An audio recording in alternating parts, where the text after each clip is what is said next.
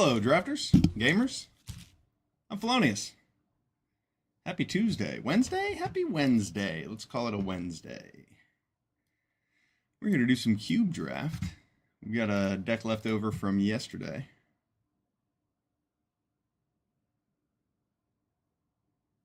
I ended up with a really late Atali during this draft, so I picked it up and just splashed it with a couple red cards.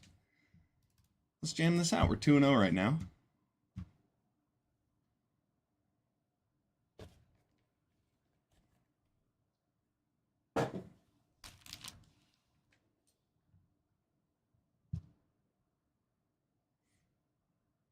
Been having a ton of fun with Cube. Let's see what we get in this game here. Playing ramp decks has been a lot of fun. I like red-white decks in Cube. I like blue-black aggro. I like green-blue ramp. A lot of fun strategies you can really lean into for the Arena Cube. There's also Grenzo, and that card is a little silly. Looks like we might be in one of those minute-long queues that ends in a draw.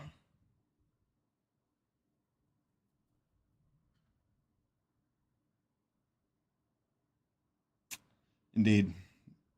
That looks like what it's going to be. Maybe I'll restart the client, make sure we can avoid that for the next game.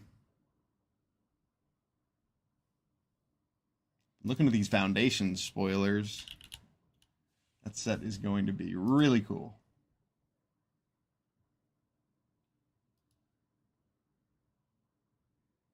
Draw. That was expected.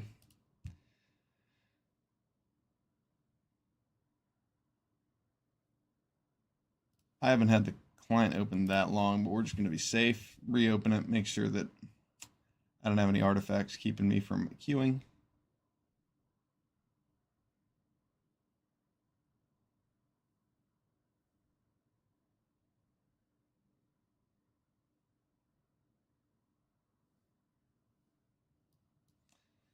And we're back in.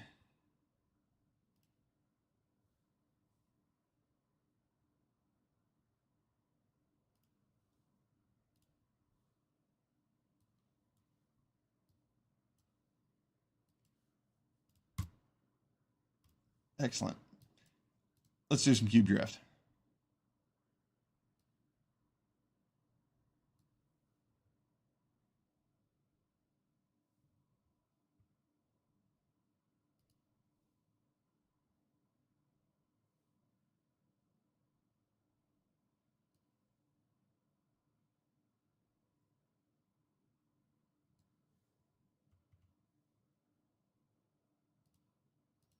I like this hand.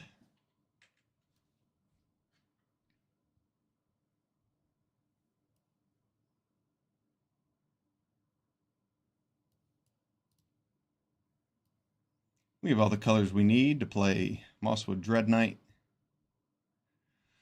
Interesting.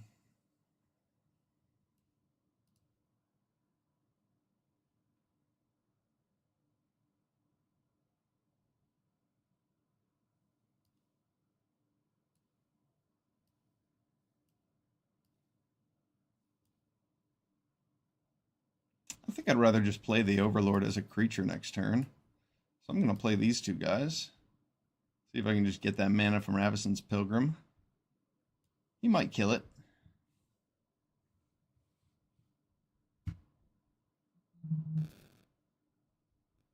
Indeed, Ravisson's Pilgrim's going down. No problem.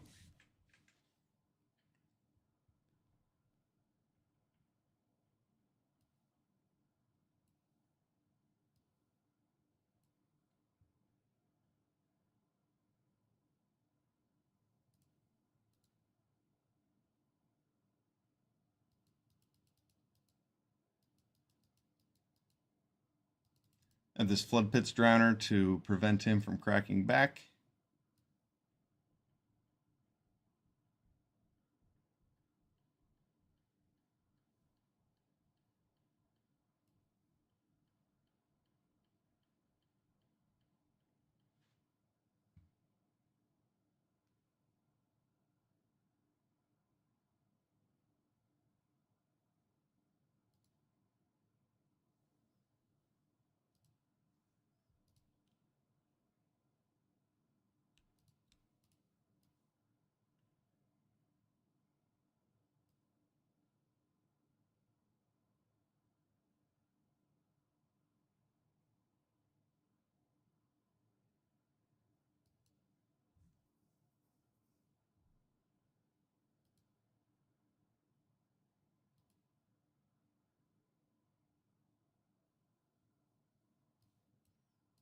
Oh, I didn't mean to do that. That's not the side of that I wanted to cast.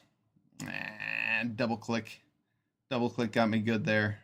Whoops.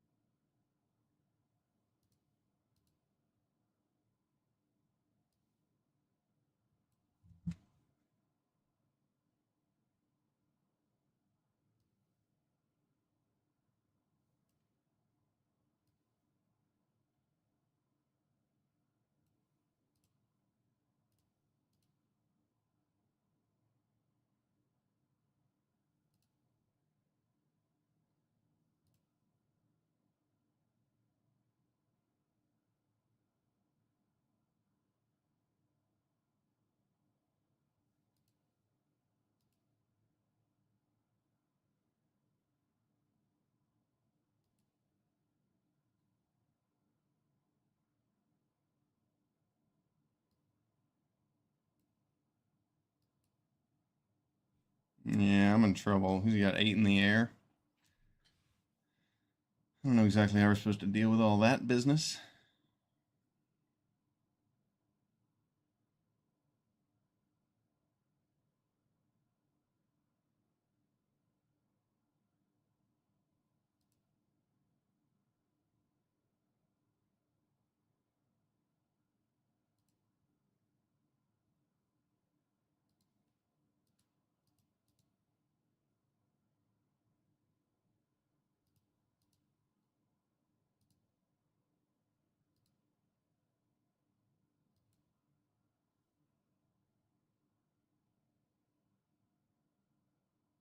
Oof.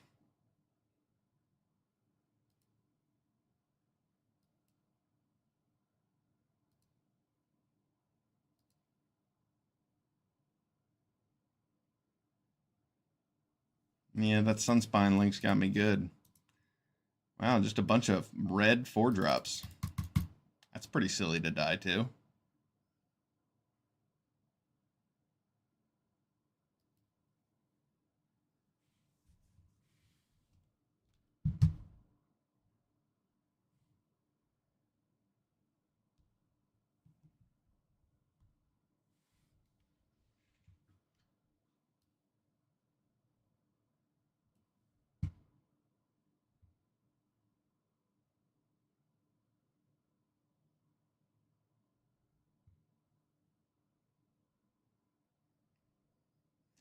This hand could be better, but looks keepable.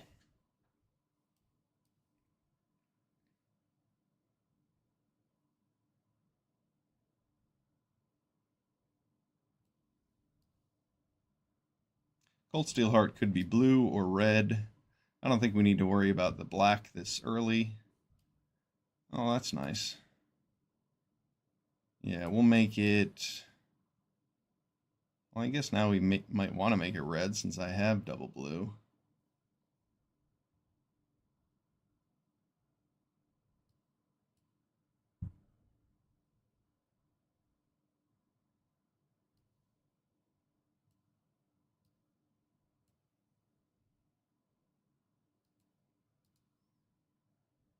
I have mana to cast Confounding Riddle if he has a 4-drop. And then next turn, I can Elvish Mystic into 3 steps ahead if I don't have a proactive play.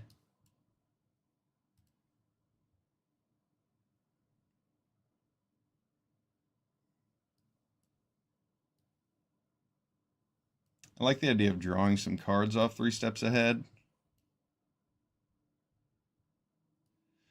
Yeah, maybe drawing some cards off 3 steps ahead is going to be worth more than this Elvish Mystic right now.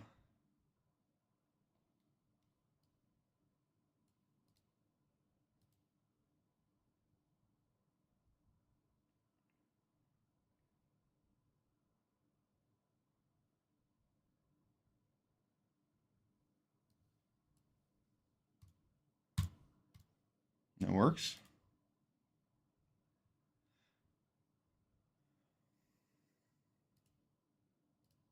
discard a Mystic. Doesn't really help with what we're trying to do here. Then we have our Horned Lock Whale. We have a Snapcaster to flash back a Time Warp. We've got a pretty good game plan here.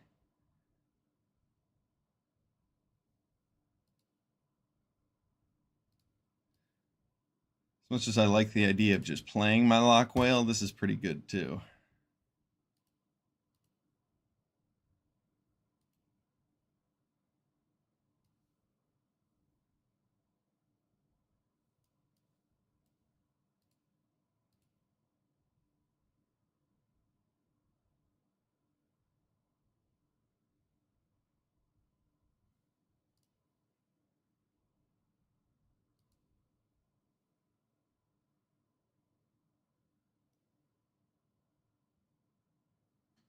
I think I should probably counter that.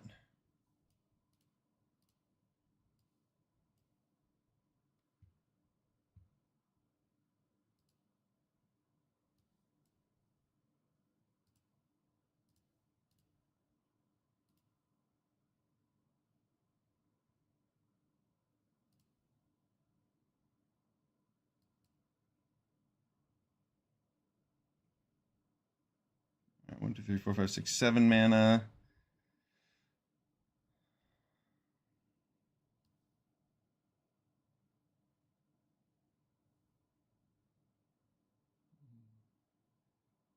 With that one extra land, I would have been able to play the Horned Lock Whale and Mind Stone and keep up Spell Snare. I guess I'm just going to wait till he ends his turn and play Horned Lock Whale, keep up Spell Snare. I want to be able to play both spells instead of getting that Mind Stone out. Well, that's pretty strong.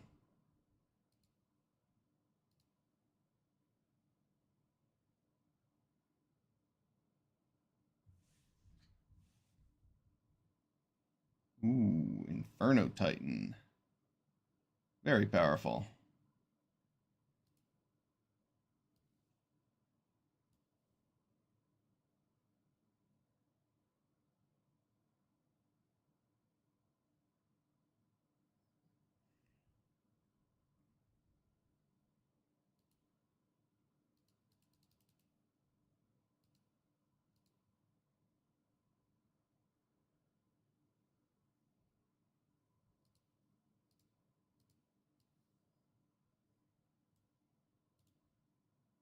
Let's draw a card. If we get an untapped land,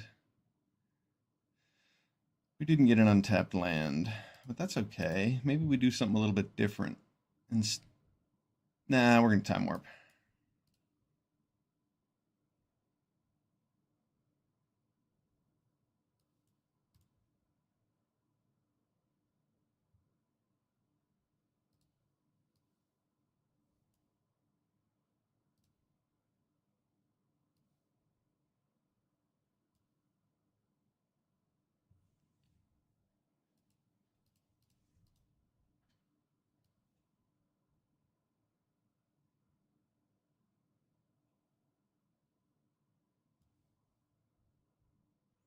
Get our Midnight Clock out. We don't have enough to do all of these.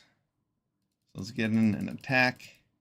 Playing Mosswood Dread Knight, I guess, is a blocker for the Titan. And then if he kills it, I can just draw a card. There's no need to put Uro in my graveyard now. There's a chance I draw into another land, but I don't want to take that risk. I'd rather him just use this ability to kill my Dread Knight so I can replay it. Because with Uro, I should be able to compensate for the damage Inferno Titan's going to do. Nexus of Becoming could be a problem, though. That cheats in a lot of good cards. Like, he might be able to play a free Elspeth, or a free Noxious Gear Hulk, a free Atraxa, all sorts of fancy tricks.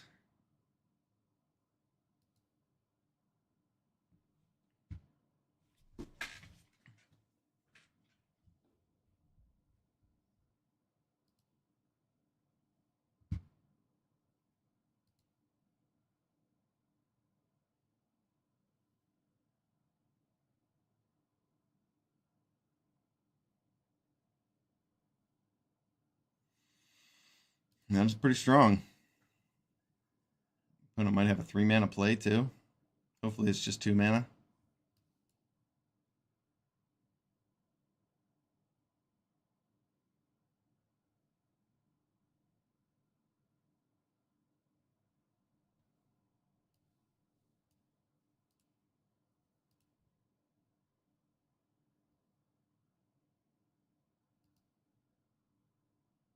I guess I don't have any red to be able to play Atali.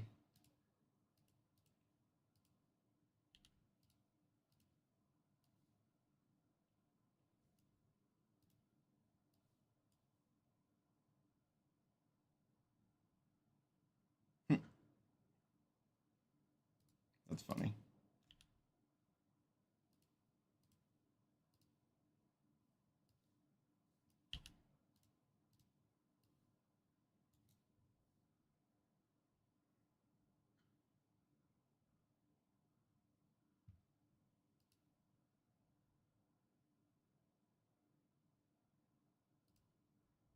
Oh, that's funny. I would have. I totally would have had the mana to play Atali this turn if I had kept that red untapped. That's funny. All right, let's get our Uro out.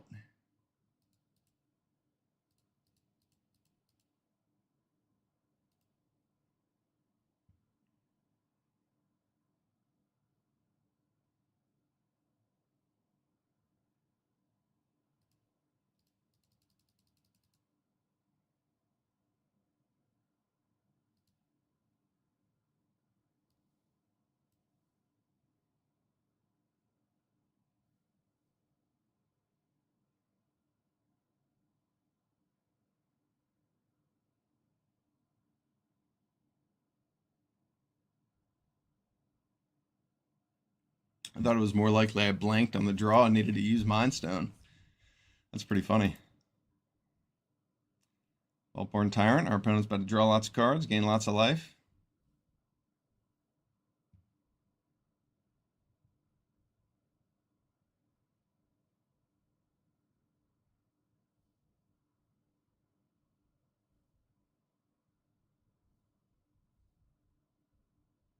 What a combo. Yeah, that's pretty absurd. God. Oh man, our opponent's going so far over the top of us, it's outrageous. Vaultborn, Phyrexian Metamorph, Vaultborn, Grenzo, my 6.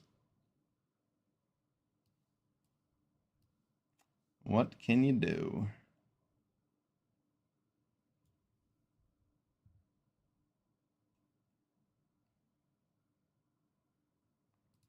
Yeah, neither of those are very good, but oh well. Here we are.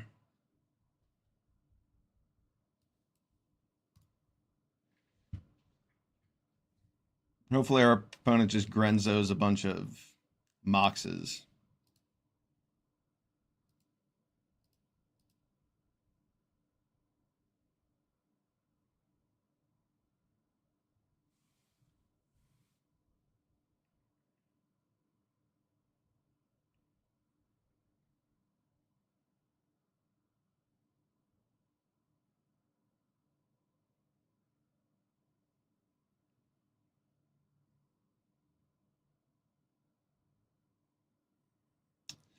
I'm trying to think of what we can do here.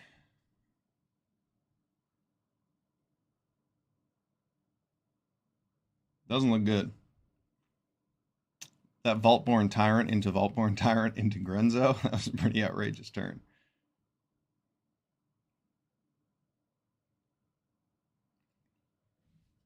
I mean, our only real game plan is winning with Atali if he doesn't have an answer for it. Because this is about as impressive as our top end gets. He's taken our 6. We could Cyber Siphoner into the Time Warp, which would be cool.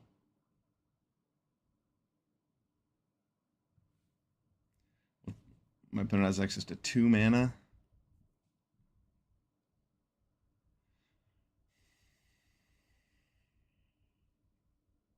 Alright, so he's at least tapped out. 7 cards in library. I mean, my best play might be to just deck my opponent at this point. We'll see if it's possible.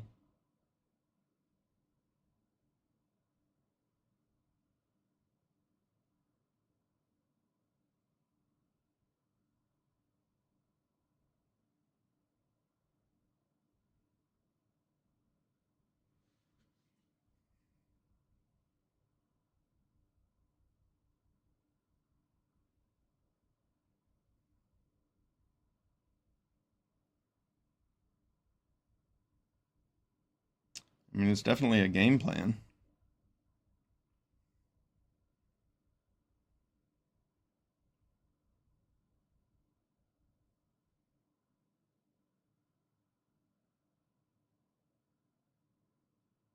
All right, I have enough mana to do this.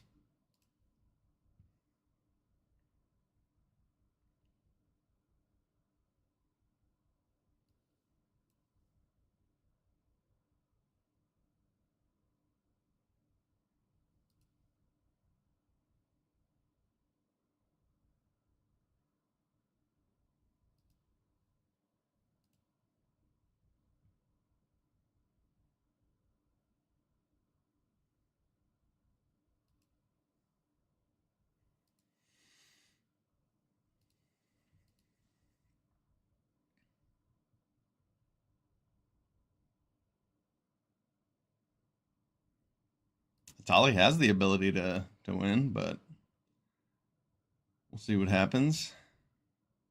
I certainly don't feel confident in our ability to win.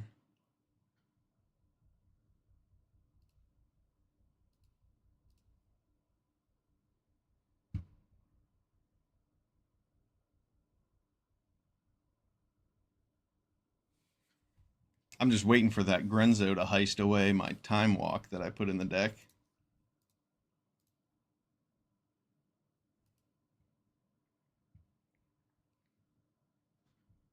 I thought it was more likely he gets Moxes, but all right, Black Lotus. Well, it's not Time Walk.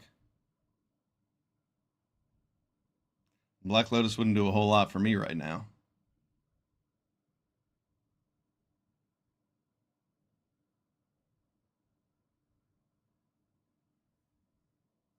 Our opponent has infinite cards. If I can stay alive for a couple turns, I think Bonehorde Dracosaur just kills them. If they play anything with more than 4 power, they're also just dead.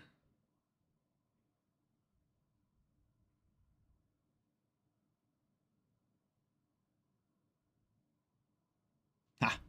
Nice.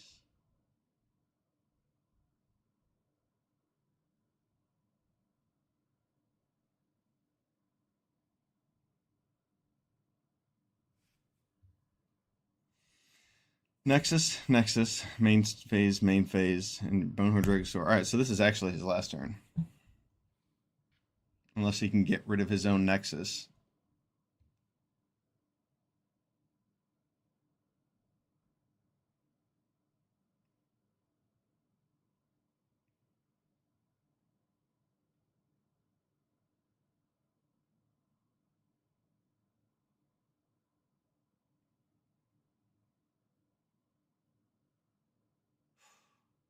Ooh, wow. What a rip from our opponent. Is he about to copy that spell? With Lutri? Yeah, that'll do it. I think we're probably dead in that case. Wow, Shatter Skull Smashing to take out 4 of our creatures. That is pretty darn good.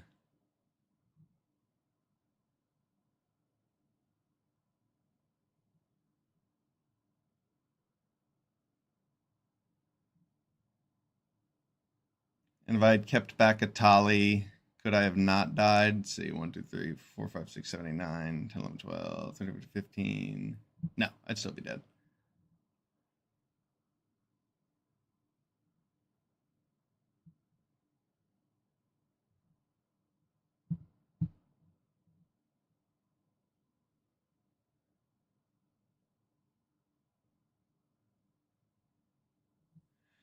Yep, that's game. Good game. Good game. Nothing I could have done there. My opponent just absolutely high rolled that Vaultborn Tyrant into Vaultborn Tyrant into Grenzo. Couldn't beat that. Unbelievable.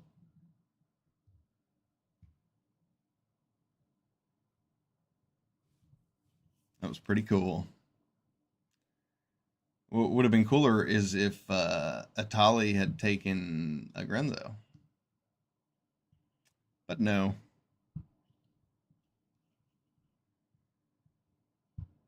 Atali got us a couple bad 3-drops that didn't actually help us win.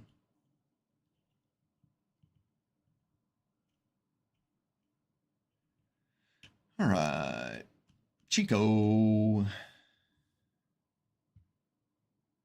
Sand looks good. Yeah, that card can be annoying. I don't like it because it's slow, but people can do some annoying things with it. That is for sure. It is not to be underestimated.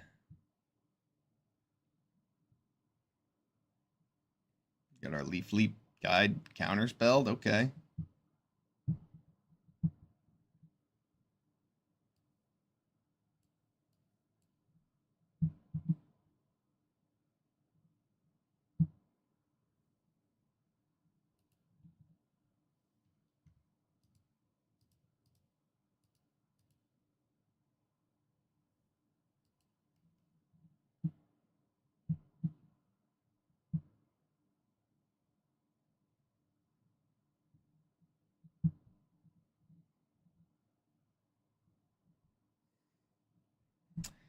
Copying my Oracle of the Alpha. Yeah, it's not bad.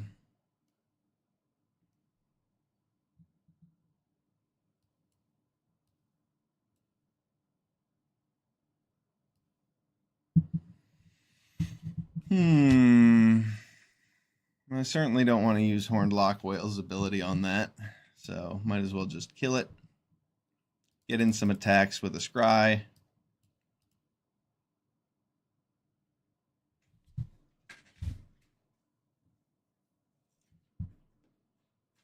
Now we have Horned Lock Whale. Pretty decent board presence with that Midnight Clock.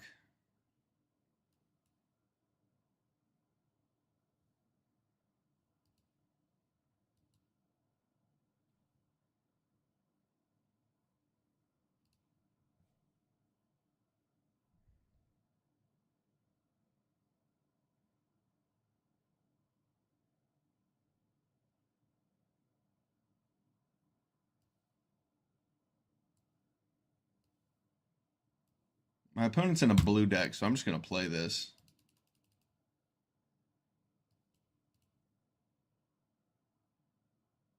I'll make him answer the Horned Lock Whale on his turn if he wants to. And if he doesn't, then I have 3 steps ahead with all of the modes next turn.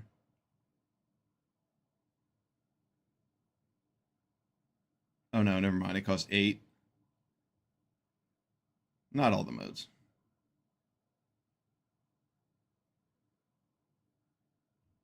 Okay. Well, that's fine.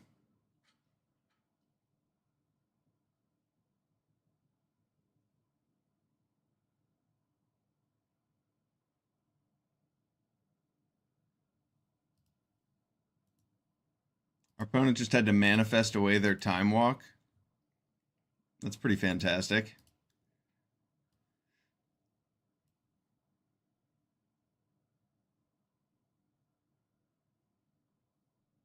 I think I'm just going to do this again. I don't think my opponent has a good answer to it. So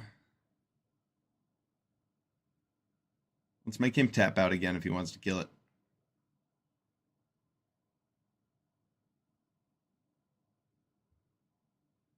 Excellent.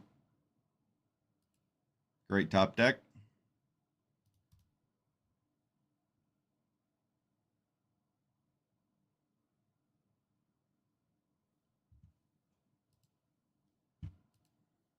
Snap Blaster. The Blast Master. Yeah, we'll keep that on top.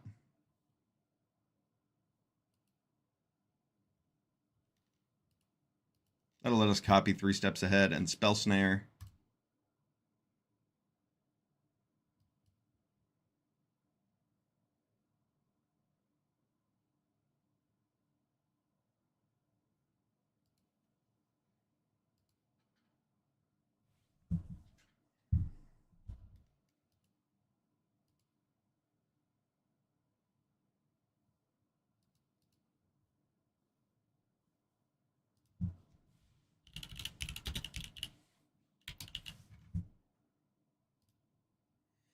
Yes, you may have a 1/1.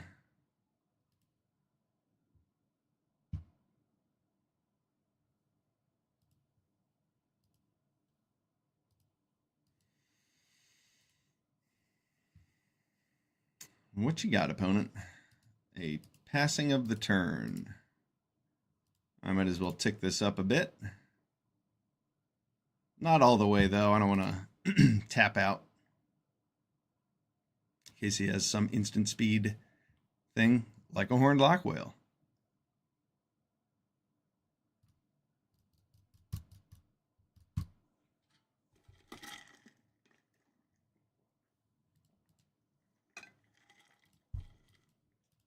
I don't want that.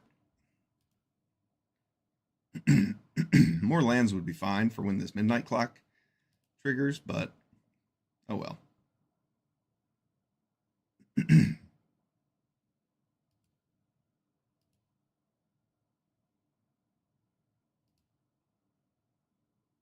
If my opponent doesn't do anything again, there's a good chance I'll just try to make a copy of the horned lock whale with 3 steps ahead.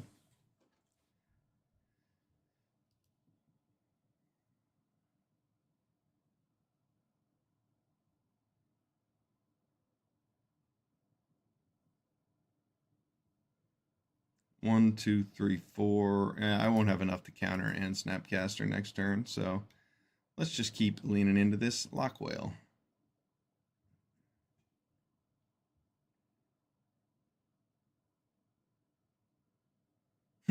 I mean, this might just screw up their whole plan for this turn, so I'm going to take it.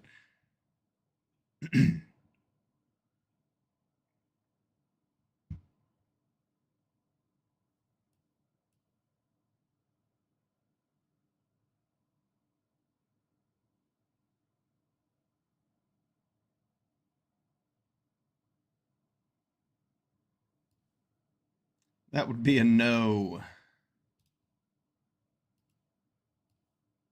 I mean, draw 3 cards. Do we care about that, actually? Yeah, probably.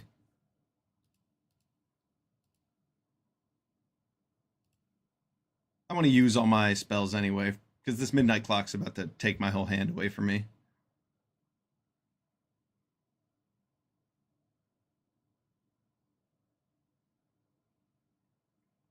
No problem.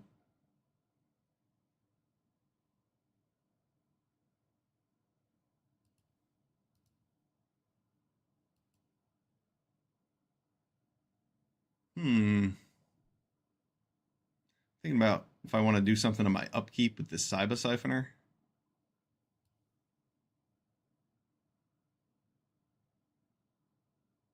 But then I won't be able to Snapcast or Counterspell.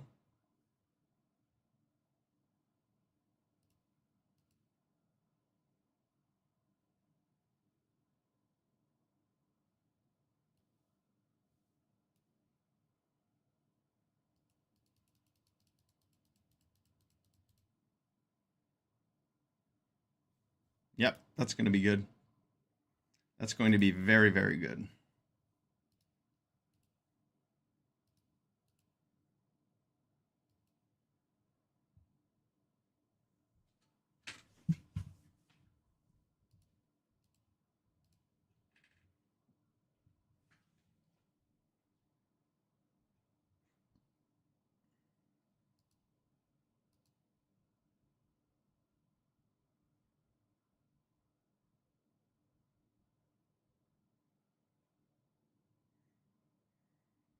So I want to create more board presence.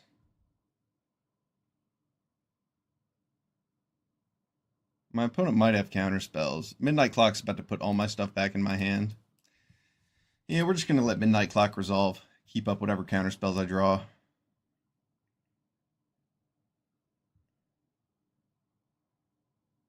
Well, now, in that case,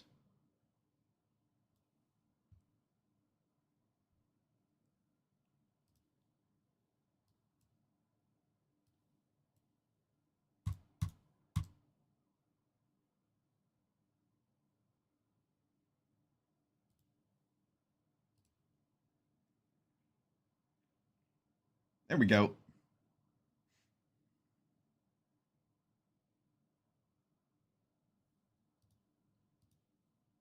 Man, that Fading Hope would have been such a good response to a 3 steps ahead to copy my thing. Got him good. Now watch, our opponent's going to run a string of Time Warps over the next 3 turns. They already milled the Time Walk, didn't they? Yeah, that's gone. That's an exile.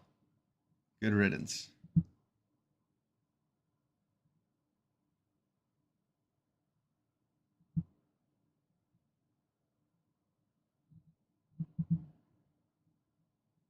Hopefully you get to untap with all these awesome cards in our hand.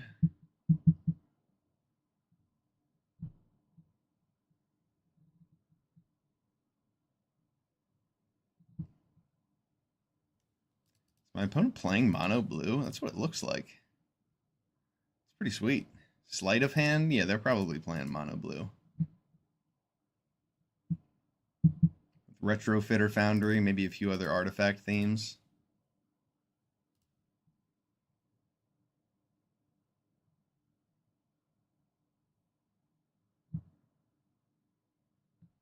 Okay, you got it. Probably not going to play Oracle of the Alpha again because I don't want... Oh, nice! Nice plays, opponent. Hopefully he didn't draw his Time Walk off of that. What did I tell you? A string of Time Walks is what we're about to lose to. Here it comes.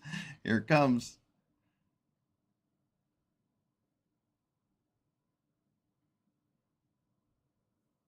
He didn't...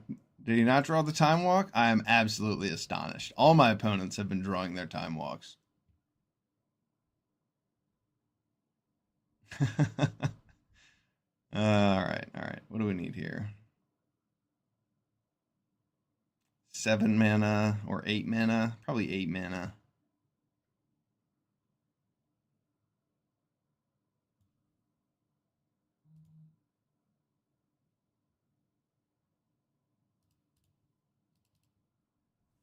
I mean, the Horned Lock Whales might just be able to win on their own. Probably try a Time Warp. We don't want our opponents to get another turn, even though they must have a counterspell in their hand if they're playing all of this blue.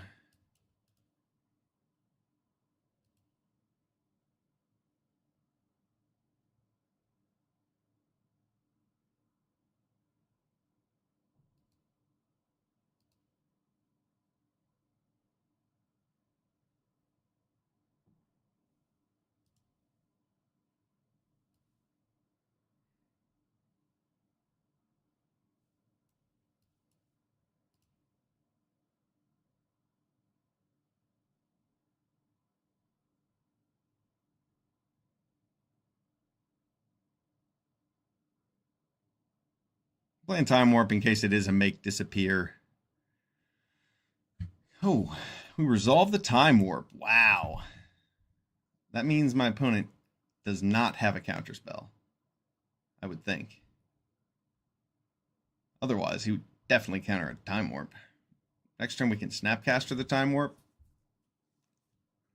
Let's see, did we sequence correctly? Does he have a counter unless you pay... No, okay. He does not. He just didn't have a counterspell. Maybe he has his Fading Hope just to bounce this with the ward cost? I don't know. Okay. Well, it's fine too.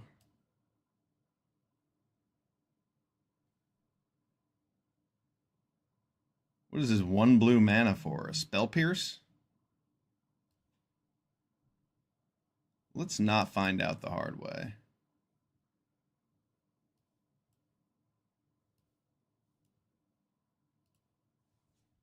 Do we just attack here and then, yeah, let's just attack.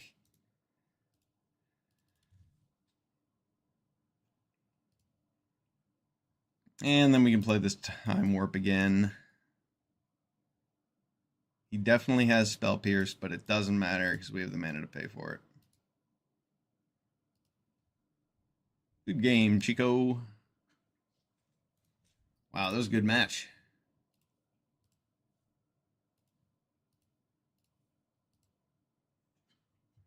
Horned Lock Whales for the win. We had to keep them alive.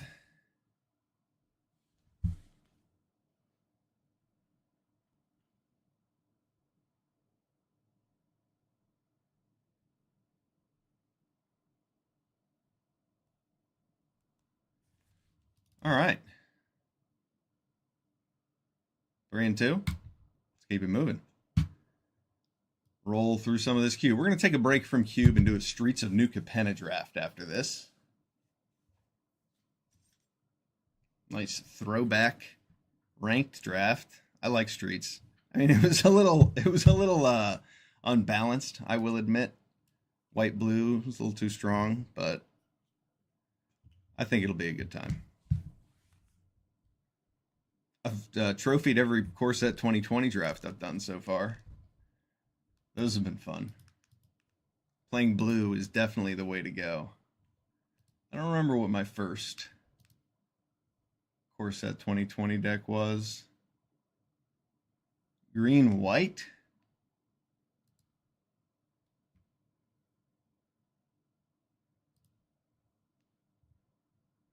Oh, yeah, it was a hilarious deck. I splashed blue for Empyrean Eagles, and I played bunch of pacifisms and Sedge Scorpions, and then Loxodon Life Chanter and Golos. So yeah, throwback drafts can be very fun. I got to play Golos in M20, and then I got to play Kaikar the next draft. Yeah, that one was fun. So let's do New Capenna next.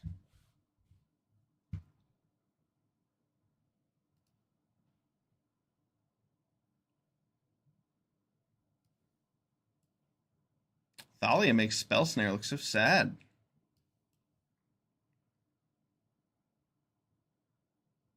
Thalia makes Moxes look really bad. I didn't even think about that. Moxes are going to be weak against that Thalia.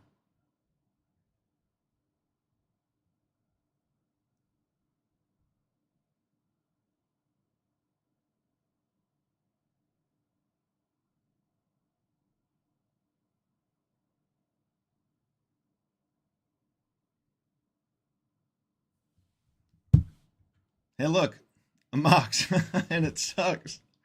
Oh, that's so funny. Make my Moxes cost 1.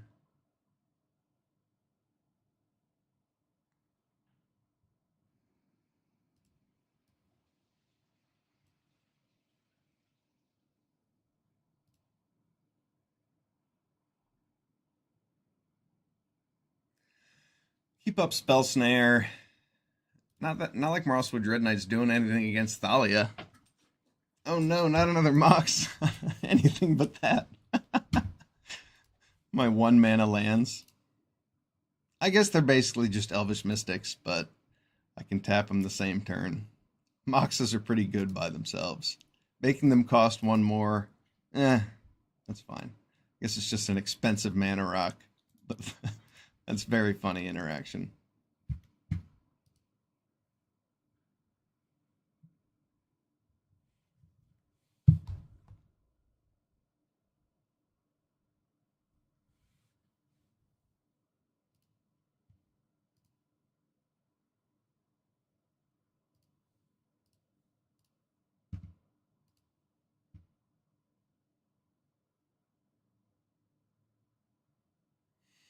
Yeah, I can't even Pest Infestation for anything valuable, so I'm just going to keep getting in with Oracle.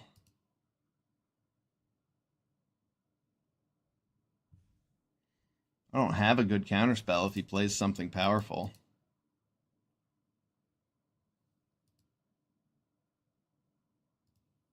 I'd rather have more mana. Well, I know I'd rather have more mana. So I put it on the bottom. And we'll just keep up our spell snare, hoping we can get our opponent with it, but that Thalia is awesome for our opponent. We could have Pest Infestation for 5 last turn to like blow up a clue, make a bunch of 1/1s.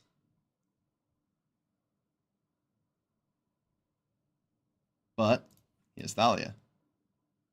Ooh, that's something I can spell snare. Nice.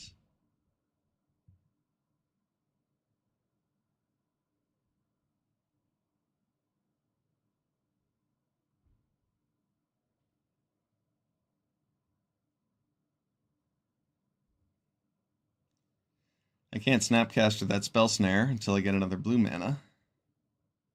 Ooh, that's something I can Pest Infestation.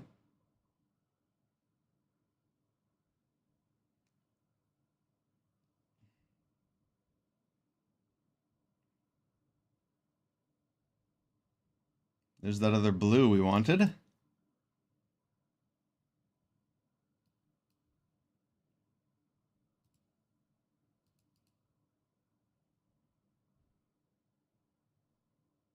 What are the chances my opponent has Mana Tithe?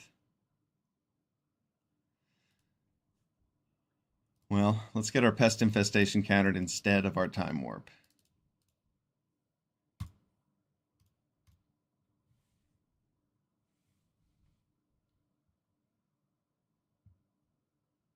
Oh, wow.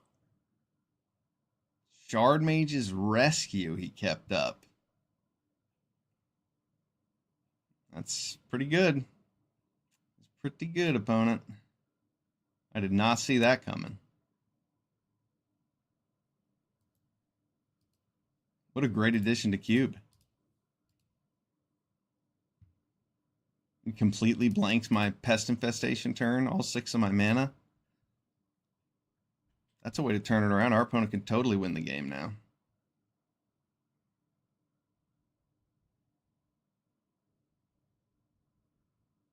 I mean, unless we draw another blue mana. And he killed it. He killed it. No. Oh, man. This Time Warp is so bad now. 1, 2, 3, 4, 5, 6, 7. Well, I can Snapcaster Mage the Pest Infestation for X equals 2.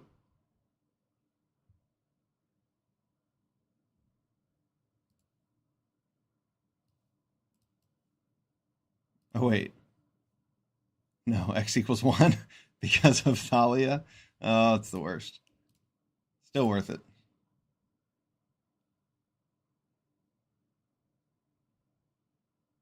Got to get rid of that thing.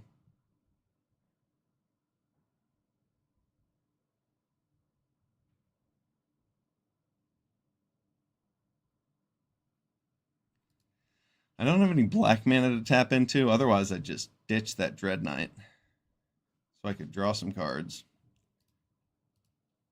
It would have been nice to do something with Snapcaster Mage and Time Warp, but Thalia definitely puts a wrench in that plan.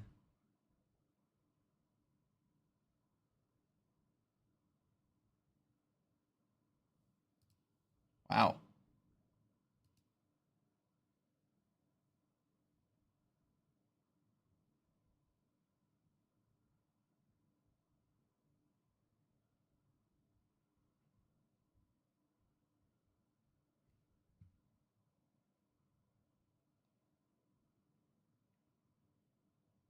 Hmm.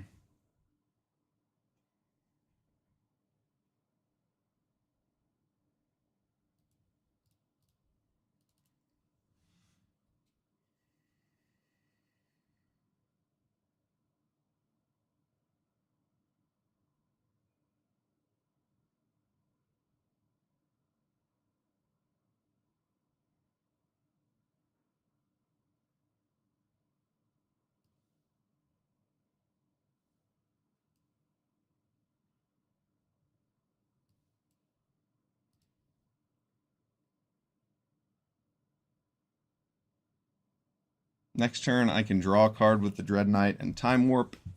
So my opponent's going to do a lot of things this turn. Dust Animus, Lurrus, Silent, Tall Creeper.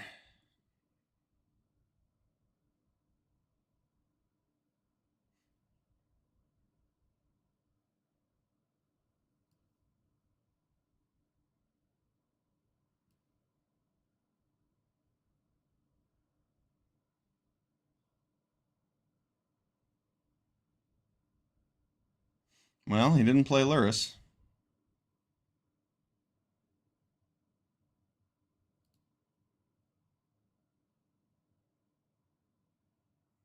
Mindstone's so bad against Thalia. It's awesome. Alright, so Time Warp still doesn't look that good for us.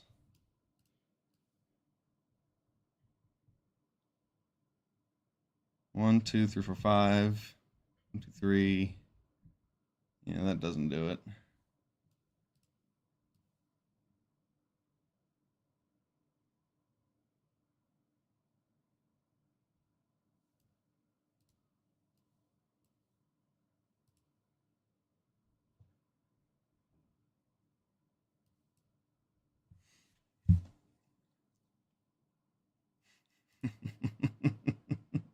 That Thalia is so good. Thinking my Black Lotus cost 1 mana. Crazy.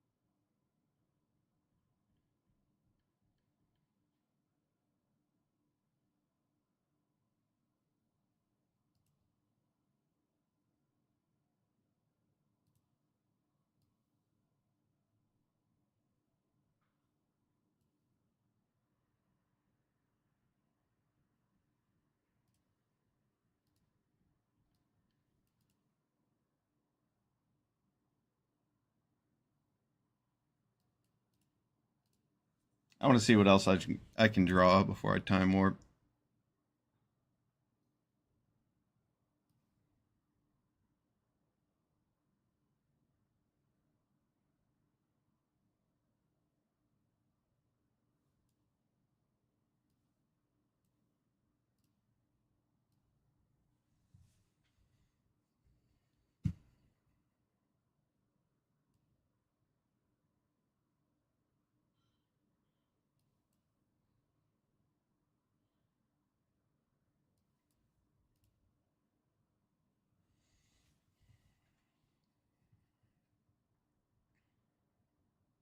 He did have Mana Tithe. And oh man, that's without that Enduring Curiosity, we can't win this game. We don't have an answer for Lurrus. Dang. Of course, our opponent had Mana Tithe.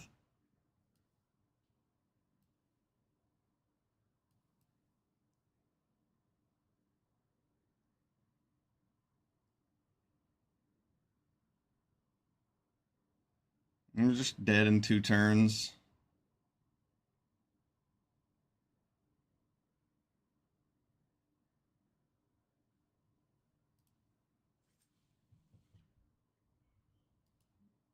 And we definitely have some pretty cool draws, but let's see.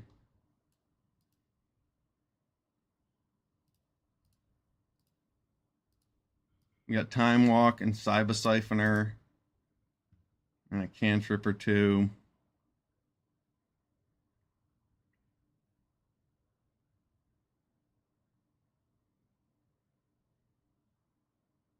No, it's pretty good. Pretty good cantrip. Wow. Drew into 3 lands. Oh, jeez. Are you serious?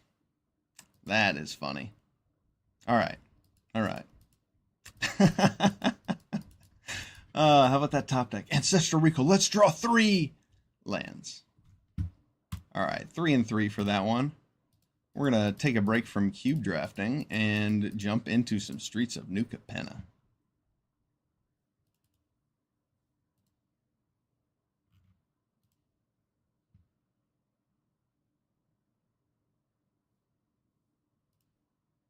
And if this queue takes too long, then I'm just going to jump back into cube.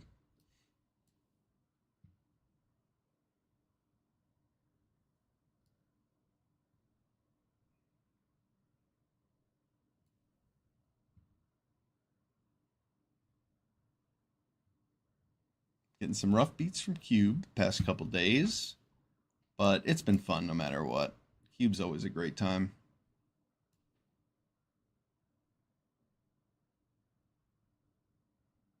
Never a bad idea to switch it up, though. I have been cubing exclusively for about a week. Ever since I got back from MagicCon Vegas. It's been a cubelicious week and a half. All right, come on. One more drafter.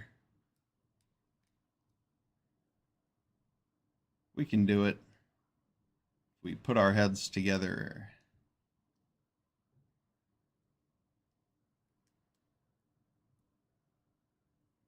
There we go. There we go. Here we go, Capenna. What you got for us?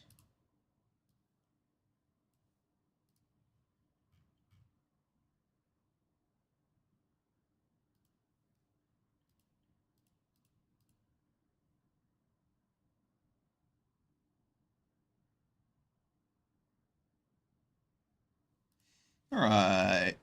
Let's see. Giada is quite good. I mean, she's a 2-drop, 2/2 flyer with vigilance that sometimes makes your creatures bigger. And there are actually angels in the set. Giada seems like a fine first pick here. Maybe we could wheel the Celestial Regulator. Definitely want to be playing white or blue in this set. I mean, black's good too. But we're going to, I mean, like Girder Goons, that's one of the best cards in the set, from what I remember. Girder Goons is really good. Corrupt Court Official was pretty good in the black deck. But we're going to take Giada. She's really good. Giada, I don't know. But she flies, and she's an angel.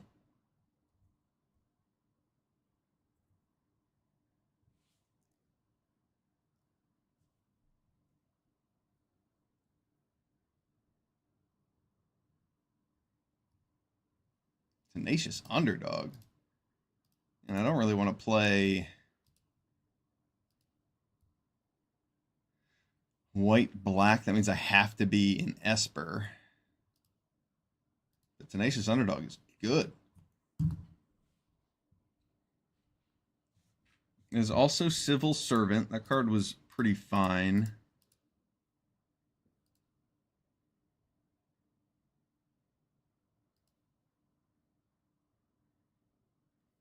Yeah, maybe I just take a green-white card instead of going into black. I mean, this is an angel. Giada definitely helps me.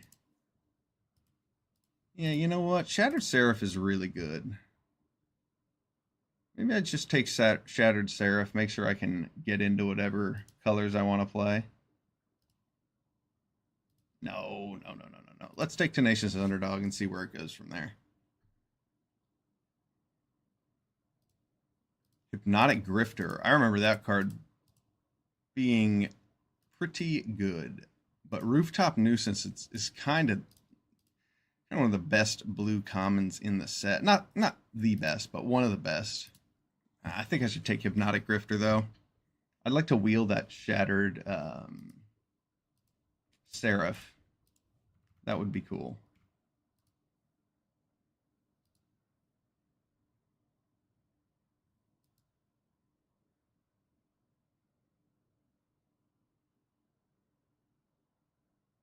Backup Agent's also pretty strong. But Hypnotic Grifter is where we want to be. See a blue-black land to help us play our colors. Sizzling Soloist is pretty strong. I remember that card playing out kind of well. It's not that strong.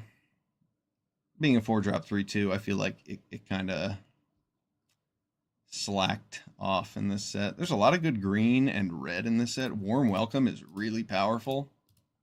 If I had taken that Civil Servant pick 2, I might have taken something that leads me to this Warm Welcome, but I'm going to take this Waterfront District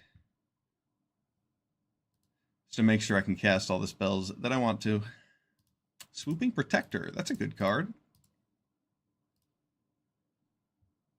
Speakeasy Server, I remember being pretty strong. Gaining you a bunch of life, being a 3/3 flyer. I don't remember liking Dapper Shieldmate all that much, but it was definitely strong enough as a 4-drop 4/2 that had to be blocked twice to kill it. I'm going to take the Swooping Protector, though. Ooh, a white-blue land over any of these cards. Yeah, I don't really think Cut of the Prophet is very good. Illicit Shipment seems really bad. 5 mana for a tutor. Yeah, we'll just take this dual land.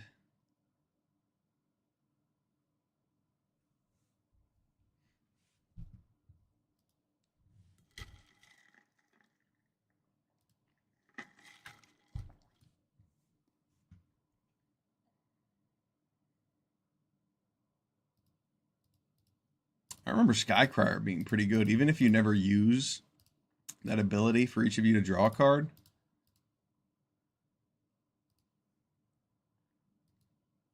Yeah, we're going to take Skycrier. We like lifelink flyers. It's no angel, but birds are cool.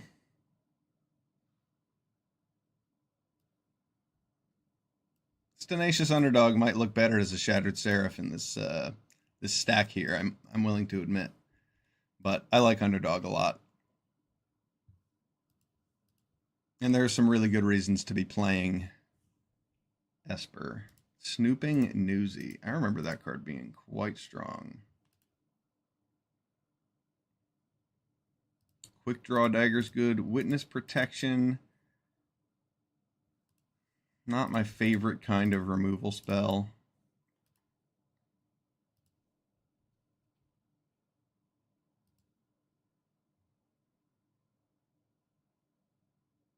Snooping Newsy's pretty good. Let's see if we can lean into this 3-color thing. Corrupt Court Official over a Broker's Initiate.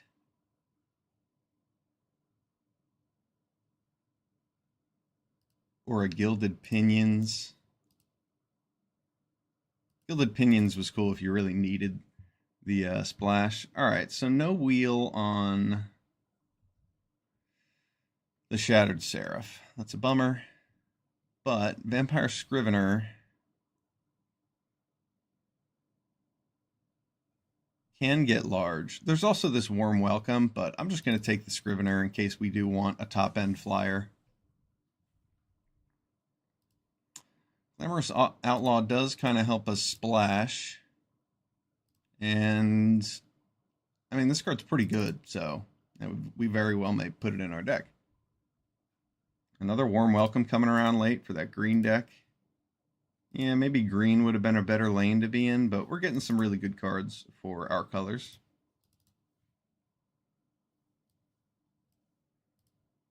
I remember Ominous Parcel being pretty strong. Either a removal spell or a way to help with your fixing. Alright, pack 2, pick 1. Wow, Reservoir Kraken is awesome. That is a bomb.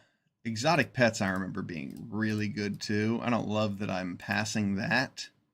It's exactly the kind of card we want to see, but Reservoir Kraken is Reservoir Kraken. It's a 4-drop 6/6 with trample and ward, and either your opponent dies to it or they let you make 1/1s that are unblockable.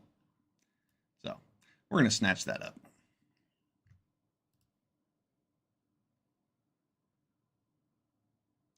Rooftop Nuisance. Riveteer's Decoy was pretty good. So Civil Servant. We see Darling of the Masses. for that possible green deck that we could have been in, green-white.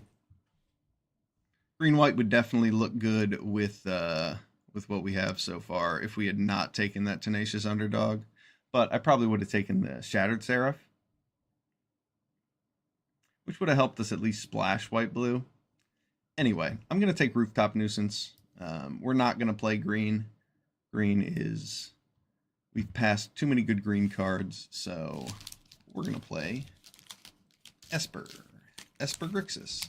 It's going to be white-blue, splash red, white-blue, black, splash red. It looks like we're pretty heavy in 3 colors at this point.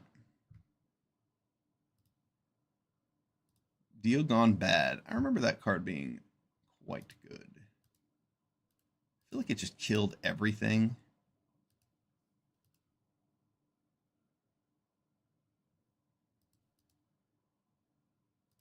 There's also this Waterfront District, and that's going to really help us cast our spells.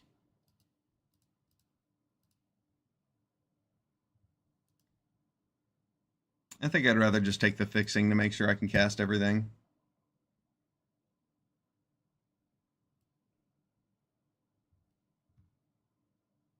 Expendable Lackey. That's what I like to see. You sacrifice it to Rooftop Nuisance. It's a 2-for-1.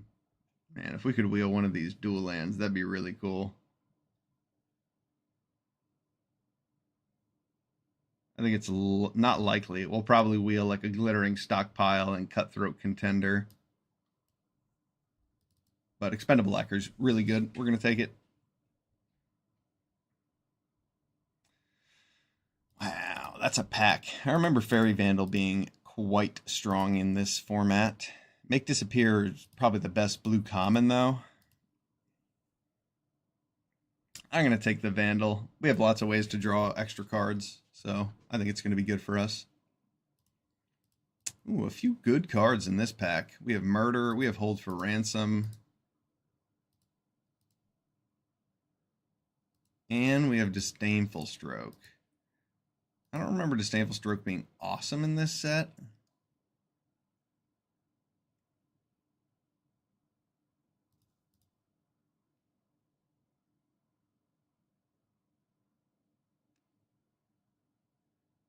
I'm taking Hold for Ransom over that Murder. Ooh, tough choices here. Slip out the back. Girder Goons, Backup Agent. I remember Backup Agent being really strong.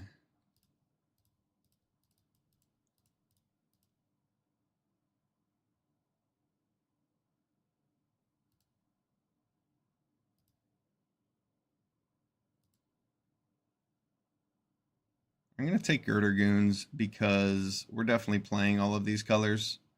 And I think it's a little bit better than Backup Agents. Is that Revelation card any good? Eh. I'll take Disdainful Stroke here. It might not make the cut, but it could also be quite strong. These 5 and 6 drops tend to be really good in this format, so Disdainful Stroke gets a bump compared to most draft formats. Cavalry Courtyard doesn't really help me find what I need. Psionic Snoop, I suppose, over a Celebrity Fencer.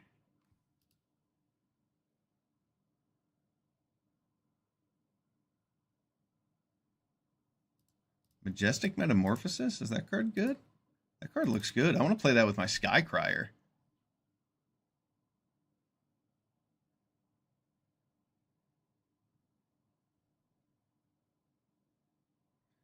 Ooh, Quick Draw Dagger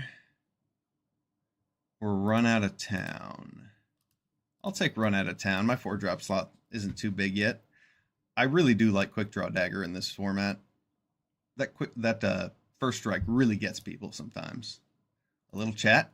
Excellent card. Ooh, we wheeled the Broker's Hideout out of there. That's fantastic. I miscounted. There was the Glittering Stockpile and that 1-drop Black Creature, but there was one more. And we got the Brokers. And that's exactly what we wanted from that pack.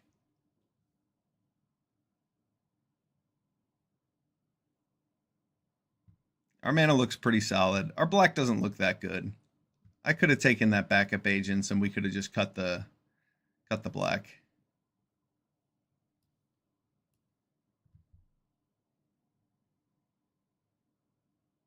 Oh. Sanguine Spy? I never got a chance to play with that, but it looks pretty powerful.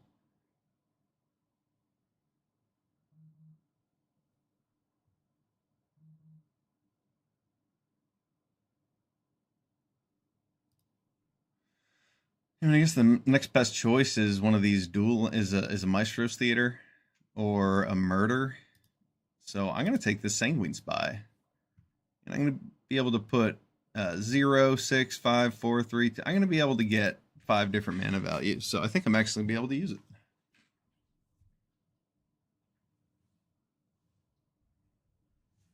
Wow, what a pack! What a pack! Raffine's Informant and Windshield Agent and Expendable Lackey.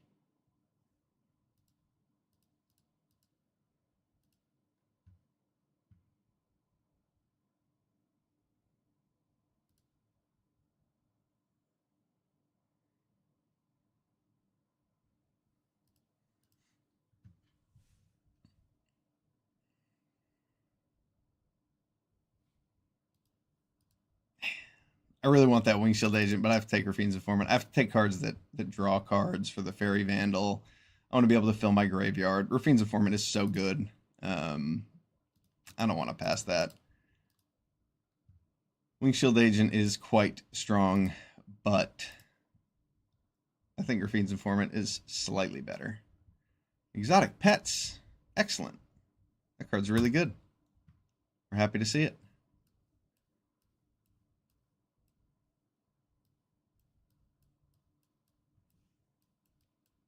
I mean, our black does add some value to our deck, so I'm not mad at it. Another Sky Crier over an Obscura Storefront. Man, I wish I had some backup agents. No wonder they're so good.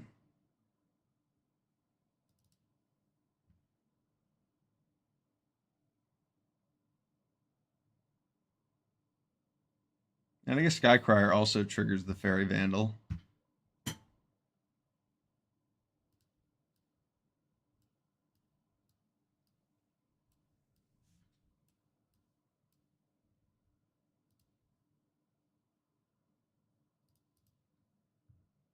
Ooh, a backup agent. I wanted one of those. And it looks like I'm going to get one. Nice. Nice, nice, nice.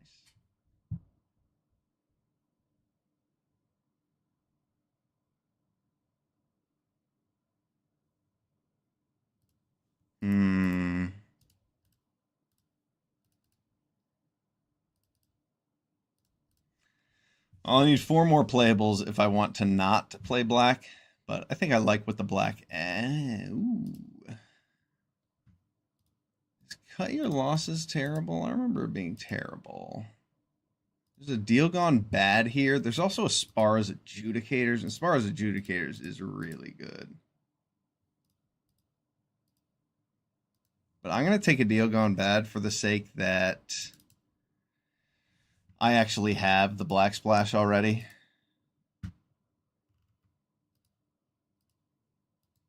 All right. This isn't even a wheel. Wow. Hold for Ransom or an Expendable Lackey.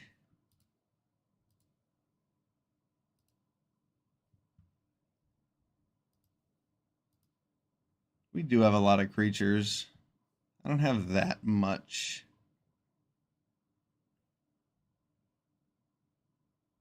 I don't have that much casualty. I think that having that extra removal spell will be worth more than the Lackey. Another Metamorphosis? Maybe, maybe. We'll see if either of those make the cut.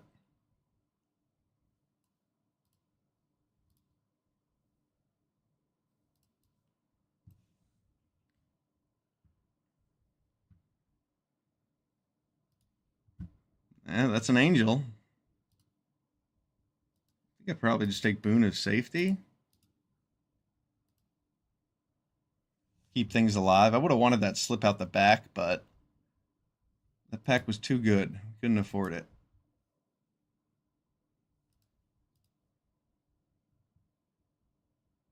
Rafine's Guidance seems pretty good on our Skycryers.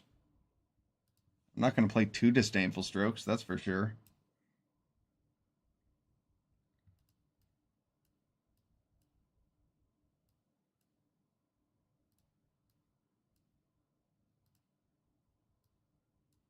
Just looking at the removal that I have.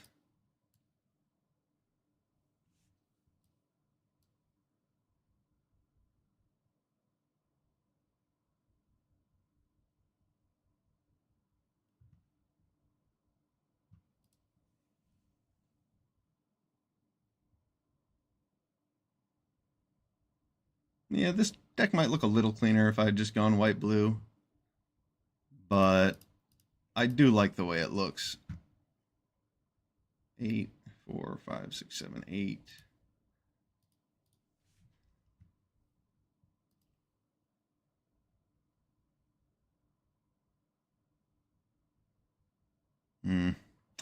One Obscura hideout would have been really good. But I have the Ominous Parcel to get this swamp. So that's good. Ooh, Girdergoons, Sanguine Spy. Probably cut one of these Metamorphoses.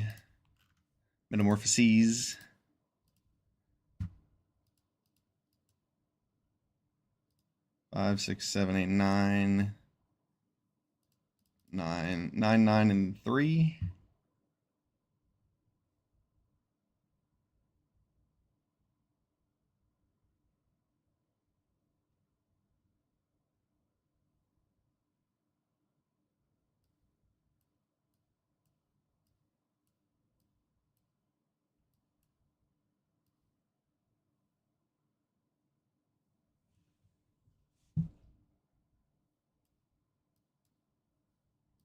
It's been a long time since I played this set.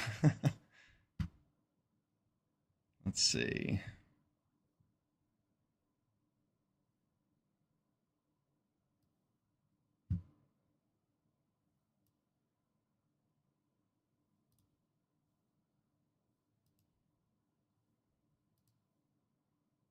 How good is Boon of Safety really? I wonder. I mean, it's a 1-drop, scry 1, put a shield counter. That's enough interact. That's got to be worth a slot in this deck where I'm trying to keep my flyers alive.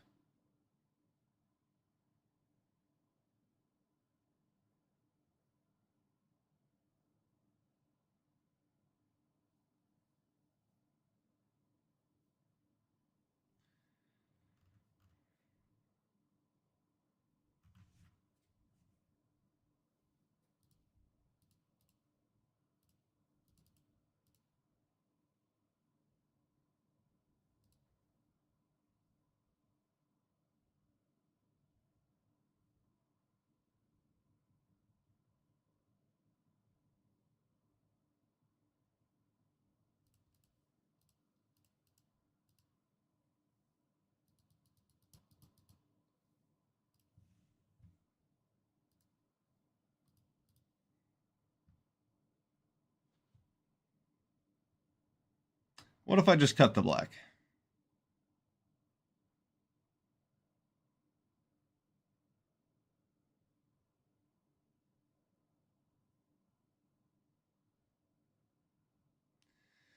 Nah, I don't think that looks better. I think it just looks different. I mean, Majestic Metamorphosis is definitely going to be good with our Skycryers.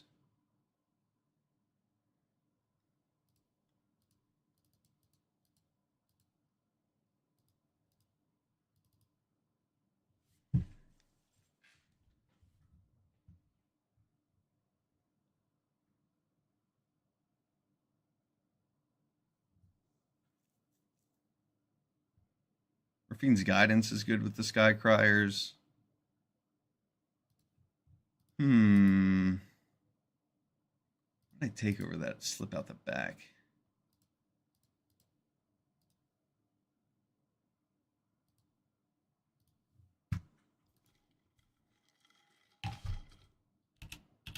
I don't know if I have 17 lands running. Whoops, didn't start it. Okay, that's okay. So, I don't think cutting black out of here makes the deck that much better.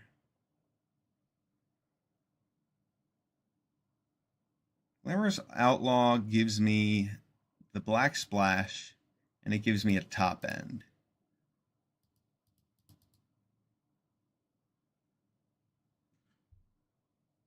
Yeah, with Glamorous Outlaw, I have 1, 2, 3, 4, 5 sources of black mana.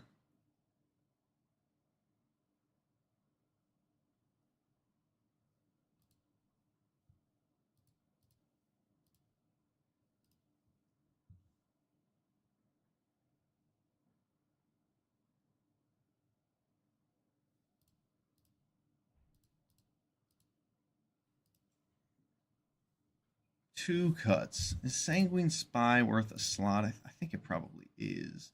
We don't have the Newsy. And the Newsy kind of helped with that plan. I guess Tenacious Underdog is barely worth a splash himself. I have a lot of 2-drops. And I don't have that many black sources where he's going to be able to come out as a 2-drop that often. That effect is really strong to be able to repeat, but I still only have 5 black sources.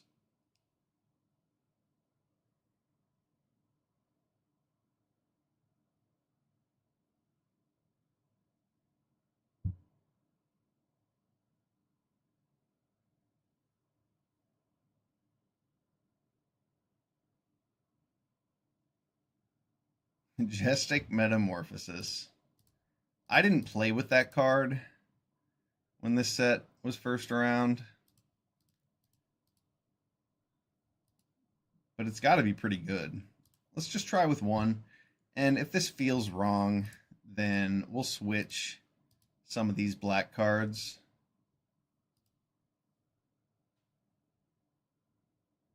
Yeah, we'll switch out some of the black cards and play the other Majestic Metamorphosis.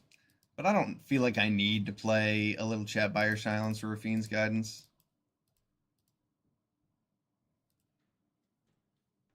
I feel like we're missing out by cutting that Underdog.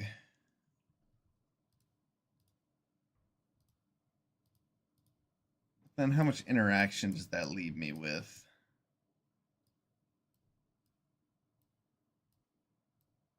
A fair amount still.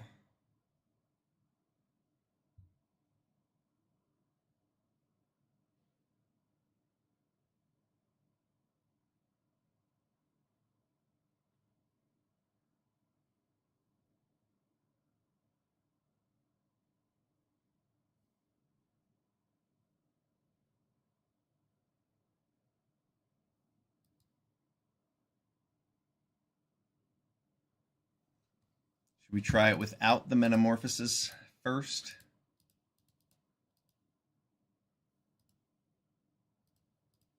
I'll try Metamorphosis over a Boon of Safety.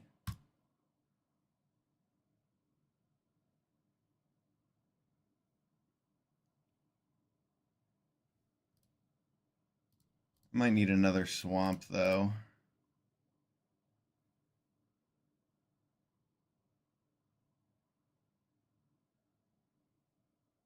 Can I afford it? I don't have any double white.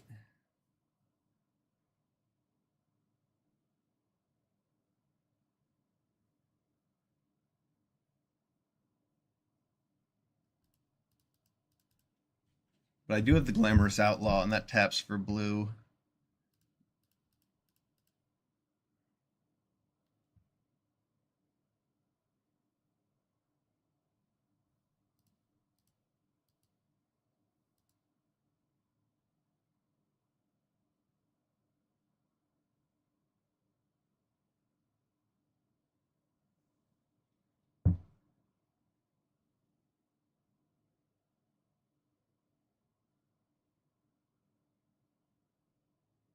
I want this Metamorphosis over a Snooping Newsy.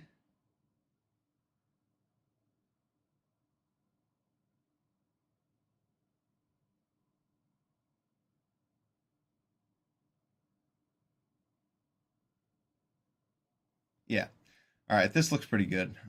6, 7, 8, 5, 6, 7, 8, 9. I'd like another white source, though.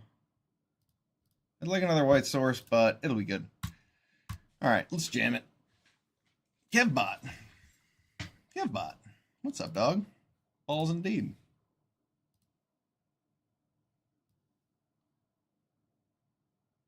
Balls indeed. Is that in reference to the current state of the world? Not the world, but our country? Or what has you saying balls there, Kevbot?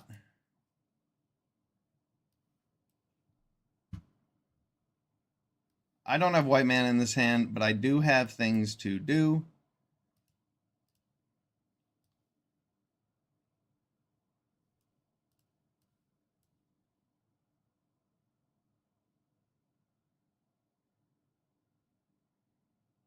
Fairy Vandal looks like it's going to die. Though I don't know what I'll... Oh. Okay. Not what I saw coming. Sanguine Spy. Build a little board presence.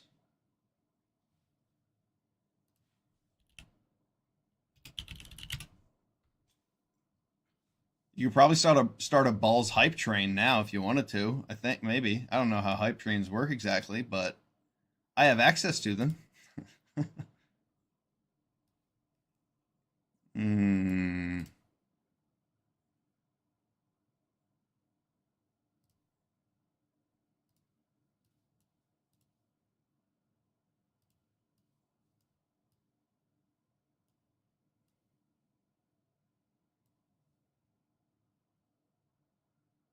Oh, I can do that at instant speed. Ah, I shouldn't have done that. I should have kept up Disdainful Stroke for whatever he's about to play, but that's okay. Maybe he's not going to play anything. All right, cool. Cool. Tenacious Underdog. All right. I'm just going to attack, play my Tenacious Underdog, and keep up Disdainful Stroke.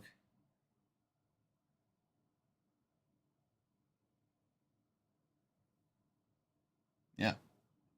Sure. I'll Disdainful Stroke that. That seems good to me. And we'll get our Underdog out there. I like having rares on the board. Ooh, Inspiring Overseer. That is a good card.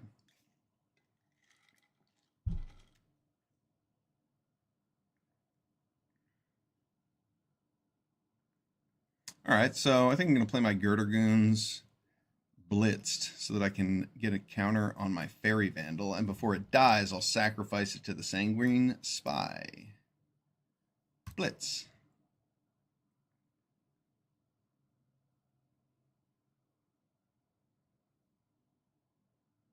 Should I bait the block on Fairy Vandal instead of dealing an extra 4 damage?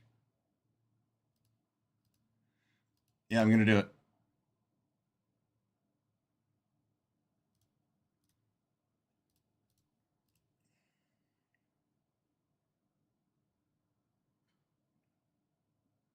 I'll take a free kill instead of dealing more damage. Good game. Good game. All right. I'll take it.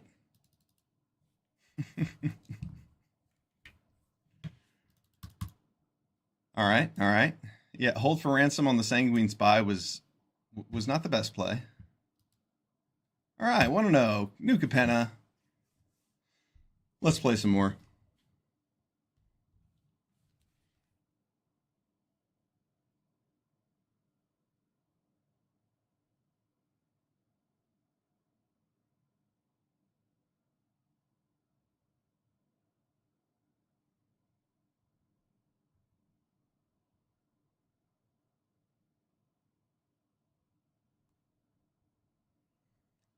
Mambo Kurt.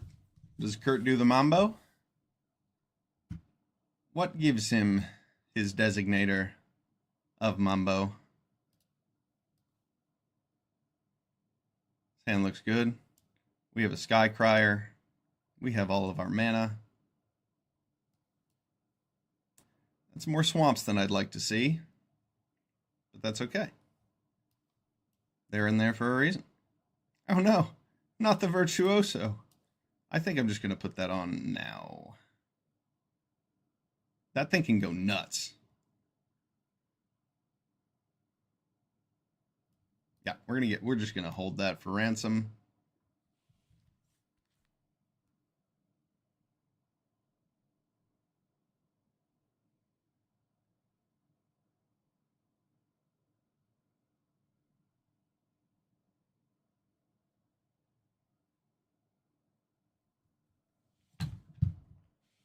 Okay, I like that. I like that. Let's do a Sky Crier and a Parcel. I remember this card being quite strong because of the equip cost of 1 if you had it in your Citizens deck.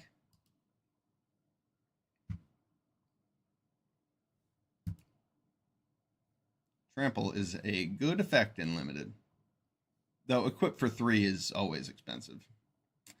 What happened? Called in a professional to kill my bird? It was just a bird. What did the bird ever do to you? Harmless bird.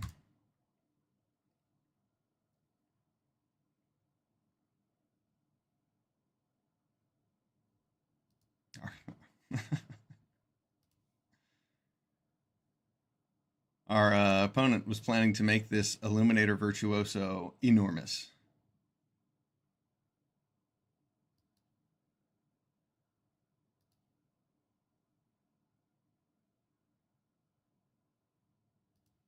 Is he planning to spend 7 mana to to pay the ransom? Does he want to pay the ransom? That'd be cool with me. I get paid and then I'll just kill it.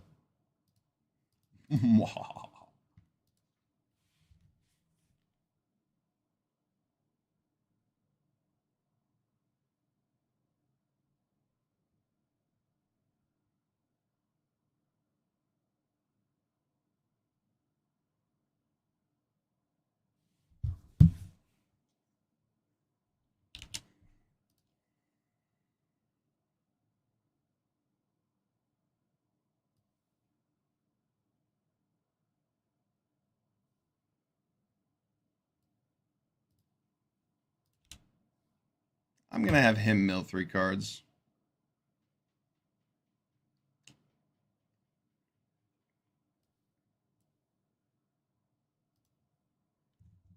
Now we have a Swooping Protector, a Disdainful Stroke.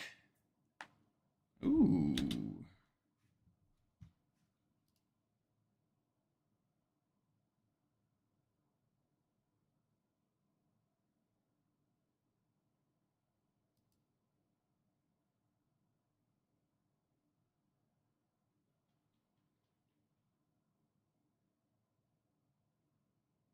Why wouldn't he play Rafine's Guidance?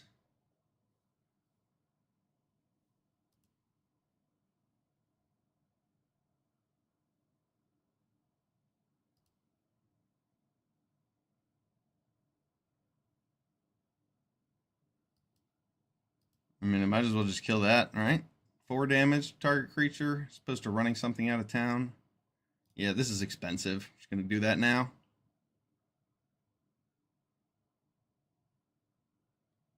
Pass with Swooping Protector and this effect up. So I can cast it next turn.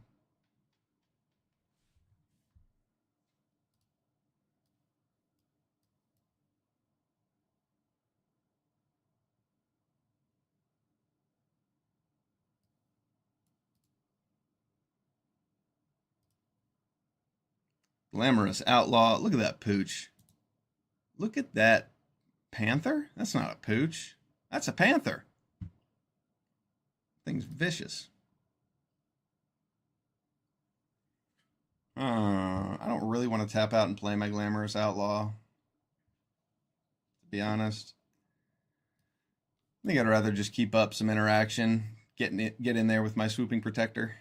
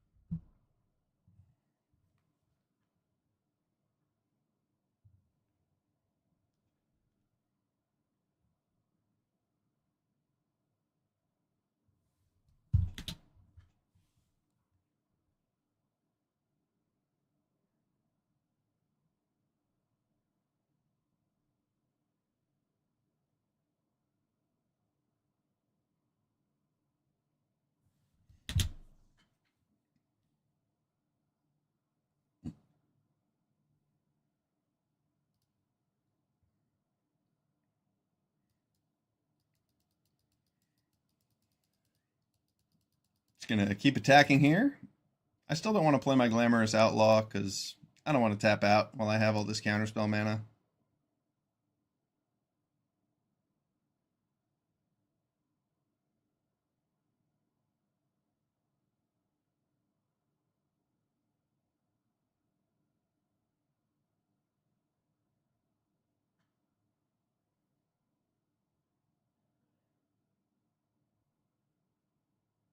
Ooh, that's tough.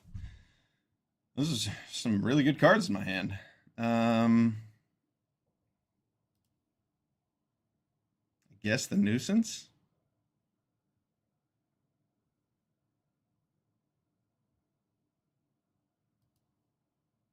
Now, I'll get rid of Girder Goons, even though it's worth more cards. I can win with what I have on board if I just counter and tap and remove whatever he plays.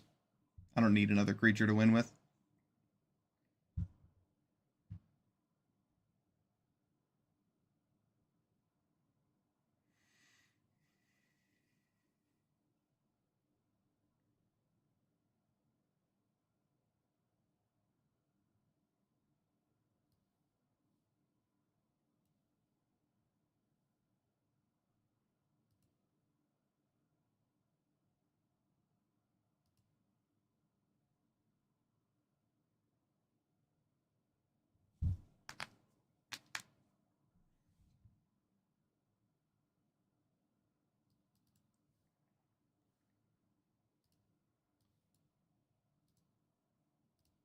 Run out of town, I'll take care of him here.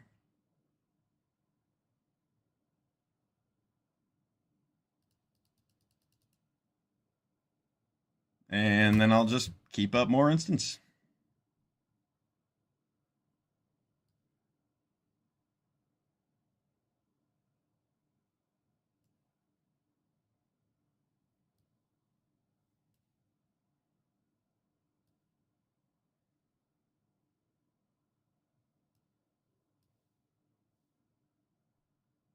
I don't know what other counter spells there are. There's Depopulate, but he can't cast that with what he has, so I'm just going to counter that.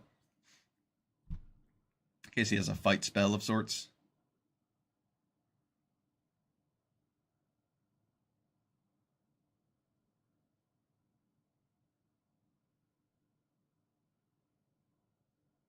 Good game, opponent. Kurt indeed did the mambo.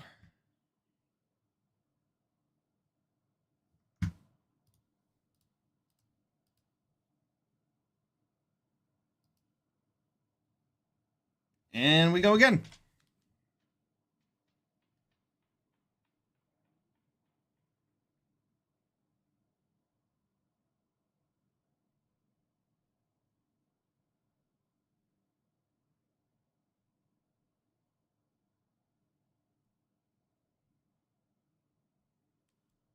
All right.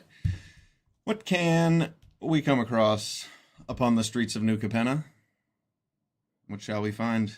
Lizards, angels, bandits, aristocrats, cats?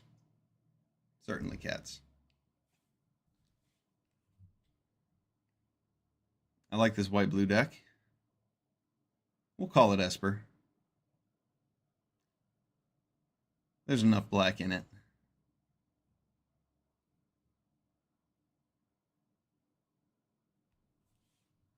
No black mana. Oh, wait, we have black mana. I like this hand.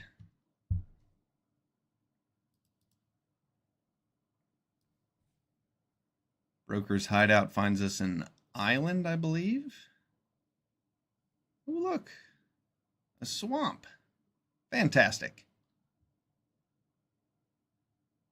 I don't have any double white in this deck, but I do have lots of blue.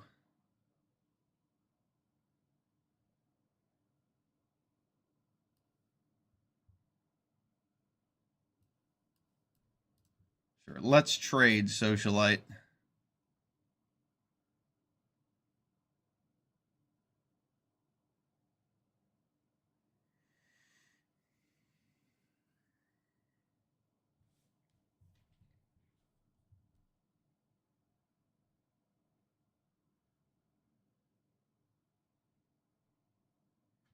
The underdog eats a strangle.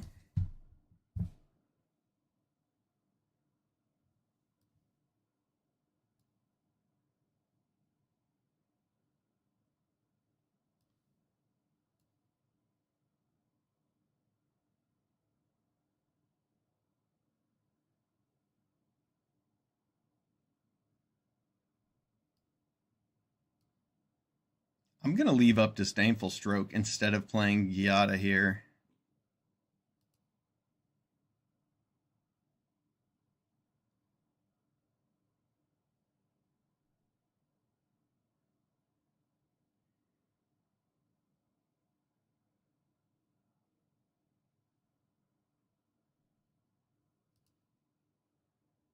Yeah, that sucks.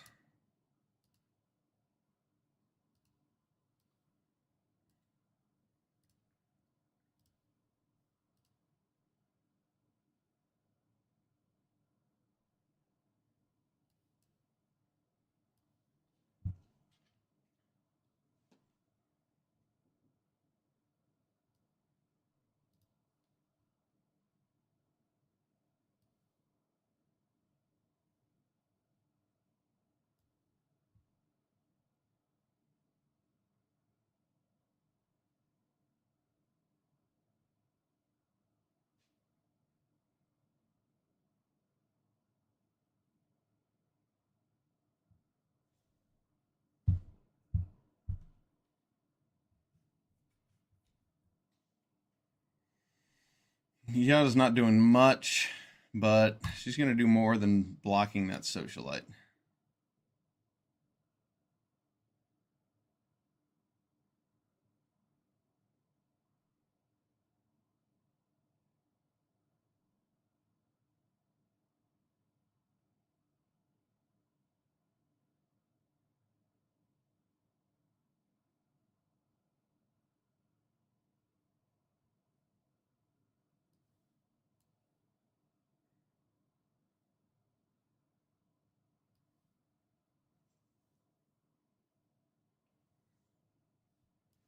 Paying life is not going to be a good idea for me. So I'm just going to play this and attack for 2. If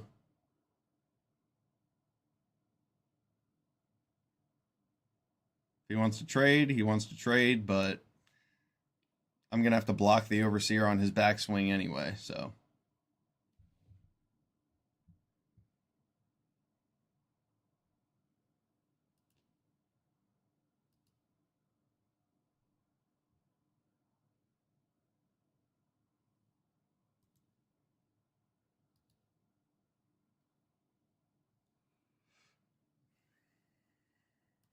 Nice. Very nice.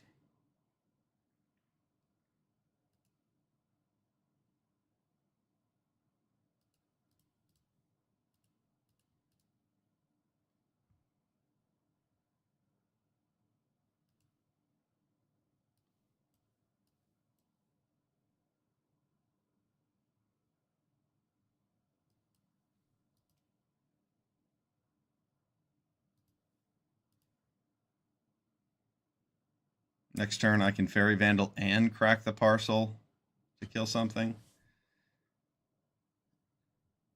Though I will be tempted to get more black mana for my underdog.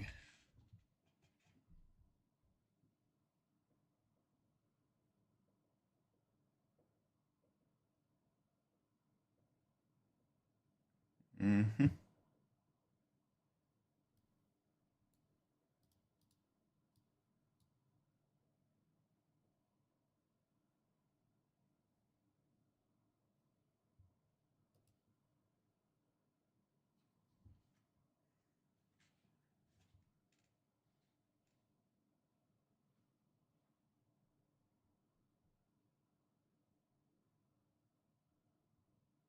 Depending on what my opponent plays, I might just have to go to 4 to keep from that Connoisseur killing my Outlaw. Yeah, of course he has 2 creatures. No? Alright, I go to 3.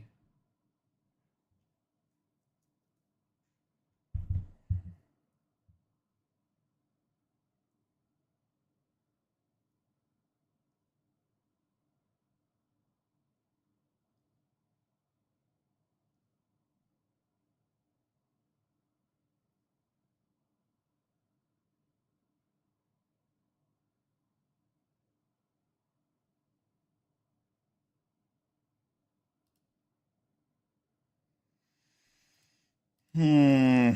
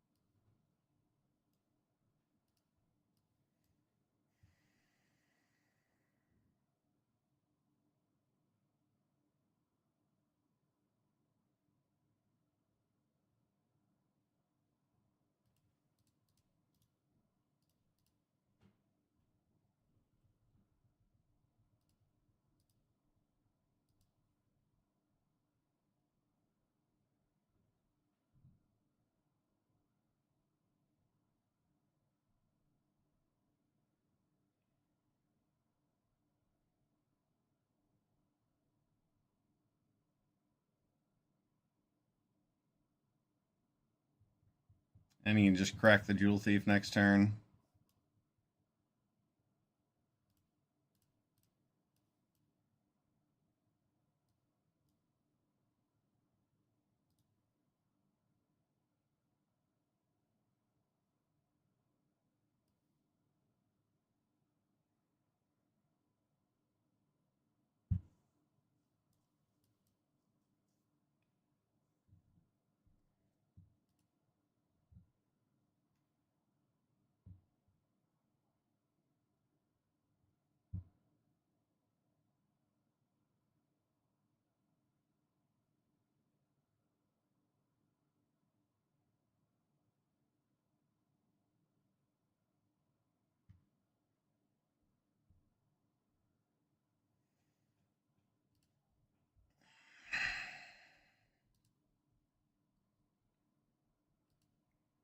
All right, we're still alive, I think.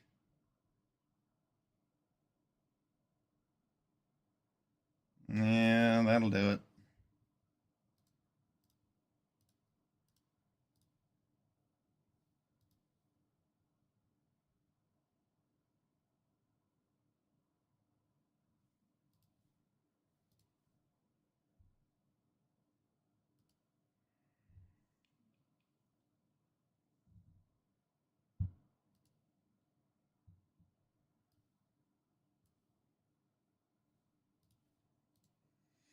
Yeah, what can you do?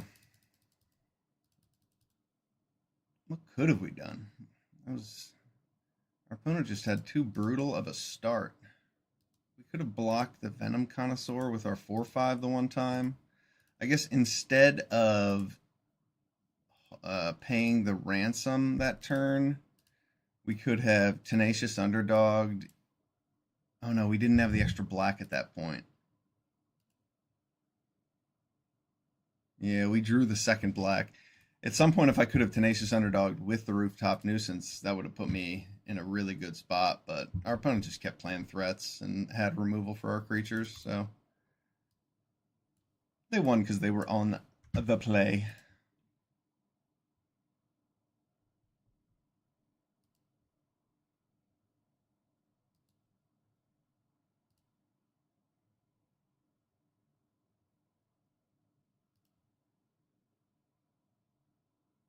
All right, we've been on the draw 3 times in a row. Let's see if we can get the play.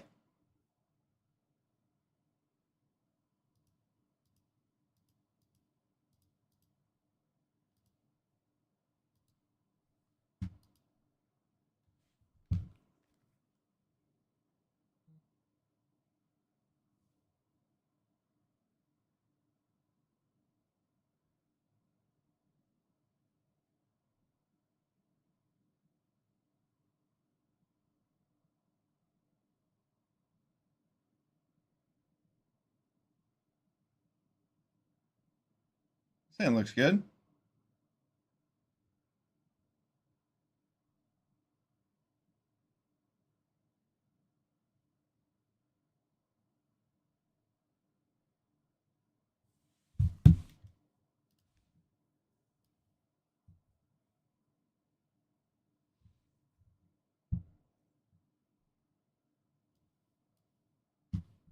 Let's get our Tenacious Underdog out there next turn. We don't have a great turn 3 play, but maybe he blocks the underdog and we just get a Metamorphosis trick. Who knows? We're on the draw for the 4th game in a row. Wait, it might be more than that, actually.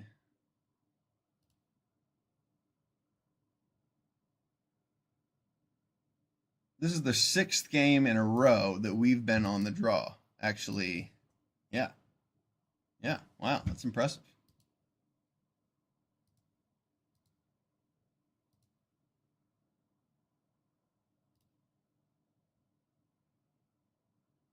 We were on the play for our first 2 games today. And since then, 6 games on the draw. How's that for a coin flip?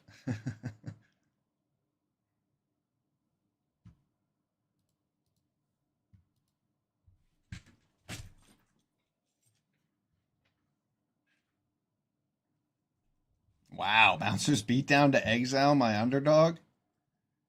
Jeez. What a lucky rip.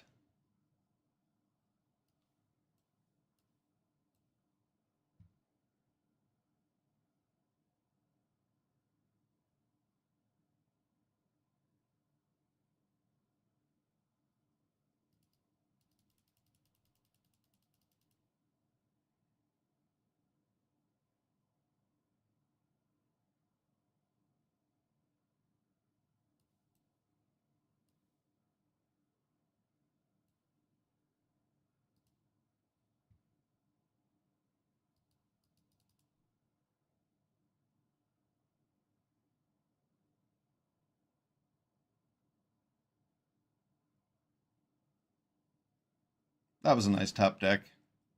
We needed some of our removal to try and stay in this game.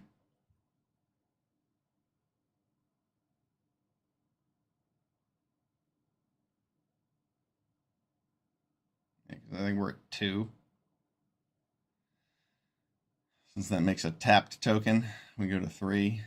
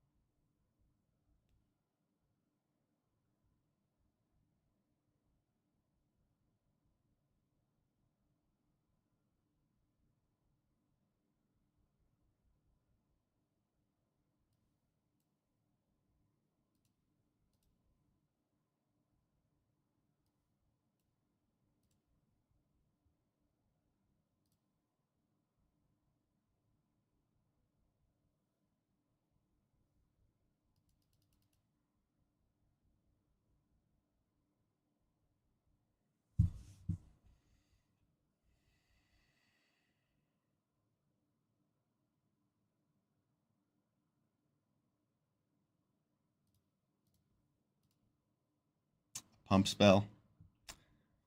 Our opponent has had some pretty perfect answers this game. Wow, that was silly. What a what a stupid game. Well played, opponent. Oh, jeez.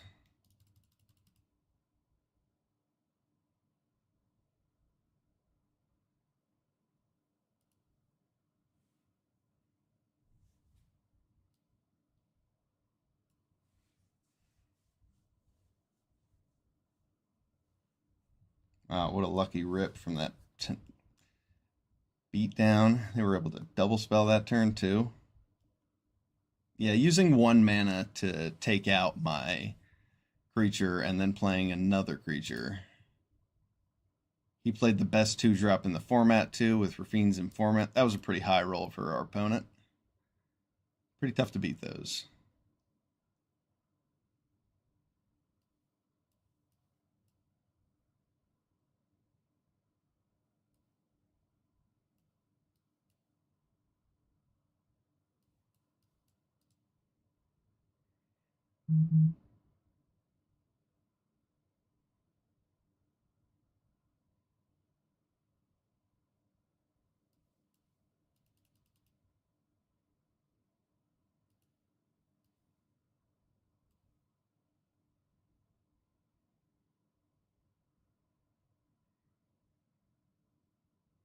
I will keep reanimating my Tenacious Underdog.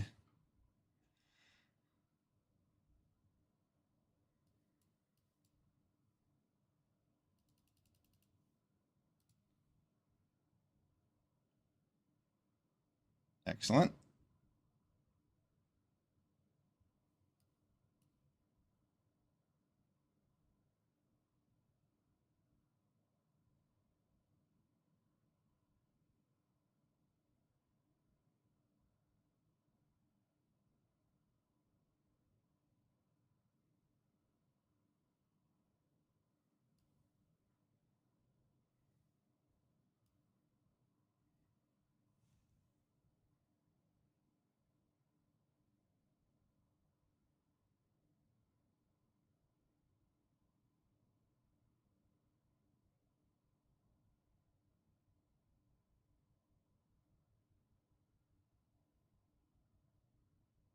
I could just blow up the backup agent with this thing.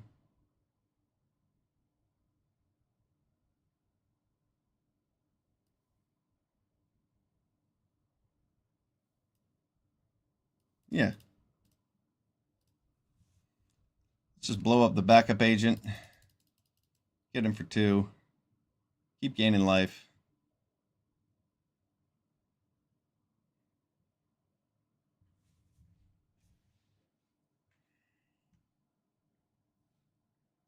The gathering throngs, they are gathering. They will not be stopped.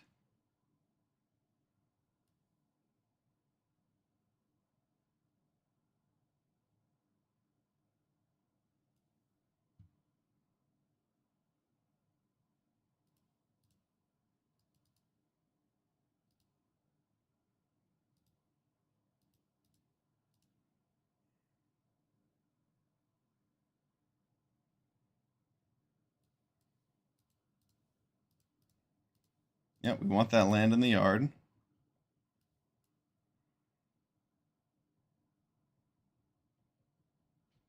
And next turn I can Tenacious Underdog.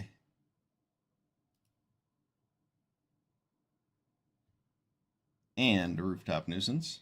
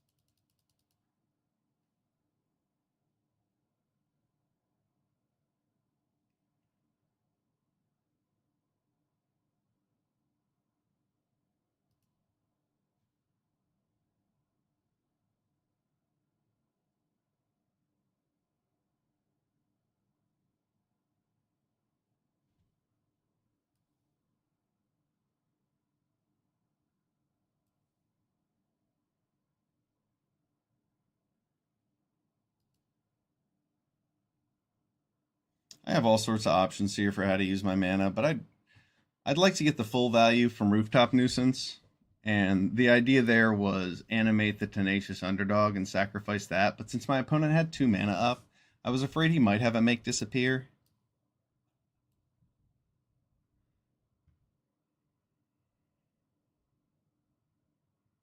There's a Disdainful Stroke.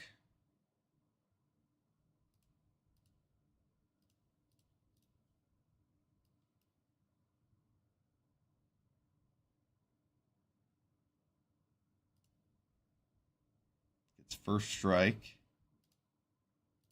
And I just sacrifice it. Does 5 get me there?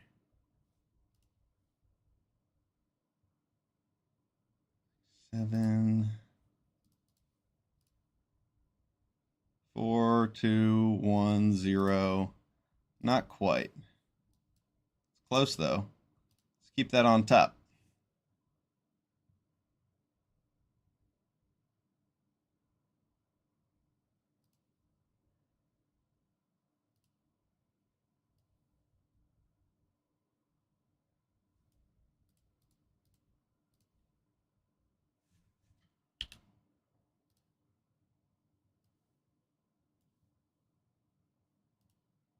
And we'll blitz, right?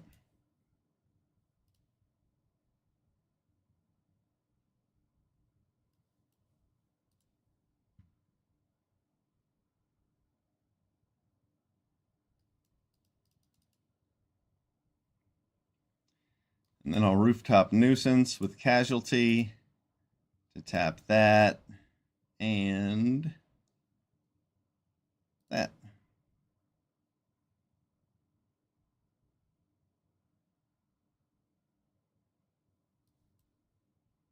And then on my end step, I can pay 2 life to draw a card. It'll put me to 8. Yeah, that's fine.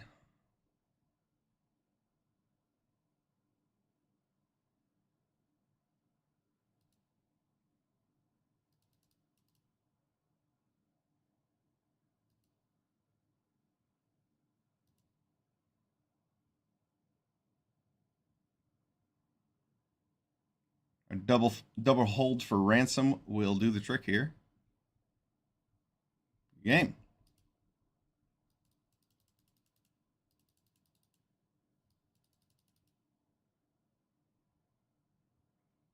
Excellent. 3-2 with our Streets of New Capenna draft deck. Esper stuff. It's a white-blue Flyers deck with some fine black splash cards.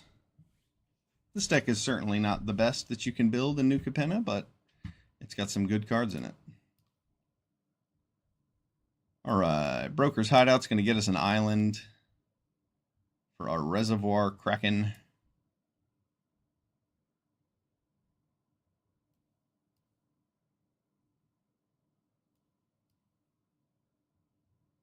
Skycrier comes out first, maybe.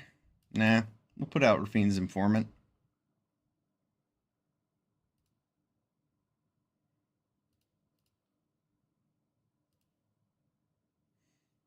Discarding Disdainful Stroke because I like these cards that are in my hand more.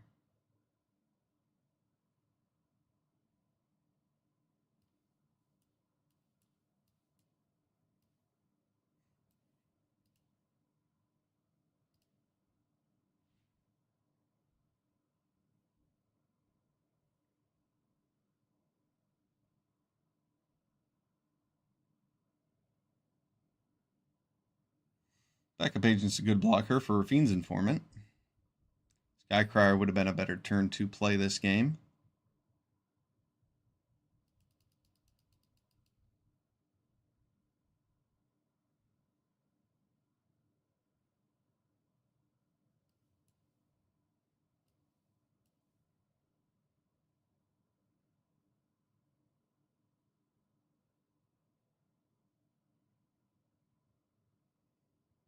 I want to give my opponent the option to tap a creature they control if they want.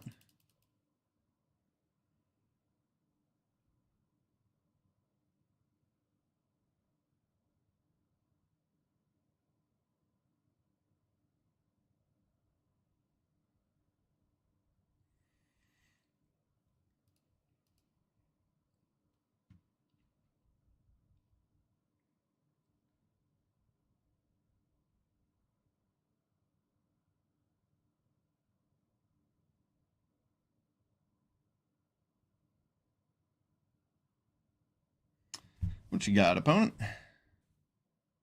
Yeah, that is a good card.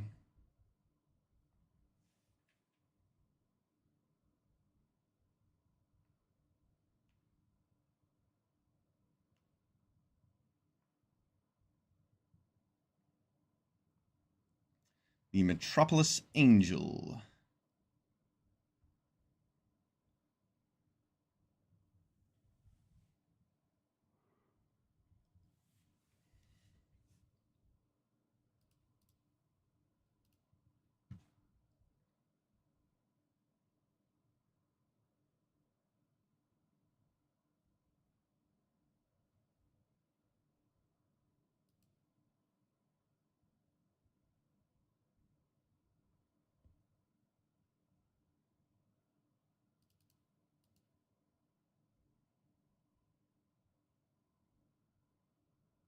And then while my opponent's tapped out, I'm just going to blow up their Metropolis Angel to keep them from getting any card advantage.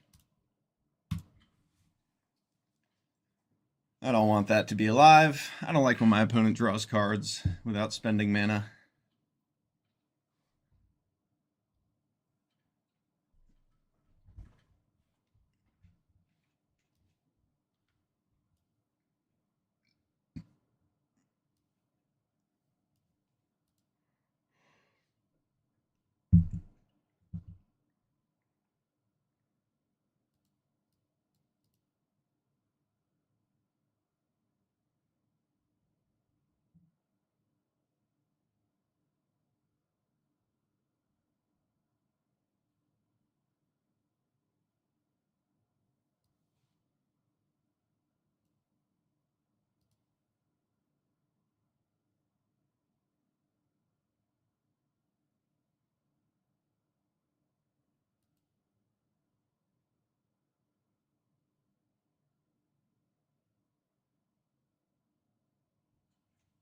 Kill Shot.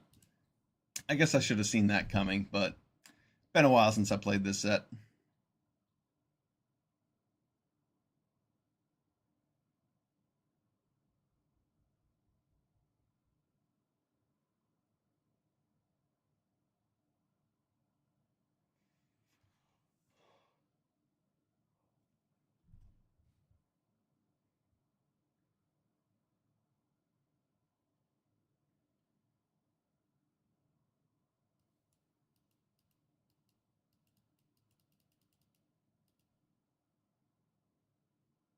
Still got a pretty solid clock. Keeping back removal for any creatures that might have lifelink or flying.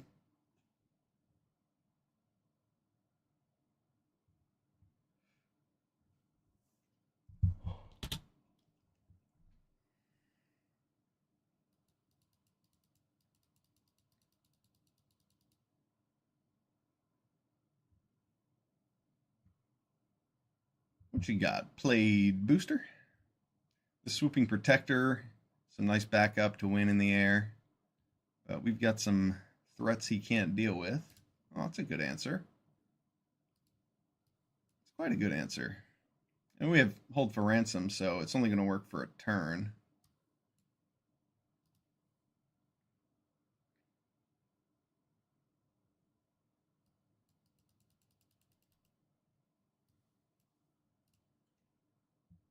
And if he wants to spend all of his mana to pay the ransom, then I draw a card, and he doesn't get the benefit of using whatever card he draws off of my Sky Crier. I'll have like 3 cards in hand at the beginning of my next turn. Hopefully I'll have something to deal with the Seraph at that point.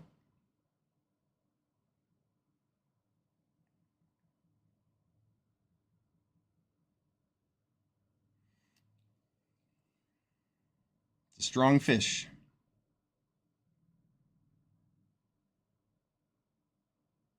He gave me that fish so that he could draw an extra card off of the Metropolis Angel. Fish might end up killing him.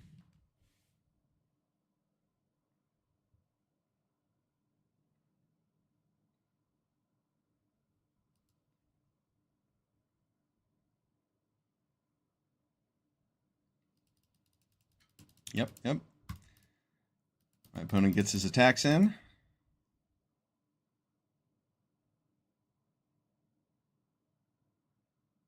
Will he pay the ransom?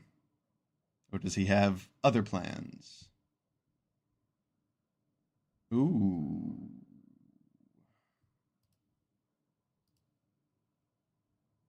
That's pretty good. That's quite good. Tap down my fish. All right, opponent. Well played. Create a clock of your own and slow down mine.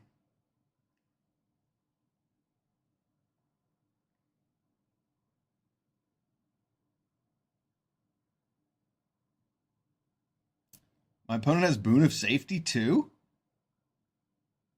No, it might be a land. No. It looks like it's Boon of Safety. He has Boon of Safety in his hand. Well, he doesn't have a 1-mana counterspell, does he?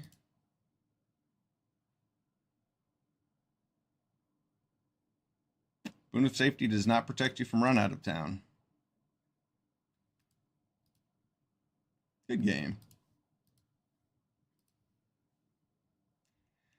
Yeah, even with a Boon of Safety, you can still be run out of town by an angry mob. All right, Capenna, 4-2. This deck's pretty fun. See if we can win a few more games before jumping back into Cube.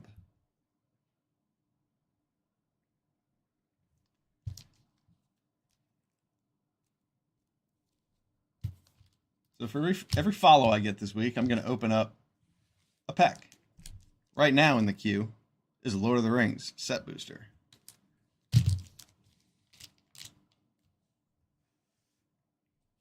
Can't really draft with set boosters, and I love to draft. So opening up all these packs I have to draft with doesn't feel right, unless I'm drafting with them.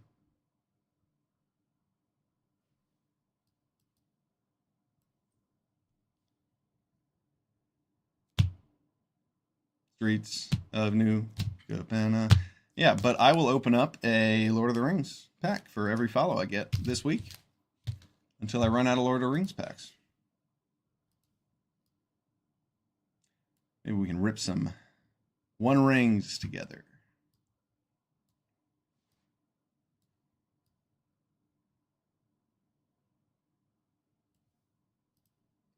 All right. Hopping into another game. This hand looks good. We have 2 drops to play. We have a lackey. We have removal.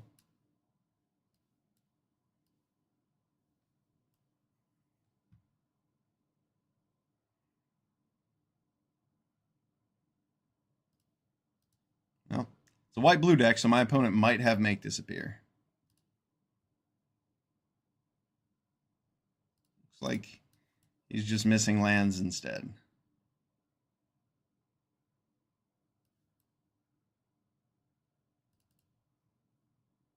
So am I.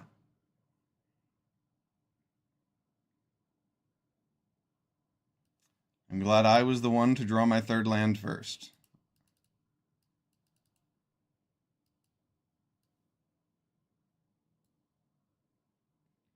Looks like he has a counterspell. No? Okay. No counterspell. He has 2 mana to do something, but he didn't do it.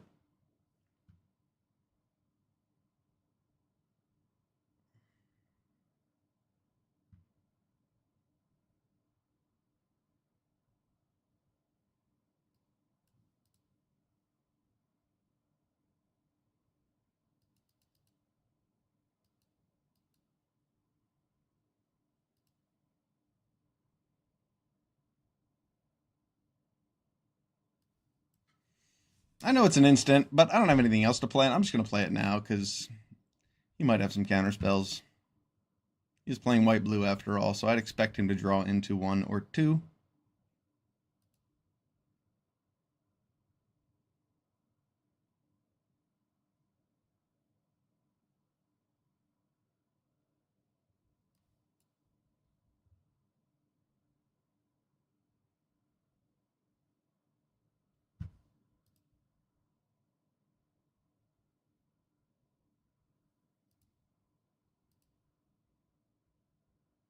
One, two. No, I can't fill my graveyard.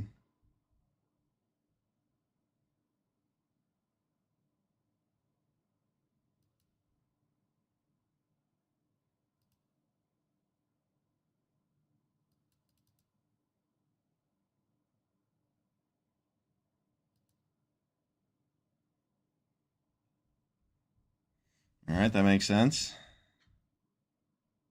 And then I could hold for ransom his Obscura Initiate, but I think I'm just going to play this Lackey and pass. Girder Goons. I mean, no, I guess not. It's not even that old. Isn't Capenna from like 2021 or something? Maybe 2020?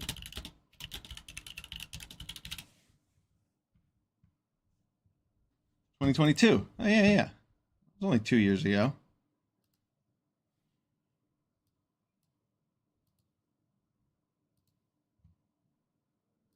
Yeah, that is like 12 sets ago.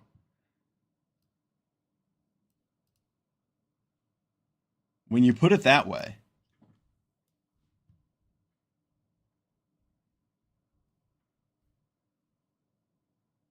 My opponent has 4 mana. They didn't spend any of it.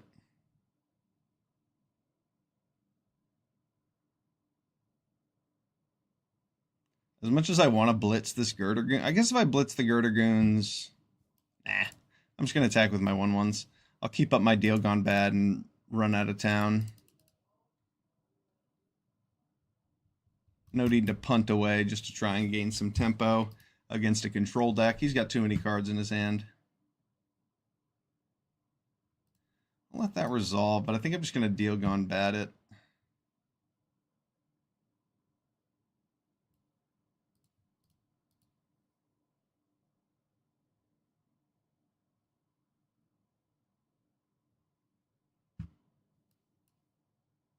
Yeah, that was good. Next turn, if I draw land, I have removal into the goons. Or double removal.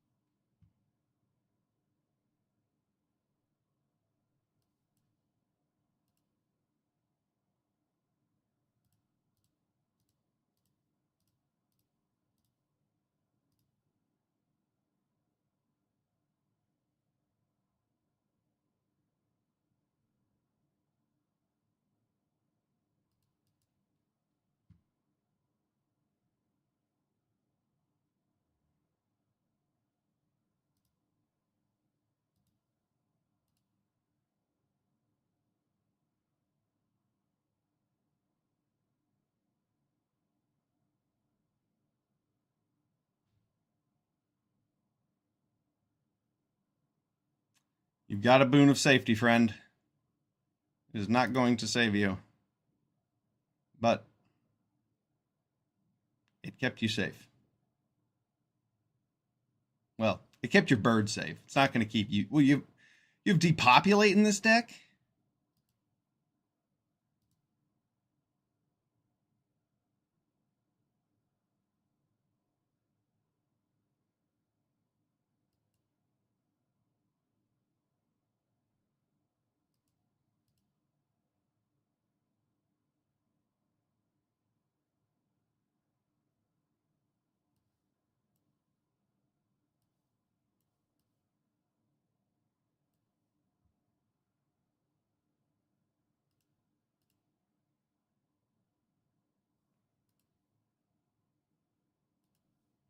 It was a good depopulate.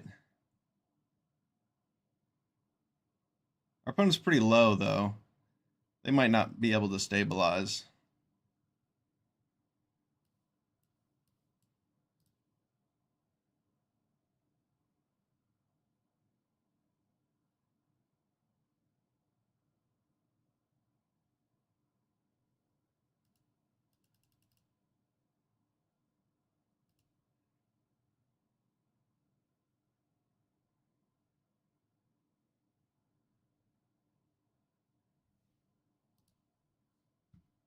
Echo Inspector's so good. That is a first pickable common in this set.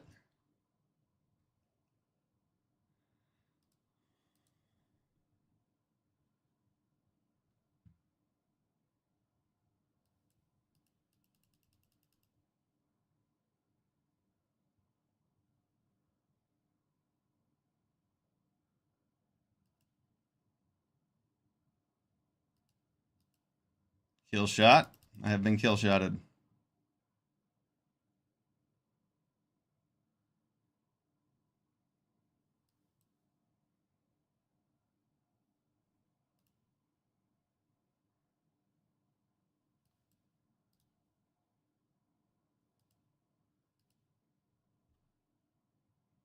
Got him.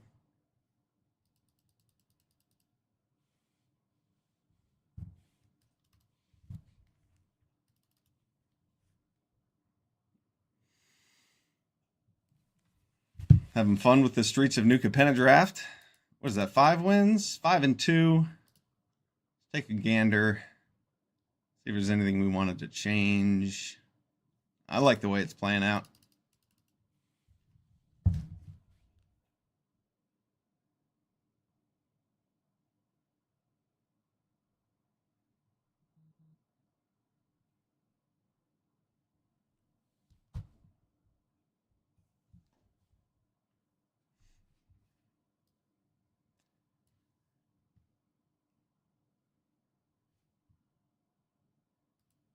I blitzed those Girder Goons, Miles Hiles. Did you see it? Those goons blitzed all over my opponent. This hand looks great.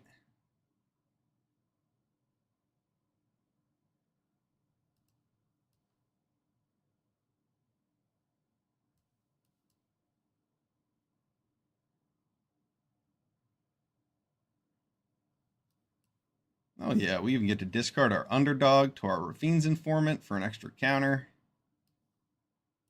Body Dropper.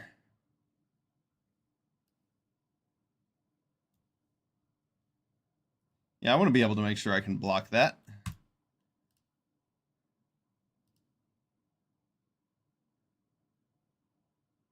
We got a Giada next turn into the Kraken. We could also just play a land and connive next turn instead of playing Giada and a tapped land.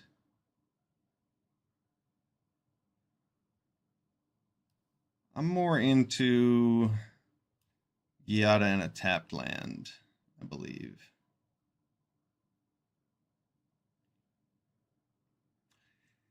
Let's see. I actually have the mana to connive with the Grifter now. Then next turn play the Kraken, and then the following turn Giada and Grifter. I'm going to keep up the Grifter's mana. If I can cycle away one of these lands, that might be worth it. And even better, if he tries to make some attacks and doesn't have a third point of toughness or a third point of power on anything, I can just block.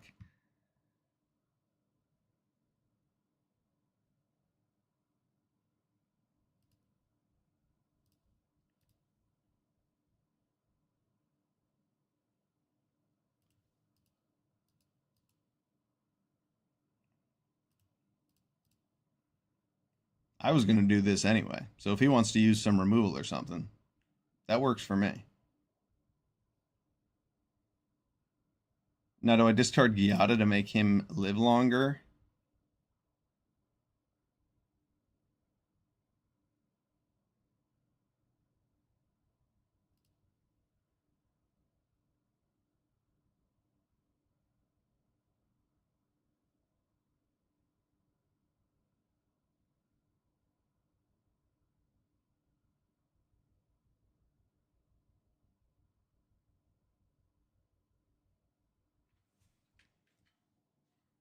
Okay.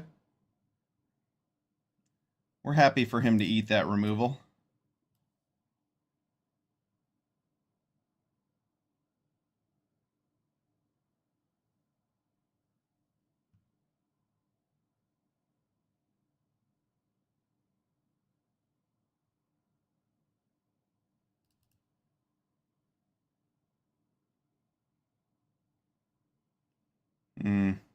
I don't love that my Grifter is dead and I have all these lands in my hand, but he did use this spell on Grifter instead of using it on this, and like that would be perfect. He could have just spent 5 mana, right? Because X equals 4. Oh no, never mind. Yeah, 2 less to cast. X equals 6. So it would have cost 5 mana and it couldn't have been countered by the ward. So we're happy with that. Looks like he can trade off with the Kraken pretty well here. I don't like that.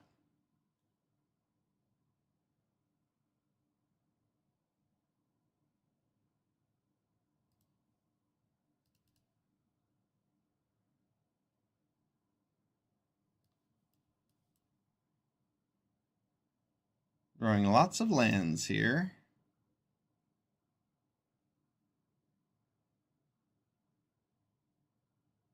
Wow.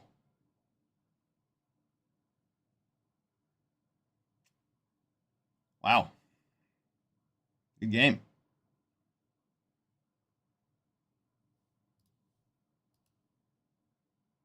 I guess I shouldn't have sacrificed my Rafine's Informant. I did not think about this Fatal Grudge effect.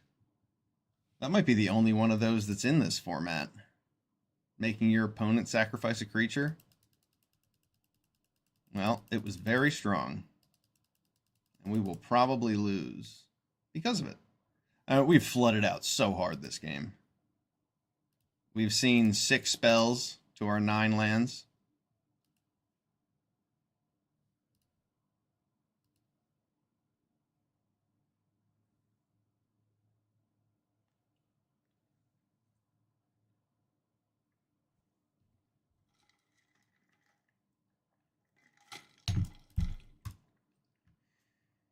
Well, at least we have the Sanguine Spy.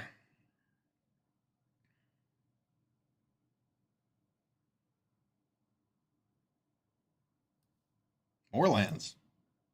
Can't get enough. That is funny.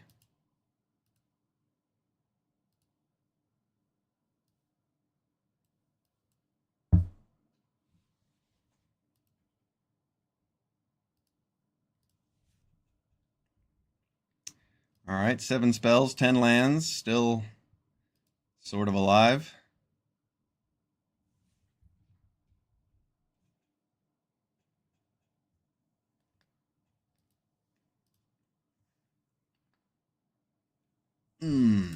Well, that was a boring game.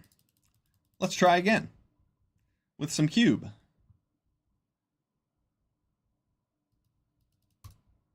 Five and 3, no trophies for Capenna today. We lost to a black-red deck with all the tricks. Let's do some cube. Cube is where home is. Any new followers to open up this pack for? No. As soon as I get a new follower, we're opening up a Lord of the Rings pack. Till then, we're just going to have fun playing cube.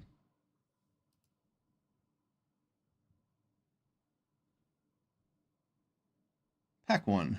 Pick 1. What do we got? I do like Xander's Lounge. I do like the Wandering Emperor. I like the Meat Hook Massacre.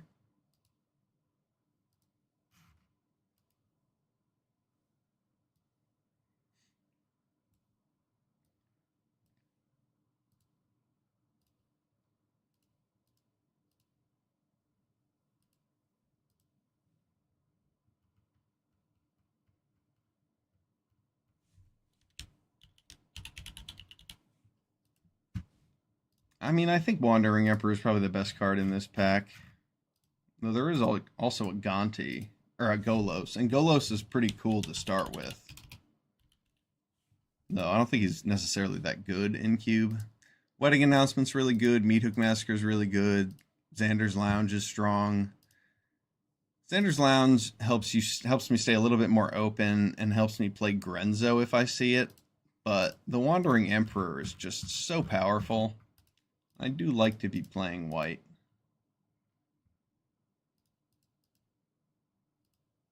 Let's take the Emperor.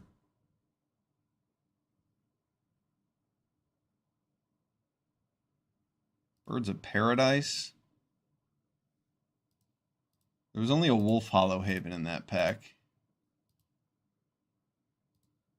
As far as green rampy things.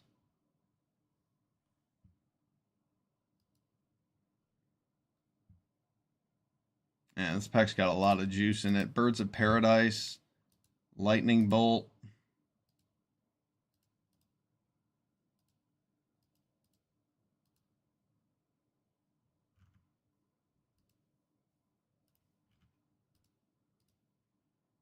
I'm most interested in this Birds of Paradise, I think.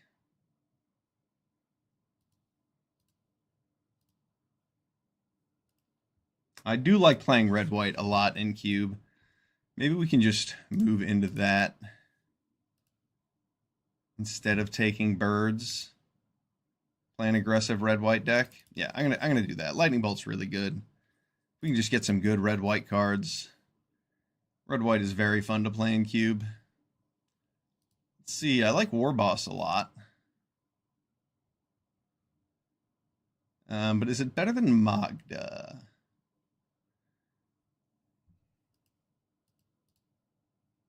I mean, we have so many good red-white cards in this pack.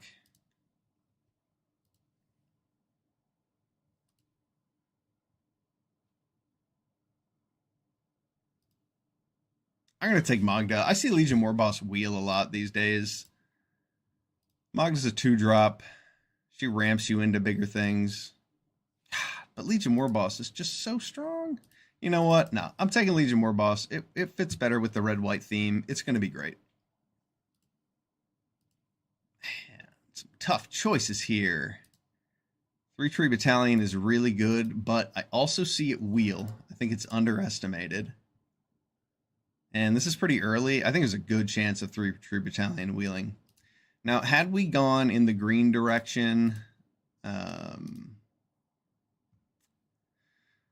well, the last pack wouldn't have looked as good, but this pack would look quite nice with the Fanatic of Ronus and Selvala possibly on the wheel. We're just going to take Overlord. The card's awesome.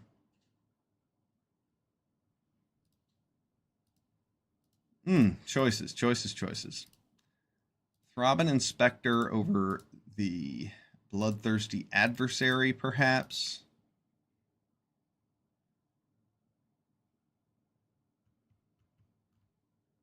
I do like Adversary.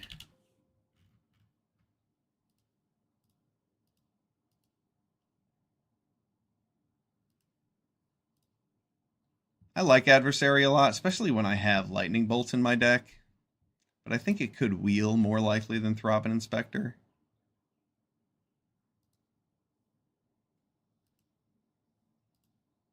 Maybe not. I need 2 drops. If I wheel a Throbbing Inspector or this Banalish Knight Commander, I'll be happy.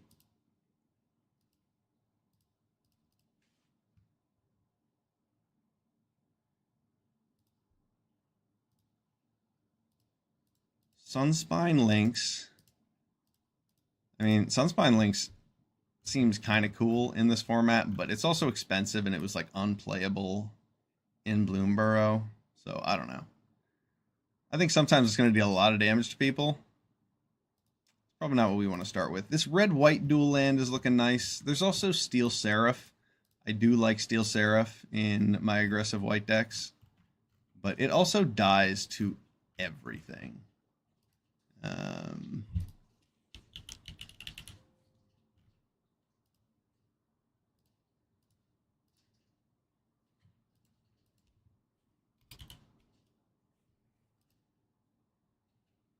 I'm going to take Semi-Triome and then hope that I wheel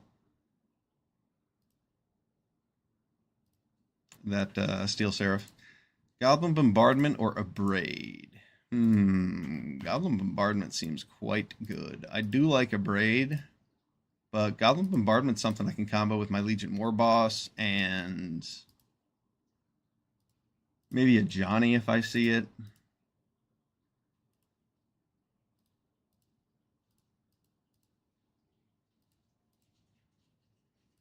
Yeah, I'm going to take Goblin Bombardment. Taking that early for a red-white deck could make some cool... I don't know. It helps us build our deck around it. Goblin Bombardment's really good. Abrade is obviously awesome too, but... Alright, Hellrider is excellent.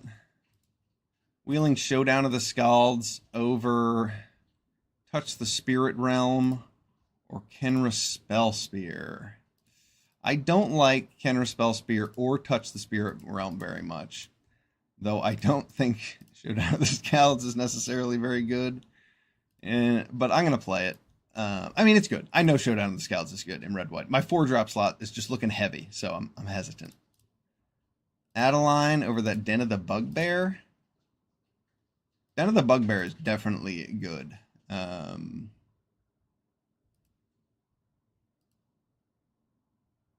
of the Bugbear is really good. I'm going to take Adeline, though. Fits our theme pretty well. It's nice to take the lands when you can. Oh, nice. Wheeling 3-Tree Battalion. We already have some good options for that. We're going to take that over the Ghostfire Slice. No Throbbing Inspector on the wheel, but Banalish Knight Counselor is a 1-drop. It's not a very good one, but I mean, it does the trick sometimes. Steel Seraph on the wheel. That's pretty nice.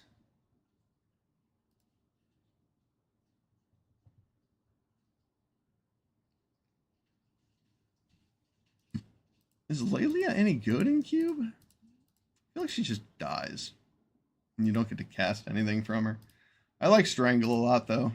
Kills a lot of things. Molten Impact's much better when I have other instants and sorceries, and I really don't have that many. I guess Getaway Glamour's not bad, but I'd rather have the Strangle. The other consideration is that Unidentified Hover Ship. And that card is really good. Over a Strangle.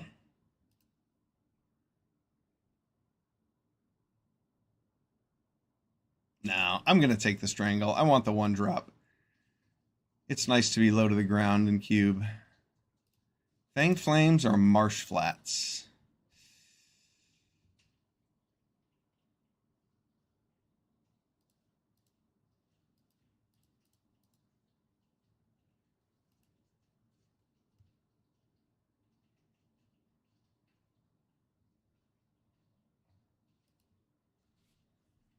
I think I'm gonna take the Marsh Flats.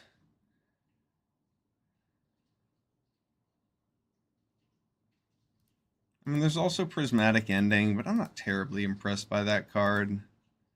It's definitely gonna exile things. I have an extra color of mana to use for it too.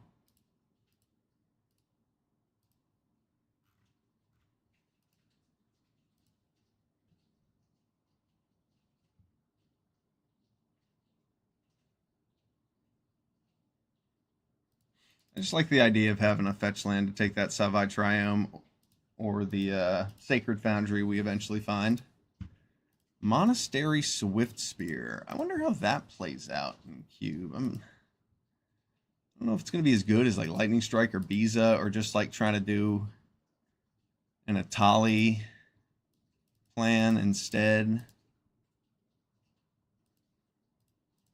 Biza's probably really good. Makes tokens, but it's another 4-drop. And do I want to take the Lightning Strike over that Monastery Swift Spear? Just because I think the Swift Spear could wheel? Yeah, I don't think Swift Spear is going to be as good in this as it is in most constructed formats. Ossification over Aganjo, over Godric, over Rip Apart. Aganjo is quite good.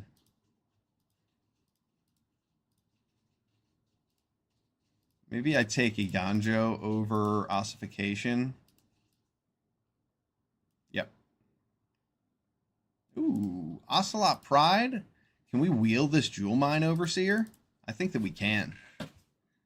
A Wooded Foothills? Okay. Over this Fabled Passage? Yes, please. Shove Aside. Over a Stoke the Flames. Stoke the Flames seems like it could be cool, but seems a little expensive for cube. We're going to take Shove Aside. Chandra. We do have several instants and sorceries to be recasting. We also have reasons to make 1/1s, Goblin Bombardment. Maybe we can get a War Leader's Call.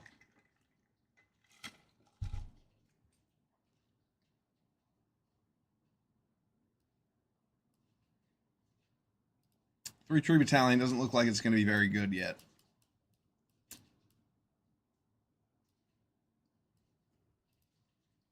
What's on the wheel? Lelia, Sky Sovereign. I do like Sky Sovereign in these decks.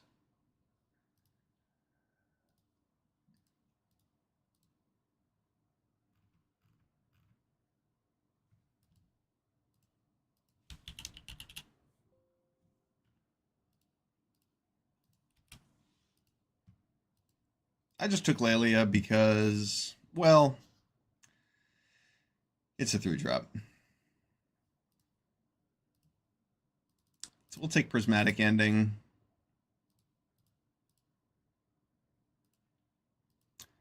I'll take this land. I don't want to play it. Wheeling Godric and Ossification. Is Godric even good? I feel like Godric isn't very good.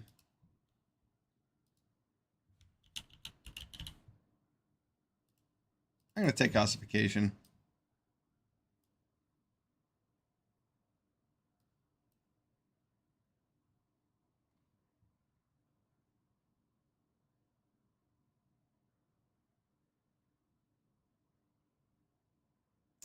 Prismatic Ending can be copied off Bloodthirsty Adversary to kill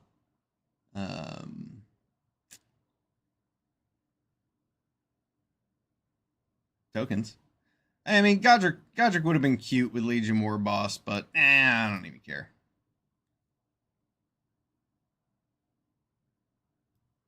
I'd rather have ossification to get rid of things like Atraxa.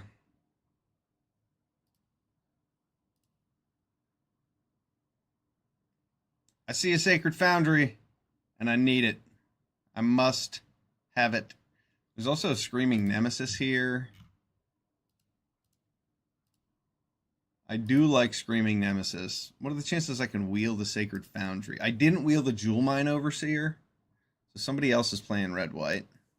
So I'm going to take this Sacred Foundry. We also passed a Fateful Absence there, but we need we need our dual lands. We also need 2-drops. Welcoming Vampire is going to be good with Chandra and Legion War Boss and Overlord of the Mistmores and Wandering Emperor and Adeline. Lots of things. I like Welcoming Vampire here.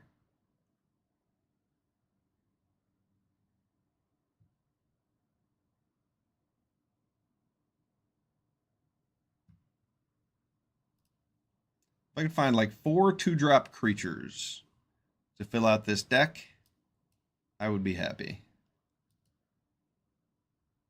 Enduring Innocence over a Journey to Nowhere. Yeah, well. Yeah. I'll take Enduring Innocence. We're heavy on 3-drops. Enduring Innocence is definitely something good for 3-Tree Battalion. Hired Claw. That's cheap. It's a creature. Costs 1. It's not a 2-drop, but it works. Yeah, I'm in.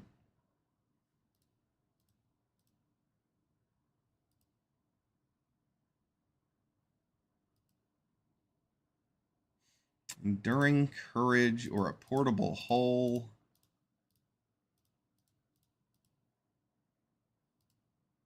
Portable Hole kills a lot of things.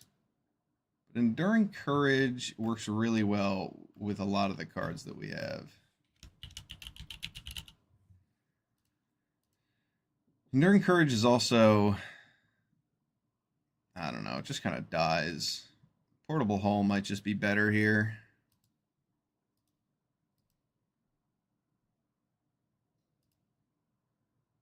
Portable Hole takes out a lot of things. It even takes out Ossifications and Journey to Nowheres. And Embercleave looks okay here.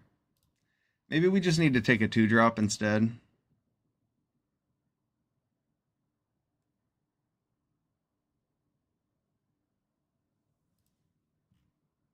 Embercleave's so good, though.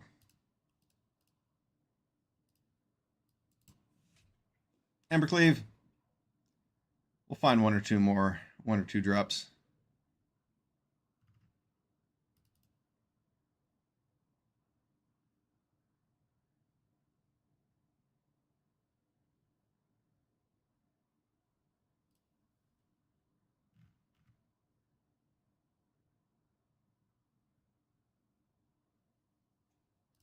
Nice. Smuggler's Copter.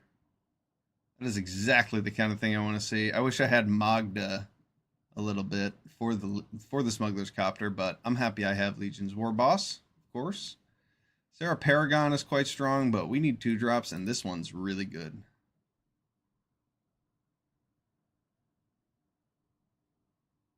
Sanguine Evangelist. That card's excellent. It's exactly what we want to see in red-white.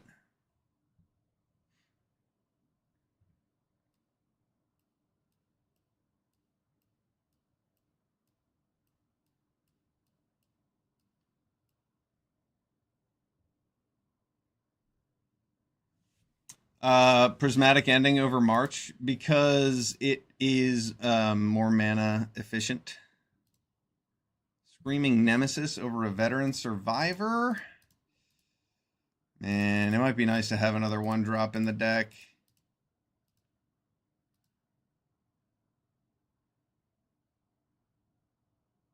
Screaming Nemesis is so good, though. I might actually be able to fit 3/3 Battalion in the deck with that.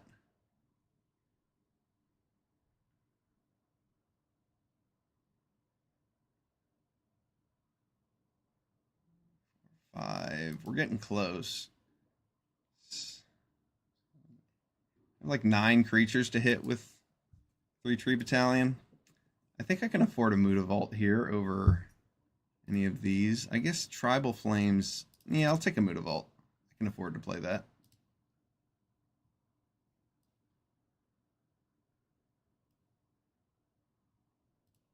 Wheeling a Glorybringer over this Windswept Heath. Okay, so now I can finish my thought. So Prismatic Ending is more mana efficient, so you can spend 3 mana to get rid of a 3-drop, where you have to spend 4 mana to get rid of a 3-drop with March of Otherworldly Light. So March is going to be better in a control deck where you can, choose what threats you want to get rid of. You can afford to exile a card from your hand to make it better on mana advantage, but losing a card as a result. So Prismatic Ending is going to be good in an aggressive deck where you just want to spend 1 or 2 mana to get rid of a blocker or something. It also... Yeah, that's why I picked Prismatic Ending.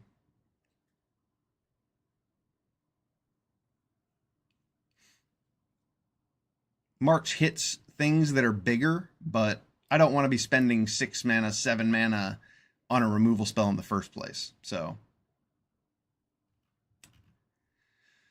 all right. How many black sources do I actually have? 1, 2, 3, just the 3? Okay. Well, Kolaghan's Command's probably not going to make its way in here, but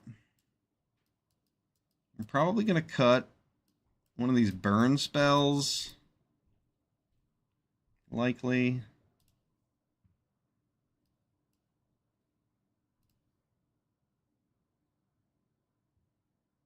As cool as Enduring Courage looks with a lot of the cards we have, it is just a 4-drop 3/3 that doesn't do anything at all when you play it, and that's bad.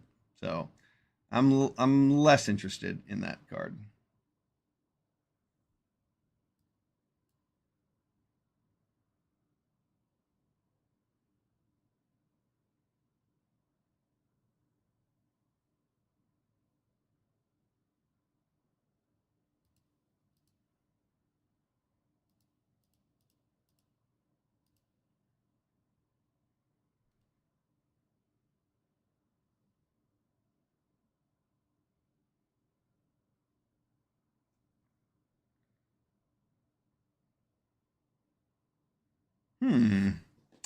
What do we want to cut from here? We're kind of heavy on 3 and 4 drops.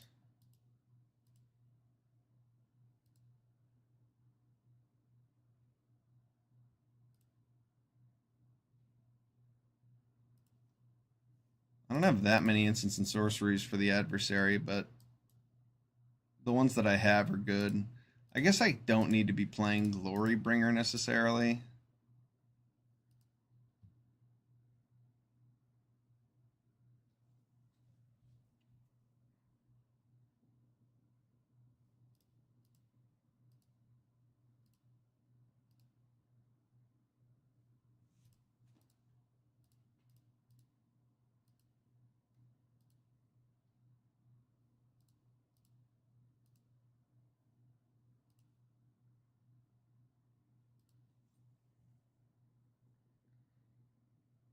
Yeah, maybe I don't have space for 3/3 Battalion.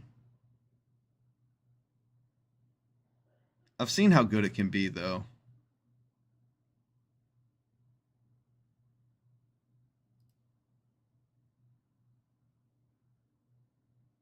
I actually have 10 hits for Kellen, which means I have 11 hits for 3/3 Battalion. 1, 2, 3, 4, 5, 6, 7, 8, 9, 10, 11. But only 10. I guess 9 because these are both legends.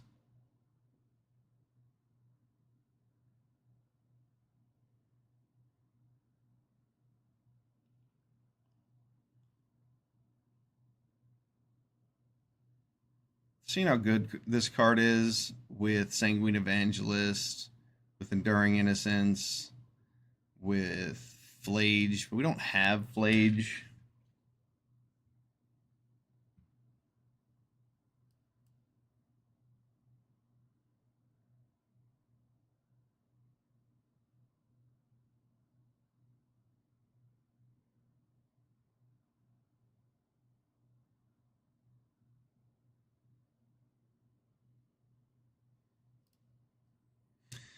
Yeah, I don't know.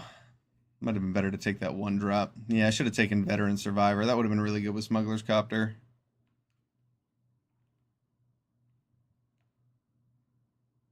Because I don't have room for all of these expensive cards in my deck.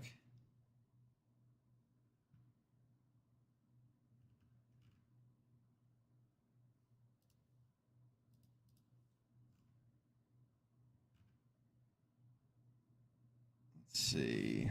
Do I cut Savai Triumph because I have all these one drops?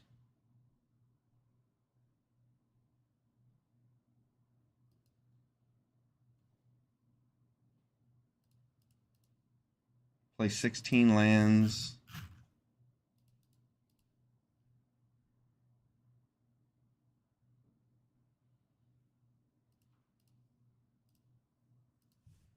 No, I'll play the Triumph. It cycles too. Tap land's bad, but I want all the white sources and red sources I can have. 5, 6, 7, 8, 9, 10. Yeah, I don't want to cut down to 9 of either one.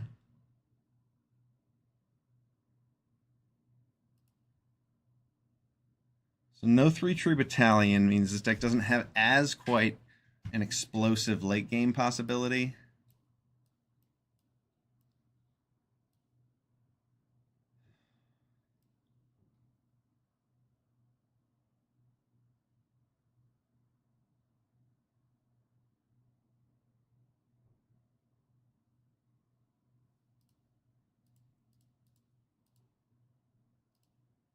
We saw how good it was against all of those control decks in the format.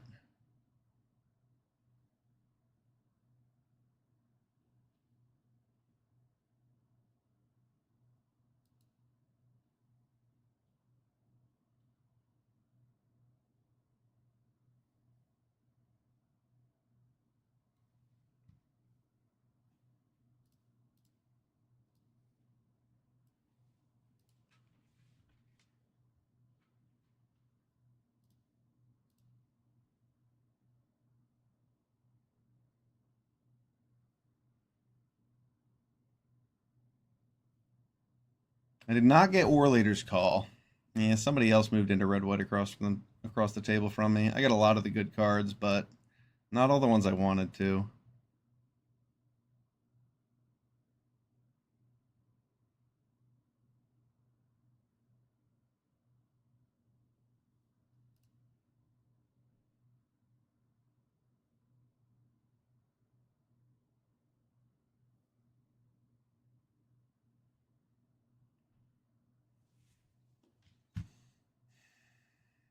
It was, I feel like one of my cuts. It's Wandering Emperor, but that card's good in aggro because it helps you win combats, and then it leaves back something that makes more creatures later on.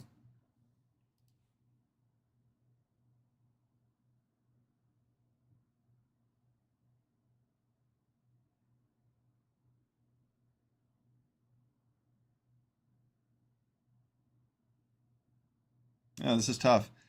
I know 3-tree battalion is really strong, but cutting that strangle makes our bloodthirsty adversary a lot worse.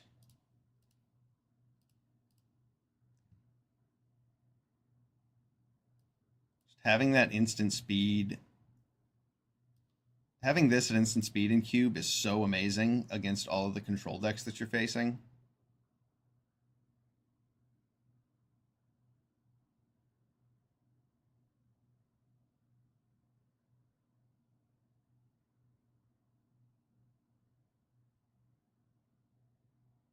Yeah, we're going to cut 3-tree battalion because our card quality is real high, and We don't have as many hits as I want from it.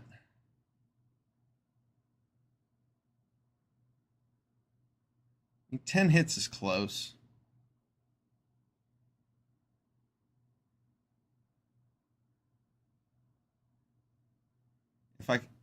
If I could just cut the strangle for 3-tree battalion, that might look nice. I can't cut any of my top end. These cards are all too vital.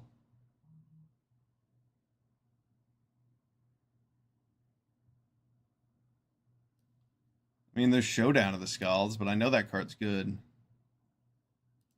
Yeah, I guess Showdown of the Scalds is going to do what 3-tree battalion would as well. Let's take out Strangle, put it in. Let's see how this works. This curve looks pretty powerful. We have some good late game. We get on board early. Yeah, I think I do want Showdown of the Scalds. That card's really good. Your opponent ends up playing like some bigger creatures to slow down your red-white onslaught. And then you play Showdown of the Scalds to get an extra couple lands. And then you get extra spells. And like the best thing about it is the next 2 turns, every spell you cast, you get a +1/+1 counter. So it does work.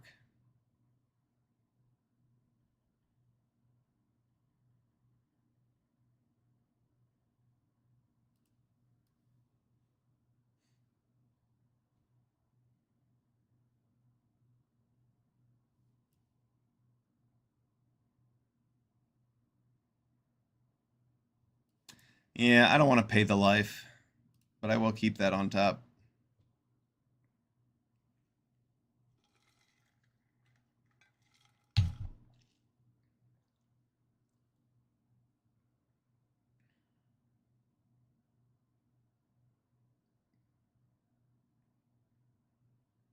This is not how Enlist works.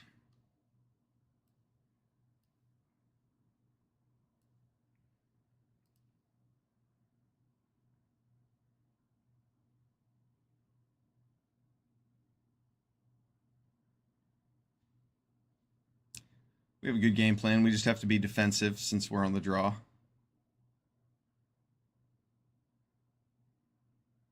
Oh, that's surprisingly annoying.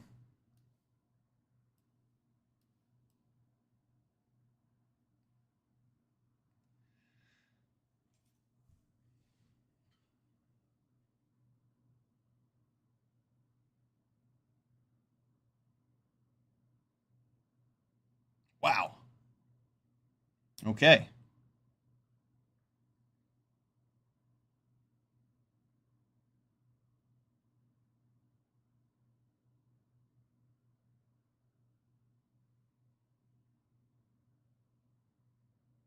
We down to 10.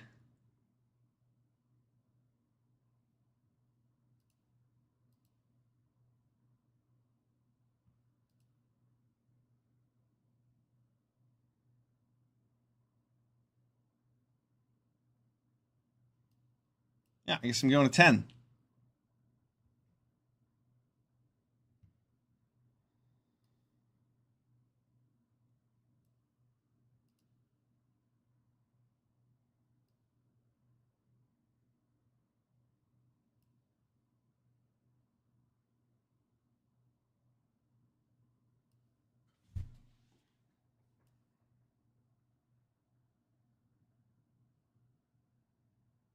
All right, so if I Lightning Bolt that Banalish Knight Counselor when he goes to combat, then I don't take too much damage. And then next turn I can add a Line Copter.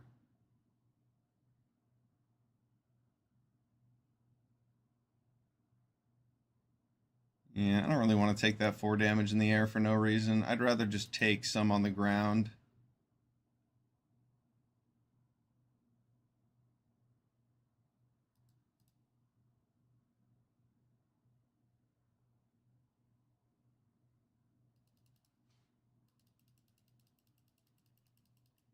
And it's not like I can block the Realm Warden. If he wants to block with his 1/1, that's cool with me.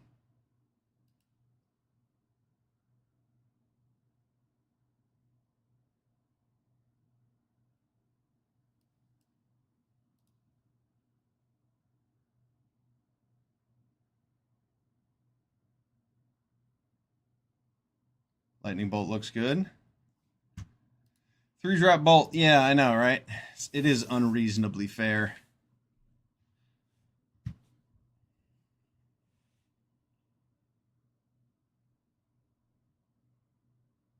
We might just dye them all the Skyclaves, but we at least have a game plan.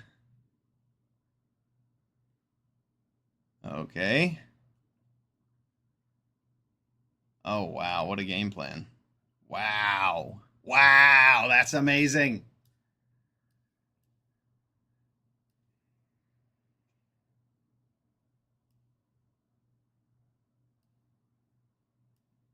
That makes it annoying, but it's okay.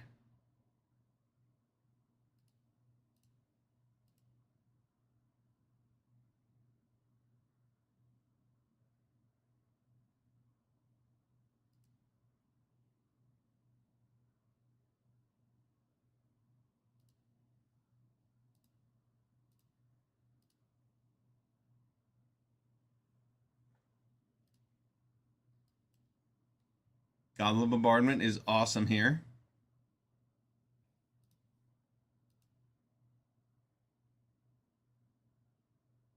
Seven's Reclamation doesn't do a whole lot for our opponent, but it does get back 2 creatures.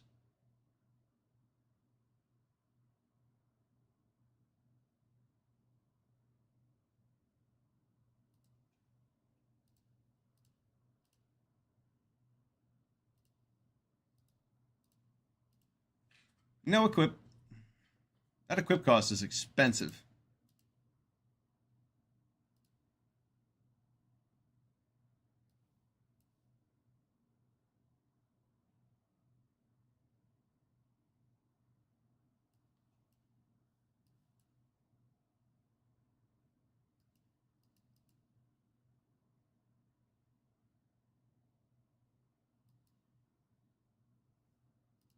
He can block if he wants to. I'll just ping it then.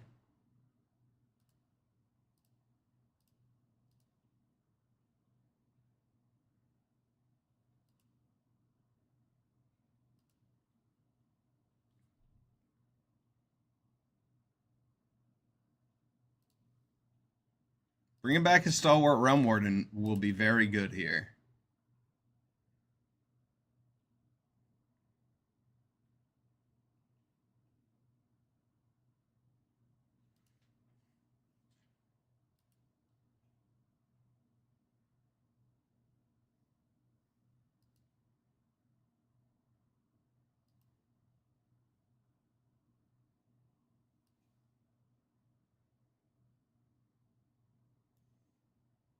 One, two, three, four, five, six, 7. So I can play the Wandering Emperor and good game. Good game. Hit an ad break. Feel like you missed the whole game. Oh no.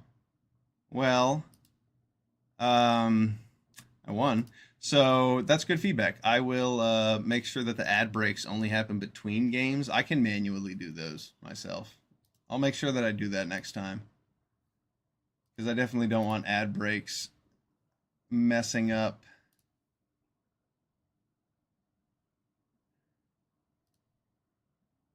All right. Yeah. I'll figure that out. I just reached affiliate like yesterday, so I'm still figuring out how to do that stuff. Want to know?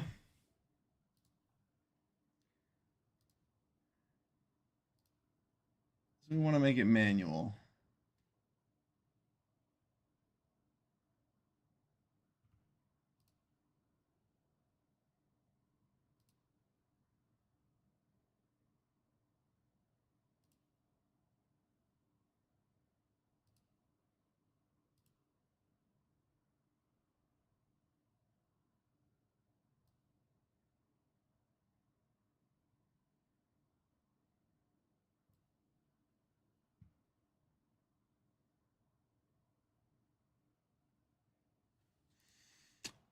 Okay, what do we have? What do we have? We have a red-white land that doesn't come into play untapped.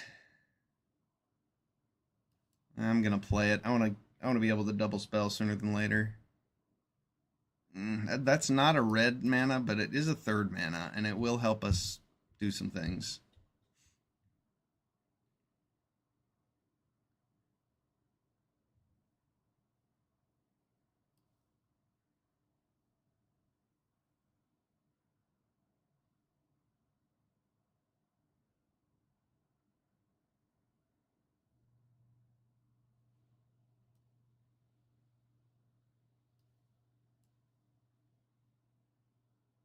I feel like I should lightning bolt that Ornithopter.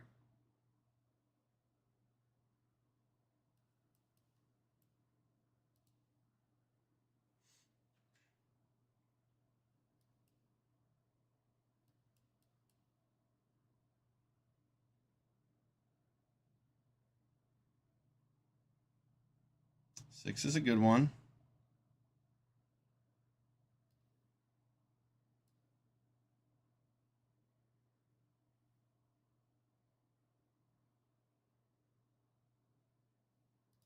So we can sacrifice lands. And then if this gets big, well, I'm not that worried about that getting big anytime soon. So I'm just going to play my cards. Then maybe Wandering Emperor can do something cool with an enlistment on the Benalis Night Counselor next turn. We'll see.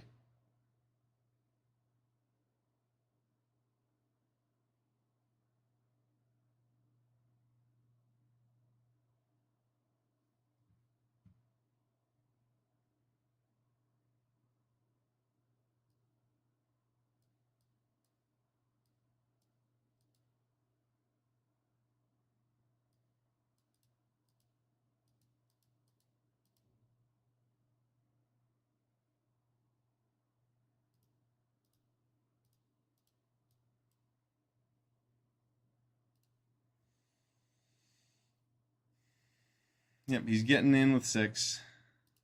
Not stopping that.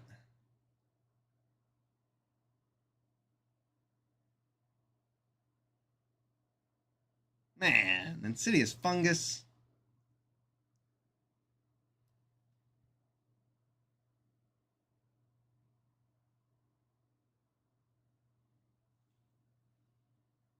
Insidious Fungus can blow up my Overlord.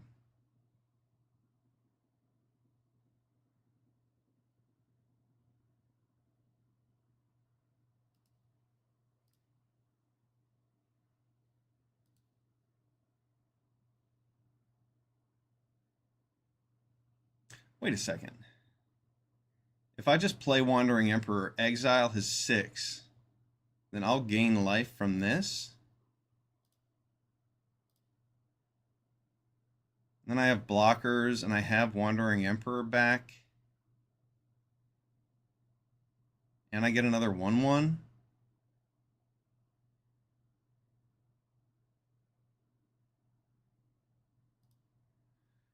I could just attack with this then and offer a trade. Nah, you know what? I'm not going to attack with that.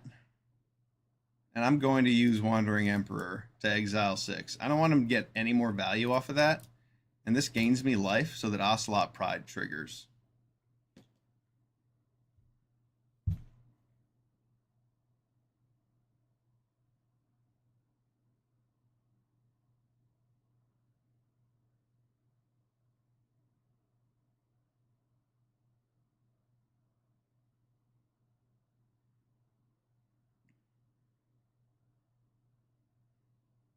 Okay, and this is pretty strong.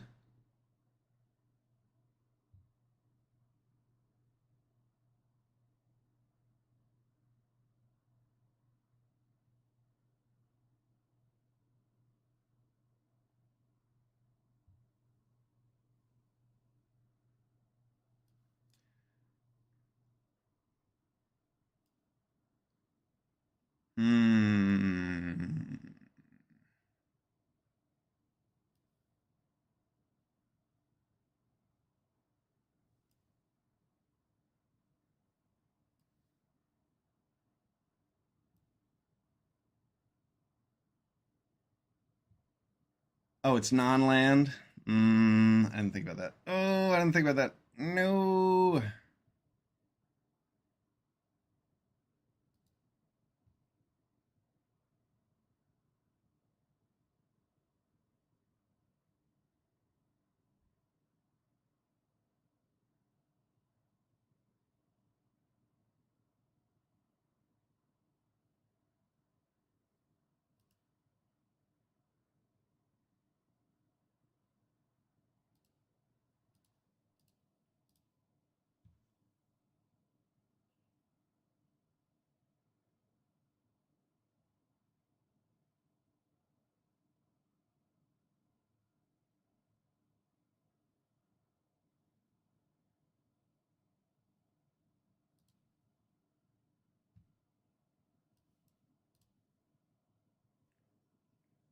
I should have just played the Overlord.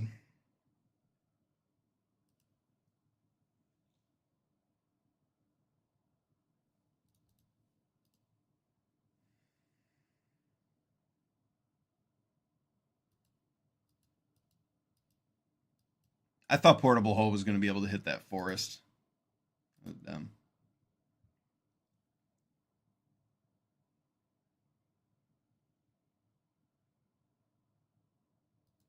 What is Shadow Sun, Kevbot?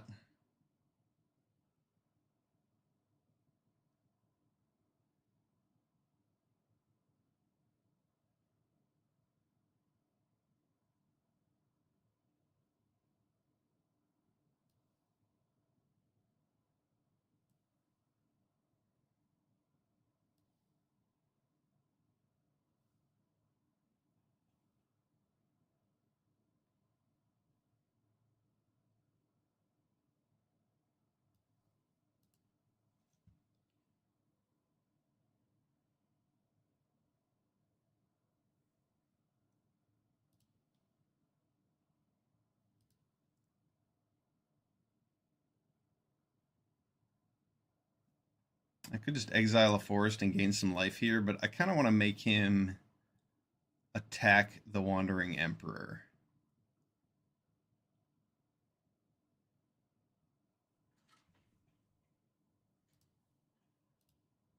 Let's see. He'll be able to make another 3/3. Then I can block 1, 2, 3, 4.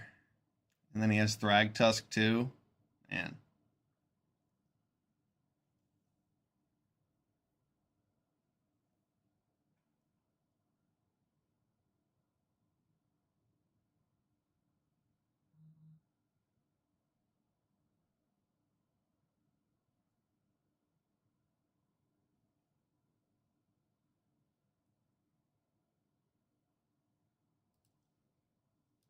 One, two, three, four. He'll have 4 attackers, and I'll have 1, 2, 3, 4, 5 blockers, possibly. All right, yeah, let's see if I can make that work. I want to be able to exile his Wormcoil Engine if I can.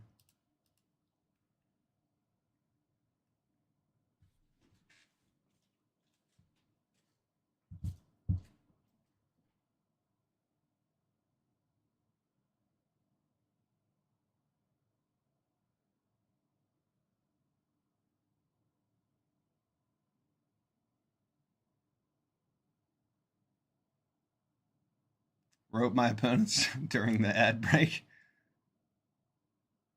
I don't know about that. I do not support this practice.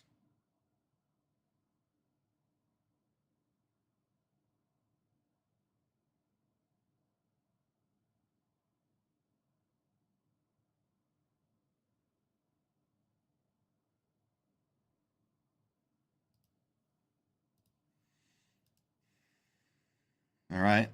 Yes. Block.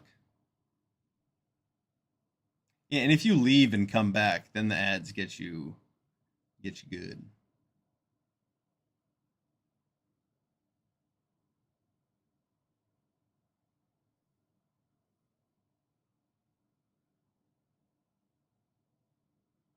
That reach is annoying. I had the ability to get rid of Nissa, but I don't anymore.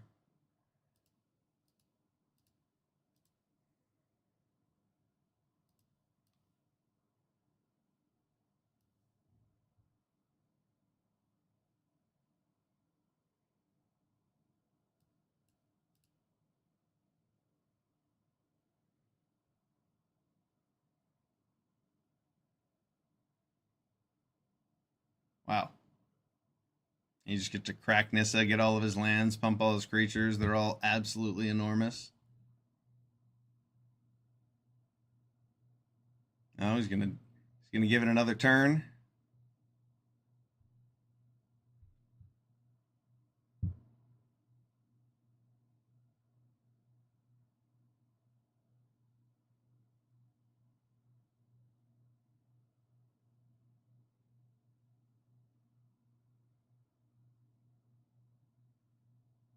Ossification off the top would be pretty sweet, but last turn it would have been a lot sweeter.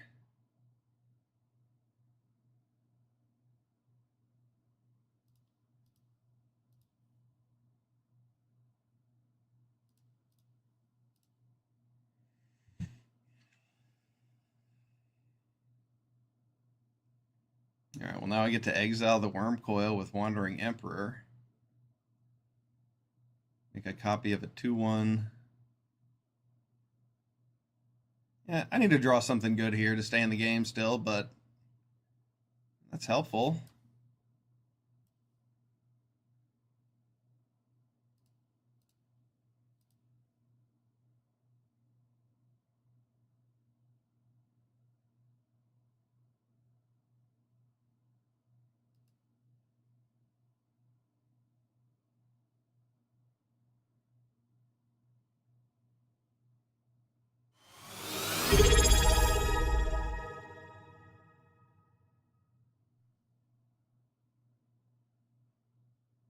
Yeah, now I'm dead. Nah, I'm dead. Ooh, Ursine TV. Thanks for the subscription, buddy. It's time to open up a pack. We've got a Lord of the Rings set booster. New followers and new subscriptions. Every single one, we get a new pack. So let's open it up while our opponent sends all of his creatures at... What?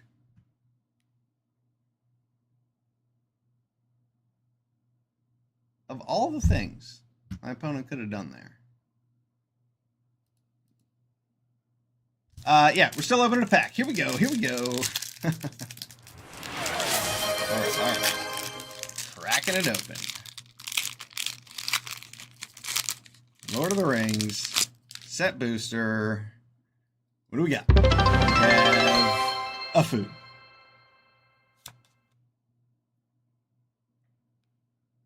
We have Prince. Emerhill. The Fair. What do we got? The Ring Goes South is our rare. That's not very exciting. All right, let's see if 3 Tree Battalion can do something cool. Let us find out here.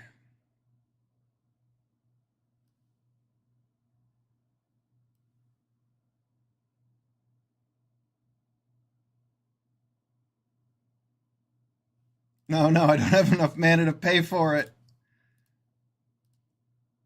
It didn't really matter.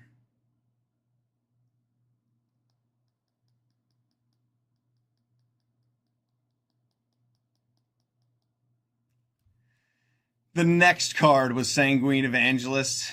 Oof, give me a break. If I could have hit that with 3 Tree Battalion, I actually could have won on a crackback next turn with the double Battle Cry, Flyers, and Embercleave. That would have been game.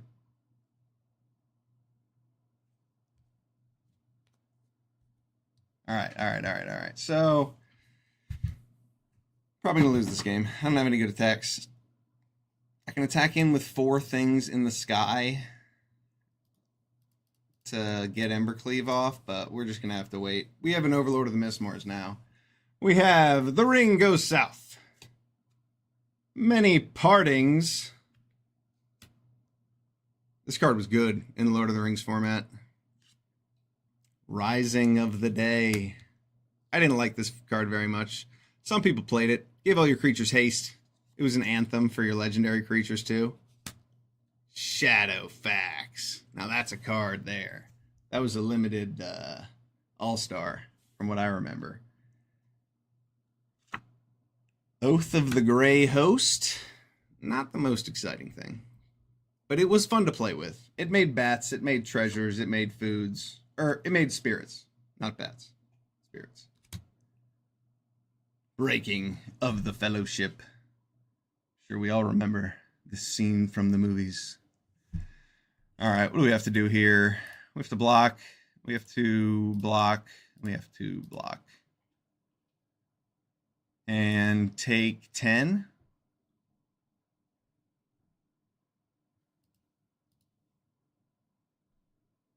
Take 5. And what else we got? We got. Glorious Gale. Counter target creature spells. Glorious Gale was awesome. That was a bomb in that format. Well, not a bomb, but it was a really good 2-drop blue card. All right, so what can we do here with our Embercleave and our Evangelist The Embercleave on the Overlord of the Mistmoors, it just dies to forests. Embercleave on a Spirit will get through a green shell. Let's see, 1, 2, 3, 4, 5, 6, 7. All right, so if I attack with both of the spirits, then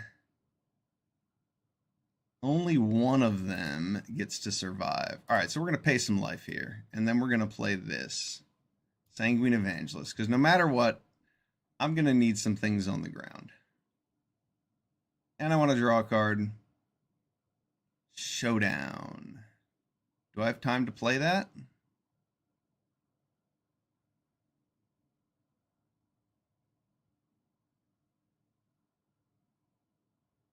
It's not like my attacks in the air are that good. I can attack with these two, equip Embercleave to one of them. One dies, the other trades with Green Shell.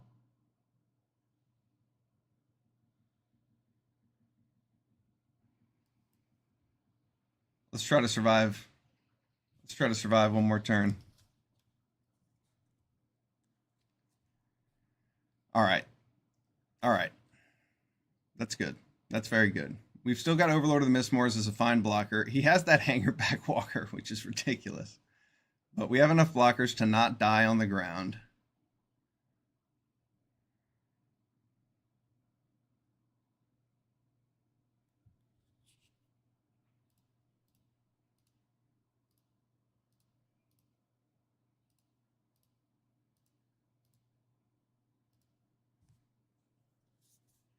What else we got here? Birthday Escape. Arwen's Gift. Hithlane Knots wasn't very good, but other than Hithlane Knots, this pack was full of heat.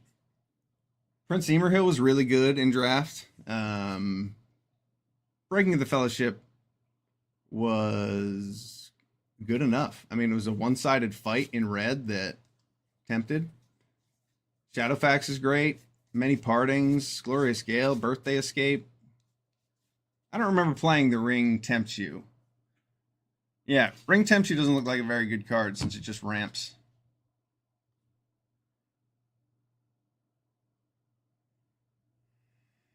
If only I could give this Overlord of the Mistmoors flying.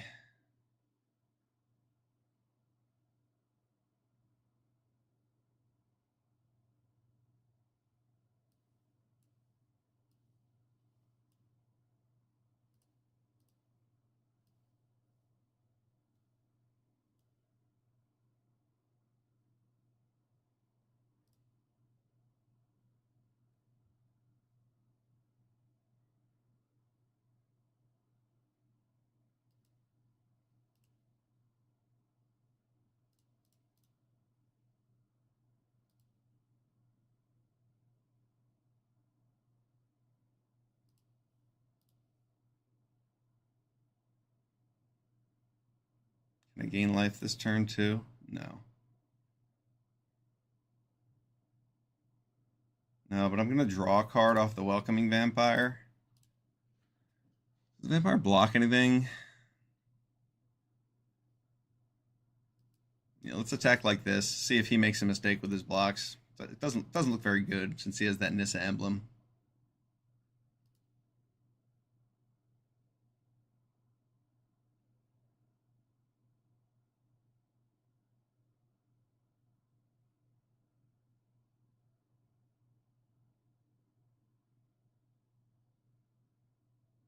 Yeah, I was dead next turn. I just had to hope that he made a mistake.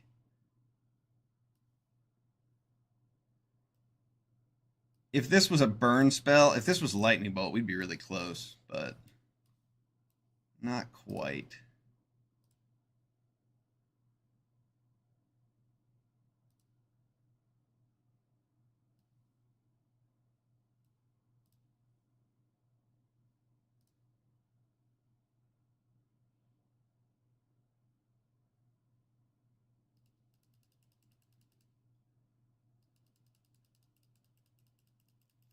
Yeah, maybe if I had done it a turn earlier, like a couple turns earlier.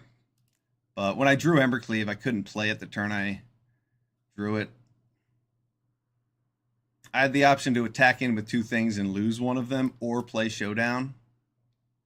And then if I hadn't played Showdown, I wouldn't have gotten all those extra +1/+1 counters. Good game. Good game.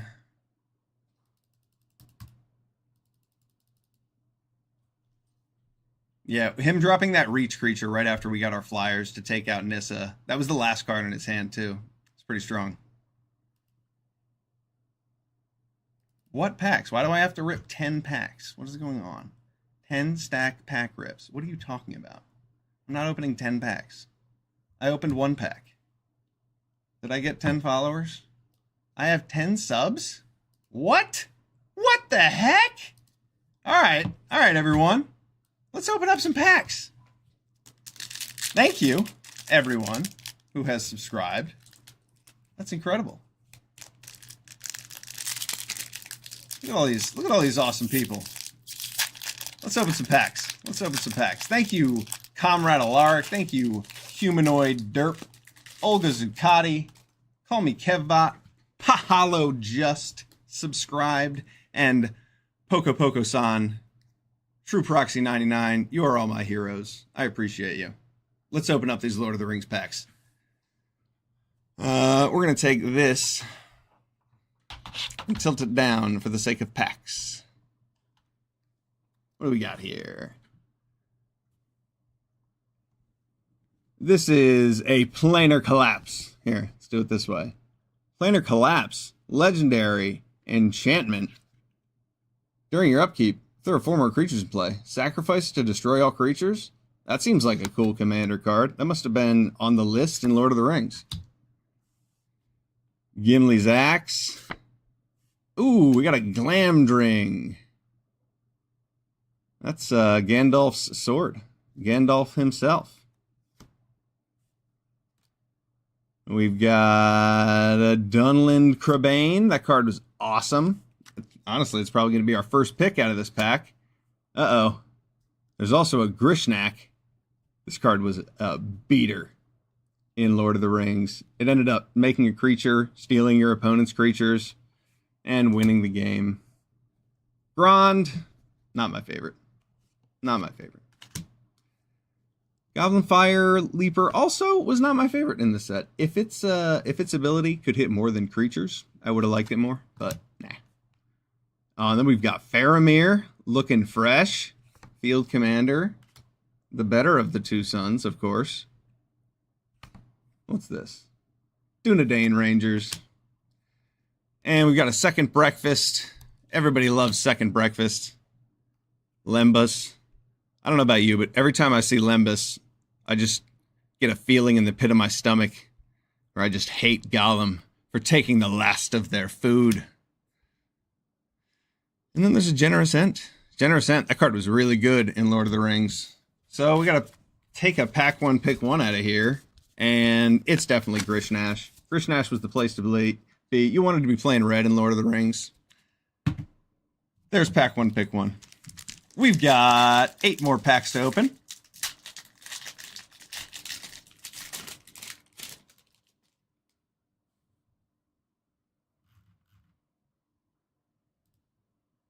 Ooh, I snoozed an ad break. We were close. All right. What's next? The Ring.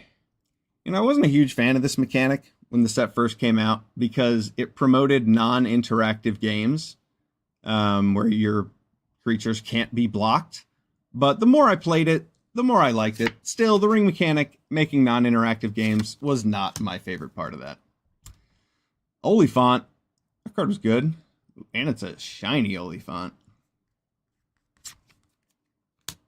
The Shire. Wait, are we? We're upside down again. The Shire. I don't remember playing this card in Limited. I imagine it's not very good in Constructed either. Faramir. A much cooler looking Faramir. An even better son. Strider. I don't remember Strider being all that good in this format. A 4-drop 4/4 that didn't do a whole lot. Was kind of underwhelming. If he had given first strike to the creatures that were smaller than him, he'd be a lot better. Now, this is a card here. Eowyn, Lady of Rohan, limited all-star in the uncommon department. there were enough equipment costs that sometimes you'd get that ability. You get to save some mana off the equip reduction, but mainly first strike or vigilance every combat. That card was nuts. Reprieve, the white remand, pretty cool.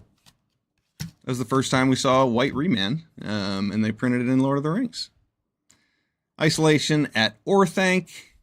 I always really liked the art on that one. You can see Gandalf isolated at the top of the tower. We have Fires of Orthanc. Cast into the Fires of Orthanc. This is a lot of themes going on here. And then Pippin's Bravery, of course. Yep. Pippin's the man. Many Partings. We like food. We like basic lands. This card was really good. It was totally first pickable in the set, too, because you knew green was good. And it helped you stay open. It was one of the only forms of fixing for Lord of the Rings set. Light's too strong? Yeah, you're right. Light is too strong. Okay, here's another throwback card. Stitched Together. That card's fun. We remember Stitched Together from our Elder Dragon Highlander decks when we didn't have that many good reanimation options. I definitely played that in my first EDH deck. Well, the first black one. Well, yeah, now it's Commander. No one's playing. Stitched Together was in Mimoplasm. You're totally right, actually. Saruman's Trickery. This card was quite good. A cancel that makes a 1/1, unheard of. Really awesome. What else we got? Delighted Halfling. That's a good rare. That's a good card. It's actually like a modern card, isn't it? What's Delighted Halfling? Is that worth anything these days? All right. It's like a $10 card. I'll take it. Delighted Halfling. It was also very good and limited. What else do we have? Elvish Mariner. Wait, I don't even know what this is. Whenever Elvish Mariner attacks, scry 1. Whenever you scry, tap up to X target non-land permanents, where X is the number of cards looked at while scrying this way. I have never seen this card. I have played Lord of the Rings so many times, and this is the first time I've seen this. All right. That's cool. That's a very cool card. Wow. Okay. Oliphant, another card. We got a Dunedain Rangers. We've got a Shortcut to Mushrooms. Always good to find a shortcut to mushrooms, especially when you like mushrooms. We've got this blue-black card, Ring Sight. I don't remember it being very good. Now, this was a good card. Easterling Vanguard, 2-drop, replaces itself when it dies. Yeah, Stalwarts wasn't very good. The 5-drop, 4/3. Sometimes it did some work. It occasionally attacked in. If you needed that one extra ring tempt you trigger. Bombadil's Song was awesome. All right. So far, we've gotten a Delighted Halfling. Cool blue elf I've never seen before. Oh, that's a commander card. And it's in a set booster. That's why I've never seen it before. All right, we got another pack. This is pack number 5. We have food.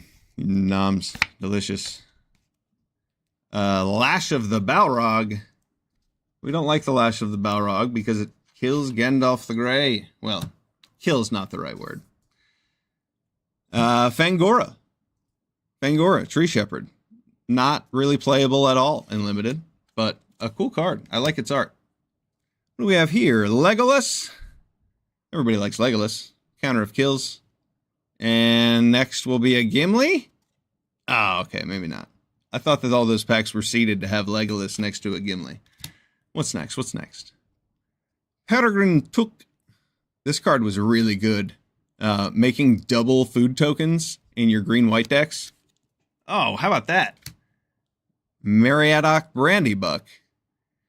An excellent creature. You just needed to attack with your halflings, and you'd make a food.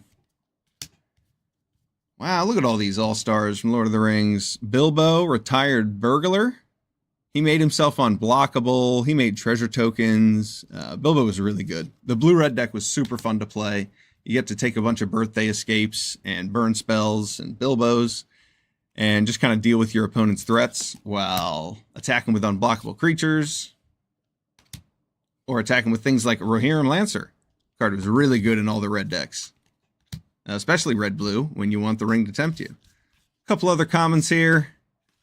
And a foil plains. Ooh, shiny. All right. We've got 5 more packs to open for this celebration of my first 10 subscribers.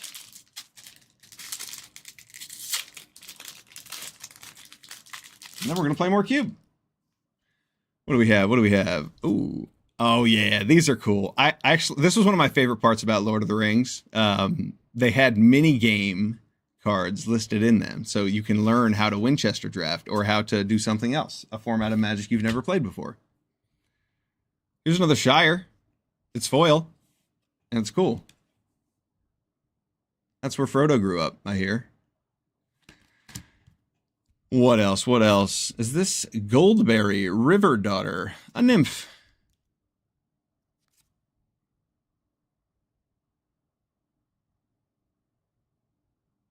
I don't remember playing with Goldberry in Limited, so I don't have much to say about her.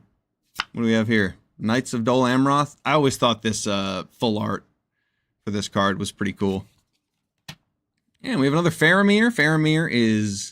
That's our third Faramir, followed by our second Strider and our second Eowyn. This pack is starting to look a bit too familiar. It has the same exact order as that other pack that had Faramir, Strider, Eowyn, and Reprieve, right? Yeah. Sometimes that happens. This card was good. Westfold Rider. Esquire the King, also not bad in Limited. Knights of Dol Amroth filled a role, but it was kind of a niche card. Wasn't that good.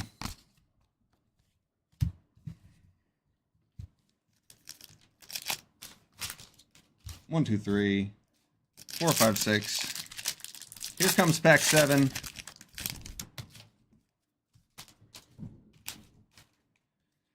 Treasures. A Haradrim Spearmaster. That card was actually quite good. Oh, wow. Talk about a limited bomb. Aragorn, Company Leader. This card was so good. You just tempted a creature and then gave it lifelink or gave it vigilance, or death touch or first strike. Any of the Atraxa abilities.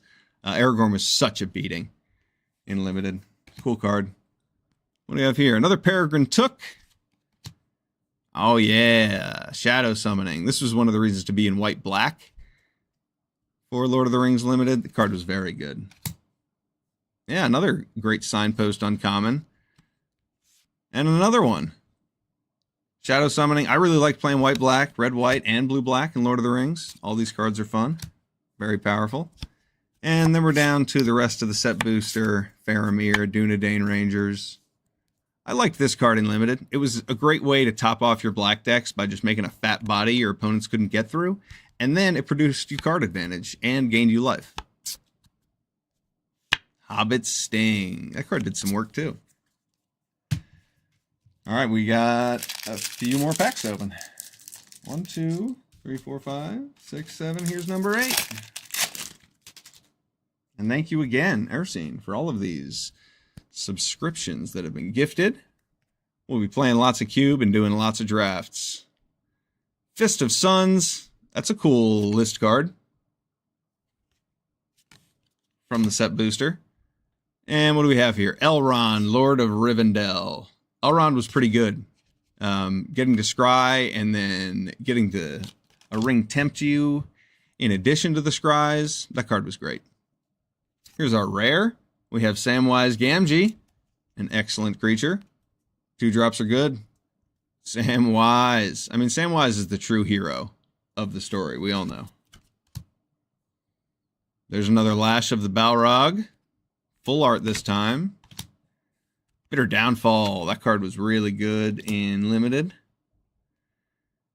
Rangers Firebrand. Talk about another great Limited card. That's what you wanted to first pick. Play blue-red decks with. Oh, a bunch of good removal in the set booster. We've got a Golem's Bite too. And a Gimli's Axe. Gimli's Fury. Gimli Things. Another Dwarf. I don't remember seeing Gimli eat any Lembas. But he probably has. Generous Ent. Alright, that pack was cool. We've got 2 more to go.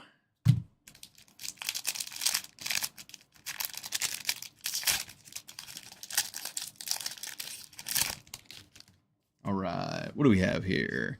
An art card. Now that is some cool art. The Palantir, I believe. Alright, what do we have here? A Ballistic Boulder. Yeah, this is one of my favorite tokens. The Trebuchet created it whenever you attacked with a goblin or an orc or a... Yeah, goblin or an orc, and you would make this 2/1 flyer that died at the end of turn. That card was actually quite strong. Escape from Orthanc. Very cool thematic card. Oh, and we have Barad-dûr. Barad-dûr with 2 Shires. Very cool. Ooh, a Nazgul. Which art for Nazgul? I think I've seen that art for Nazgul more than any of the others. But we like Nazguls. They're friendly, benevolent creatures. They're just trying to find a place to hang out with their hoods and their horses. They're really just misunderstood. Ring Sight. What else we got here? Fiery Inscription. That card was really fun to play with in Limited, especially if you got it early. Very rarely in Limited environments is a card like this viable, where you have to cast instants and sorceries to burn out your opponent. But it was actually pretty good in Lord of the Rings Limited. A few other cards here to finish it off. Making Foods. All right. One more pack before we finish off this red-white cube run. The boulder is conflicted, indeed. All right, what do we have? What do we have? Who's that? Who's that? Is it Sam? Is that full art for Samwise? I don't know. I don't know, but it's cool. And let's take a look at the pack. We have a Human Soldier. A Nasty End. You know, I valued this card a little bit more highly than I should have early on. Drawing 3 cards off of 1 and a sacrifice is pretty strong, especially in response to removal. This card was really good because your opponent wanted to get rid of the legendary creature that you had, but it kind of underperformed compared to a lot of the other commons in the set. There and Back Again. Now that is a good card. Make yourself a Smog after the 3rd turn. You had to make it so something couldn't block. You get to search your library for a mountain to curve into things. That card was such a beating in Limited. Pippin's Bravery. He does look rather brave there. Goblin Fire Speaker. Yeah, I wasn't a big Fire Leaper. I didn't like that much because it couldn't hit players. Now this was a card. This card was so good.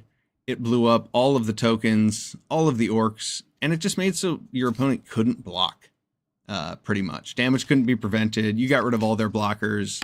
That card was wild. Another red Wipe the Boardy card, Foray of Orcs. That card was excellent. What else do we have here? Barrow Blade. It was good enough because it was a 1-drop. Equip for 1. +1/+1. Those are always playable, but this one wasn't excellent. Frodo was rather excellent. It was a really great card to start with because you could get a bunch of legends and just tempt the ring every turn. And that's 10 packs. We got some cool cards. We got a Barad-dûr. We got There and Back Again. We got a Foil Plains. We got a couple Shires. All right, let's adjust this and jump back into playing some Cube Draft.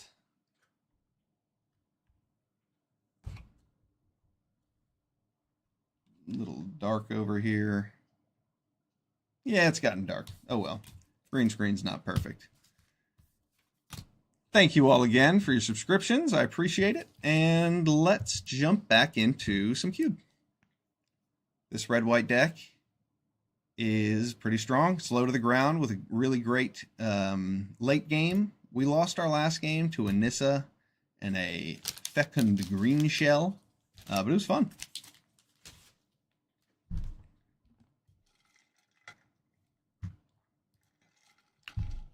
Oh yeah, can't forget Bilbo. Of course. We also got a Bilbo.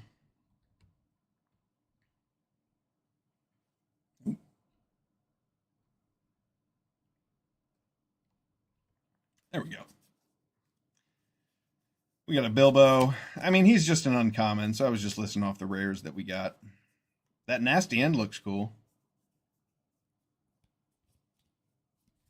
And the alt art for Rosie Cotton of South Lane is excellent.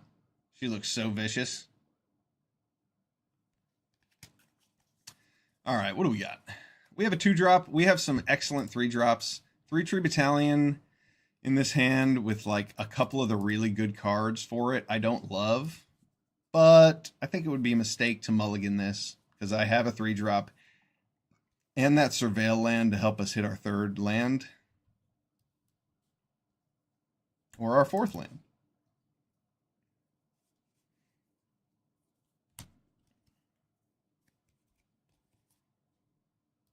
Get out Kellen. Some people feel like they have to answer him because he does produce card advantage. Our opponent playing Smuggler's Copter on turn 2 is not my favorite thing to see. That card is very good.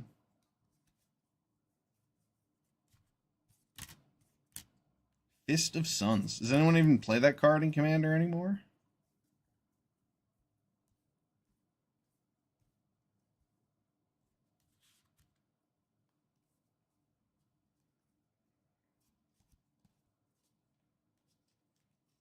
All right, our opponent is ramping after their Smuggler's Copter. I like that more than them attacking.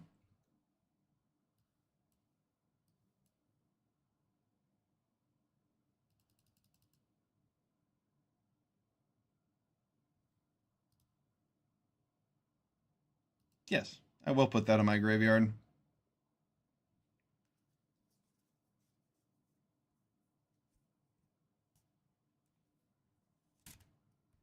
Tyvar. Oh, and Tyvar can animate the Smuggler's Copter to make him indestructible. That's pretty cool.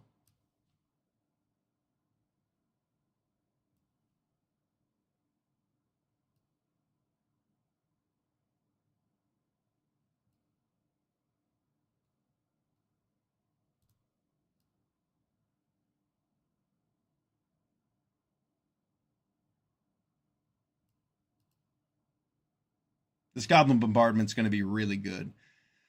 I'm more interested in playing 3-Tree Battalion, though, and next turn I can Goblin Bombardment and Evangelist, and I'll have enough to blow up all sorts of things.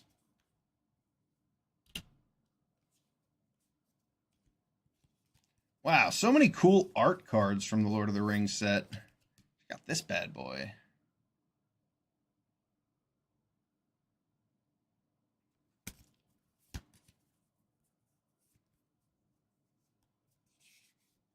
All right. Well, I wasn't going to be drafting with those set boosters anyway, so glad we got some good use out of them. Oh, a Springheart and Nantuko on a Menagerie Curator. Well, it seems a little low power, but seems pretty cool. He could end up drawing a lot of cards off of that if it survives.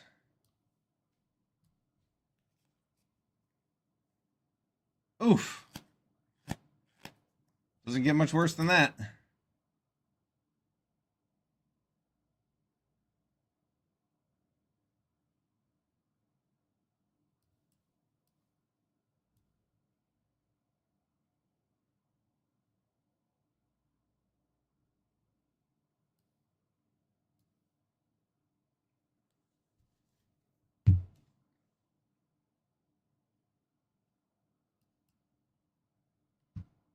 Yeah, I'm absolutely just going to kill his Menagerie Curator before he draws any cards off of it.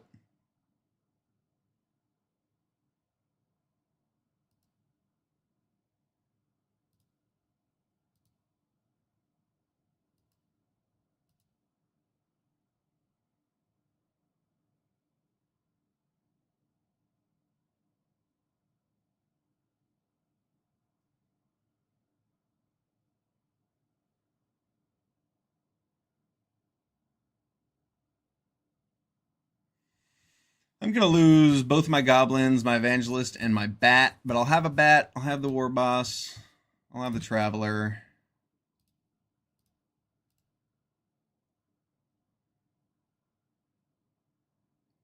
We'll get a damage in. I think this is worth killing because otherwise he's going to make far too many Menagerie Curators. He's going to make too much mana. He's going to draw too many cards.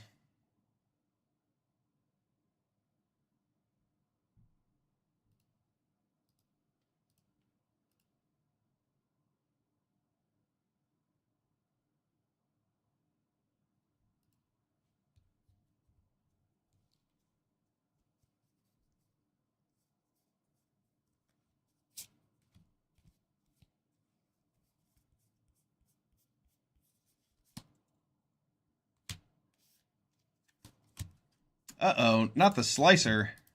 What's the Slicer take from me? My own 3-tree battalion? Oh no, he only spent 4 mana for it. That doesn't happen a lot. I just kind of assumed he would have spent more. Oh, I should have paid attention. This was a 1/1. I thought it was a 2/2, honestly. That's why I didn't do that at his end step. Yeah, that was a mistake. He's going to get a couple free 1/1s there. Whoops. I was looking at Lord of the Rings art cards.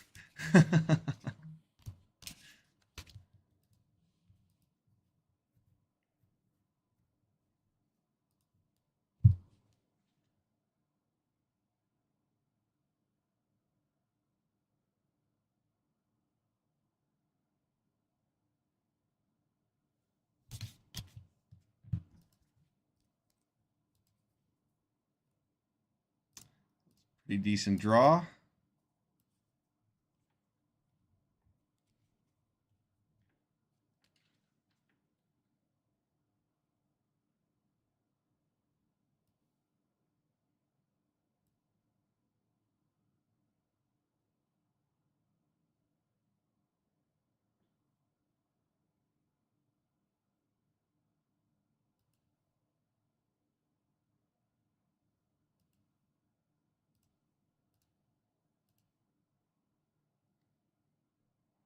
If he tries to crew the copter, I'll just blow up a token.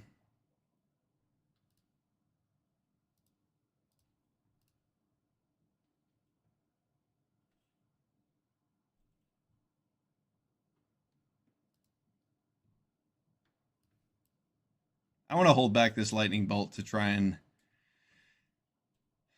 do something fancy.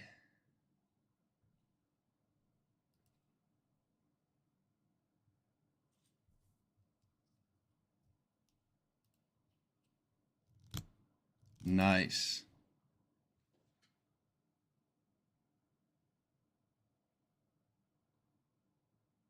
Ocelot Pride does not attack into Tyvar very well.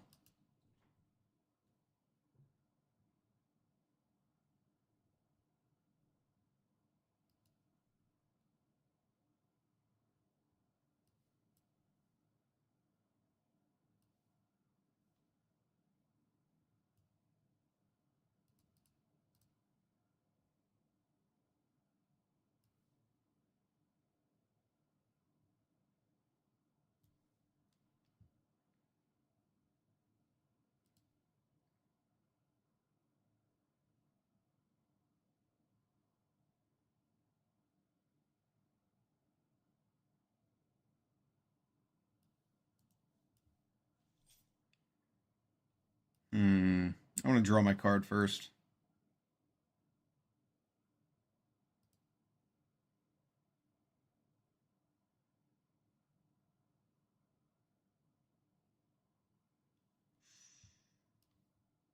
Ooh, I guess I'm not going to play the lightning bolt this turn.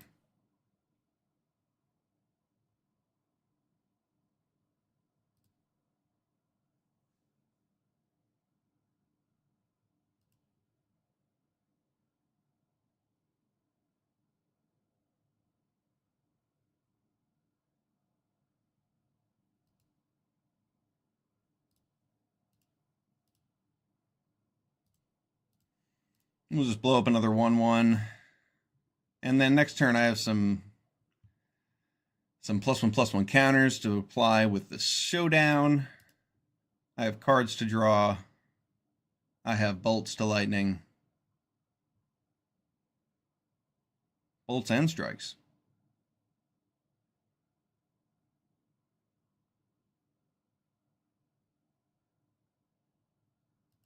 It's a good card. It's a very good card for our opponent to curve out with.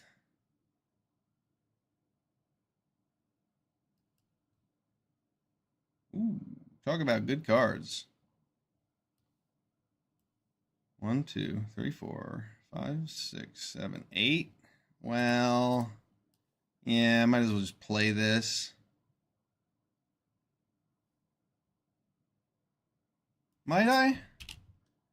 Or do I want more +1/+1 counters? I want more +1/+1 counters, honestly. Yeah, let's do that. Let's impend this because I just want to make my flyers bigger and my creatures bigger.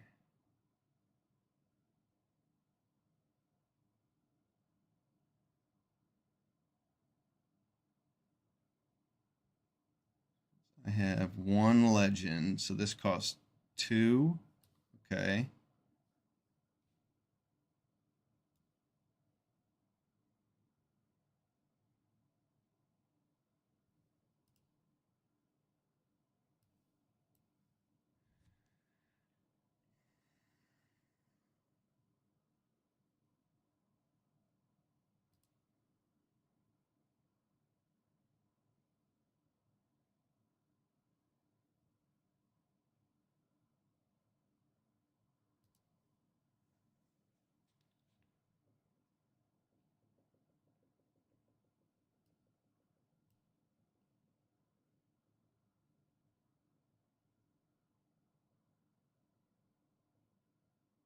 Did he tap out?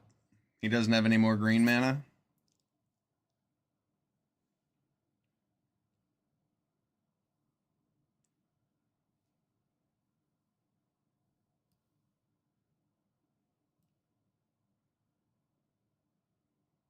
I don't want him getting another 5 life.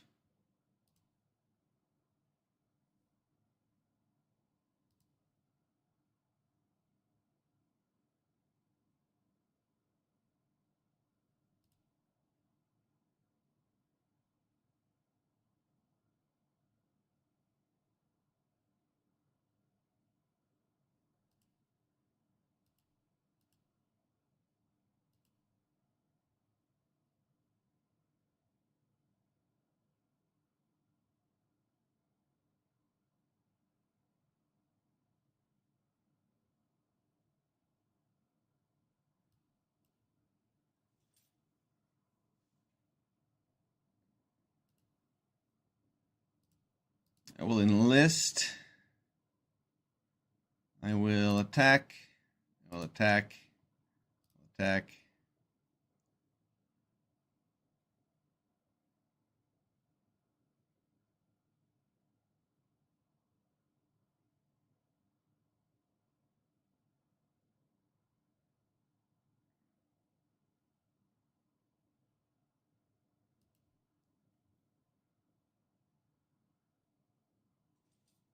Oh, wait. Undo, undo, undo, undo. I want to attack with this. I don't want to attack with that. And then I'm going to enlist. This? Nah, this one. Make him a 5/4.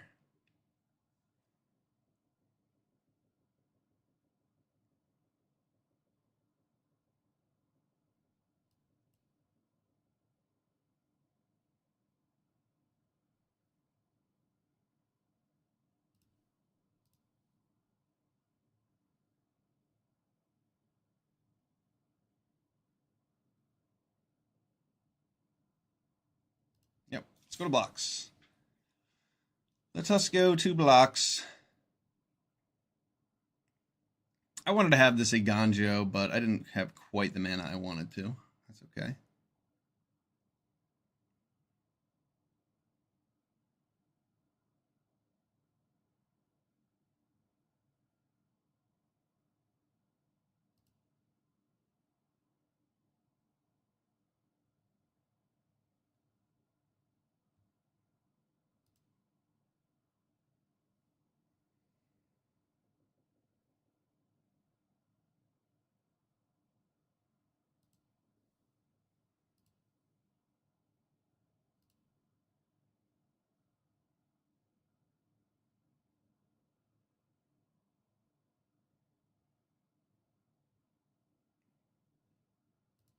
and I'll gain life with Enduring Innocence, so at my end step I can make a 1/1 and a copy of one of these flyers.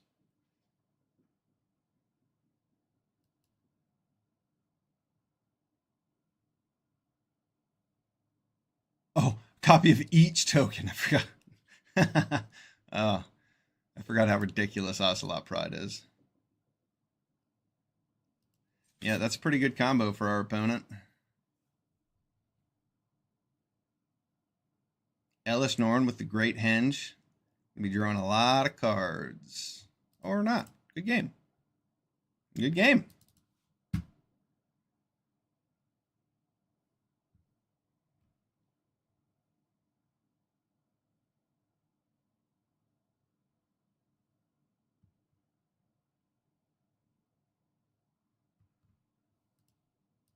Nice. All right, 2-1 with this red-white deck. Let us continue.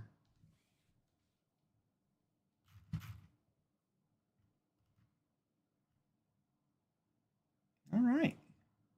Achieved my goal of 10 new subs today after reaching affiliate yesterday. This is awesome. Thanks, everybody. I'm having a blast.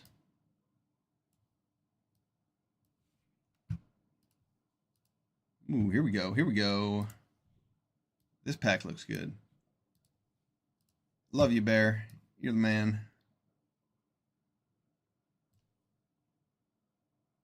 That's not a 2-drop, but that's okay. We have a nice strategy here with our Smuggler's Copter. Ooh.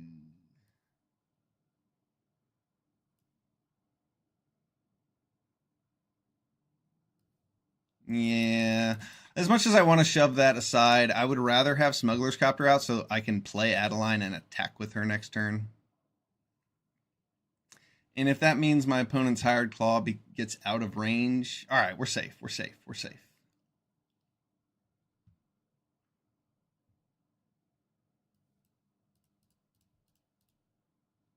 Get that Sacred Foundry.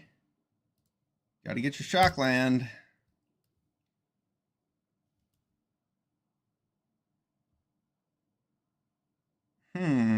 What's going to be better here? Having the blockers or having Legion War Boss? Legion War Boss is something he can actually kill with a 1-drop removal spell, so let's just do this. Do I want to draw a card and discard a card? I guess so. I don't really need the War Boss, do I? The War Boss helps me curve out pretty well, though. Maybe I just ditch a Hell Rider. This is pretty awkward. War Boss with Shove Aside next turn is probably worth more than a Hell Rider, and I don't want to get rid of this land.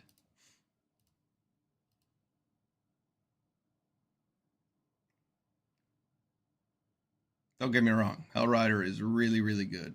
I didn't feel great about that, but this looks good. This looks very good for us.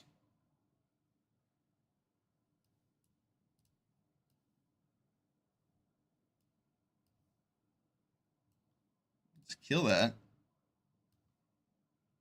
Play this.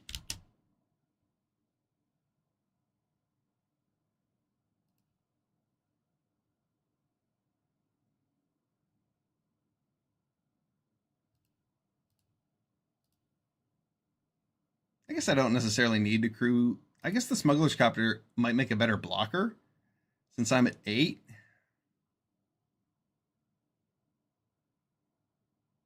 Yeah, I'm going to leave back the Smuggler's Copter as a potential blocker so he doesn't. I don't know. I'm at 8. He could have all sorts of tricks. He could just like play an Embercleave after attacking with both of his creatures. So we want to leave up blockers.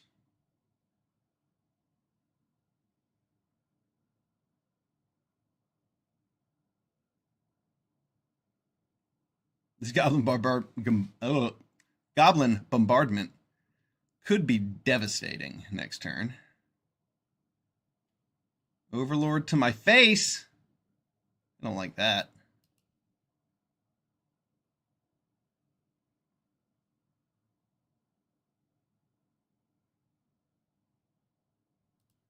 Nice. Yeah, well, let's see what I can draw. Oh, well then.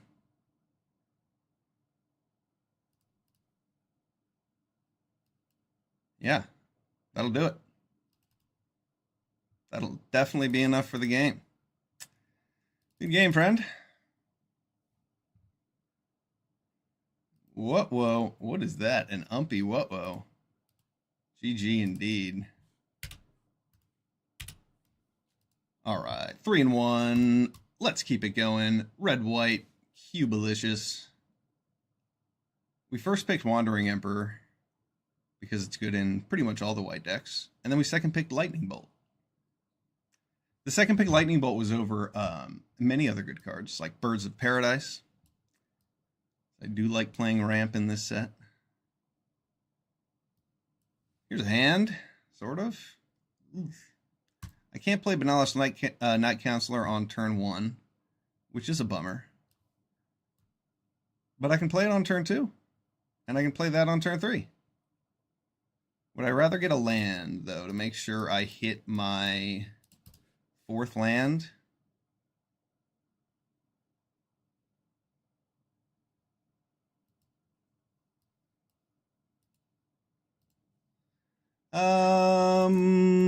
I like Adeline, but I'm gonna keep her on top. I think we'll get our 4th land. That's gonna be a good way for us to curve out. I want to do something on my 3rd turn, and if I don't have Adeline in hand, there's a good chance I don't have anything to play. Excellent. And we got a land too. I'll play that one just in case.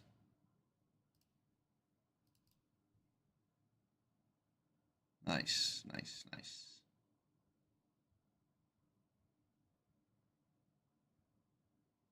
Just imagine if we played a 2-drop.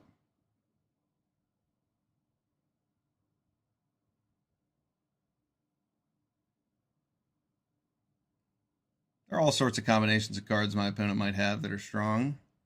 That's not necessarily one of them.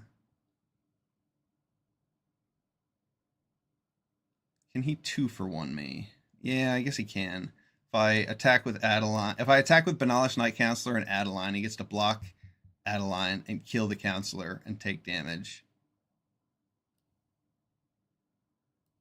But if I just attack with the Night Counselor, he only gets to blow up a 1/1.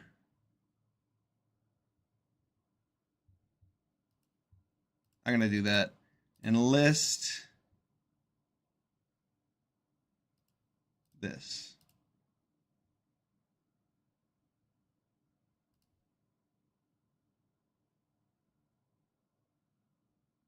Oh.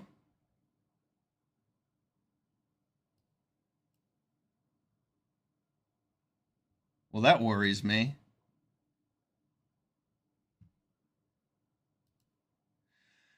I wanted to play Overlord of the Mistmoors, but since he didn't block there, I'm going to keep up 3 Tree Battalion and Lightning Bolt in case he tries to like Pyroclasm here. Because Pyroclasm would be a pretty cool answer. He'd get to blow up the entire board, kill my Adeline, and keep his Screaming Nemesis.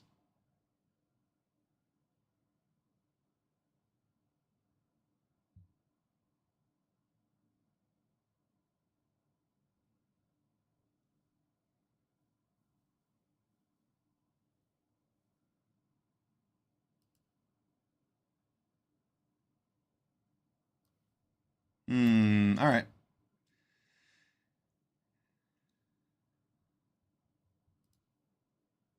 Yeah, that's not the best card to hit with 3 Tree Battalion.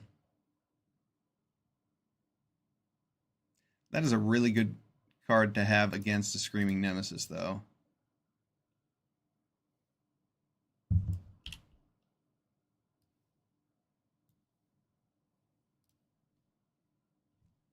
I guess I will keep up.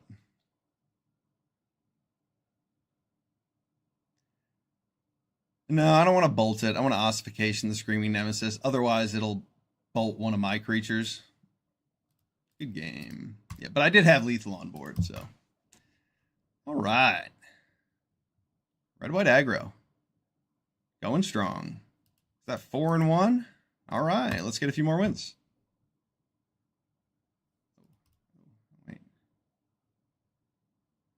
I know we're at an ad break right now.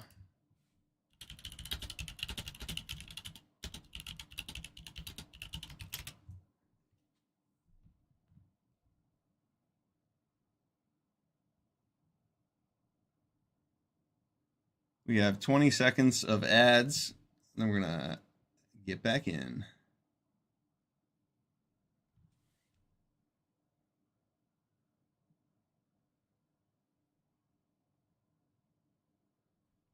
And in 3, 2, 1. Welcome back from your ads. All right, let's play some Magic. Thank you for watching those ads. I appreciate your patience.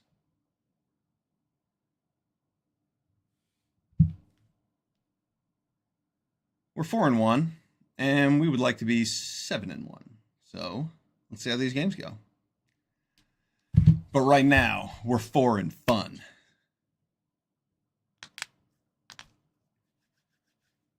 I have mana, I have a copter, I have things. I like this hand, sort of.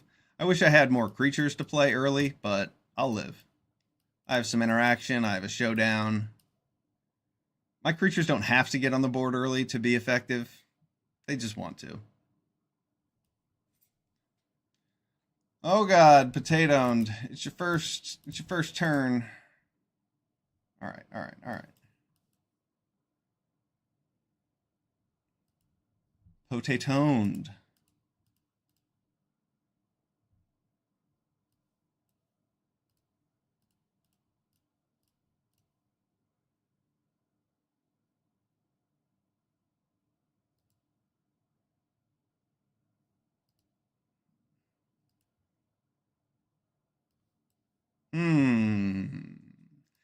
Well, this hand's not shaping out very well. Did our opponent not have a play last turn? Maybe they have a 2-mana counterspell that they want to keep up. They just wanted to make it look less threatening. Oh no, he only has 1 land. Okay, that's good. Now we get to play Showdown of the Scouts unless he has a Spell Pierce. No Spell Piercings.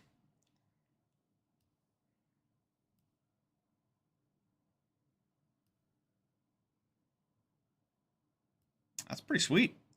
I can play both of those cards next turn.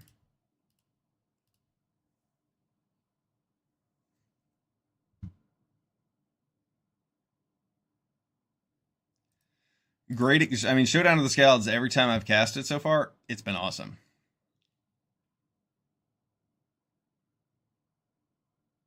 Key to the Archive. Yeah, it's a good card. Doesn't perform nearly as well as you might expect just because everyone plays it. It goes in every single deck, so it goes in the losing decks, it goes in the winning decks. It doesn't have as high of a win rate because of that. That tends to happen with colorless cards in draft sets.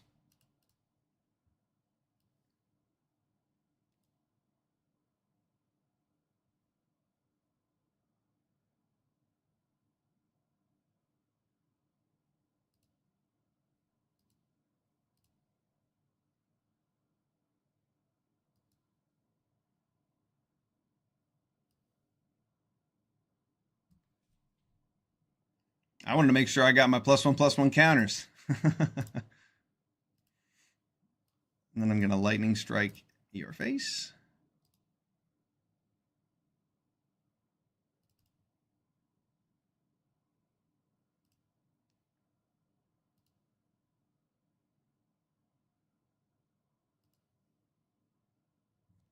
All right. See, our creatures are good on turn 5 and 6. We don't need them on turn 2 or 3 or 4.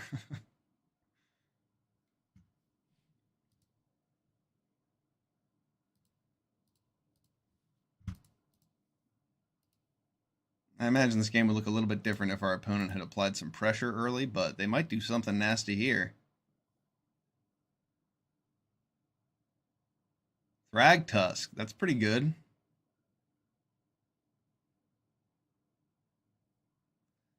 Create a token that's a copy of the exiled card.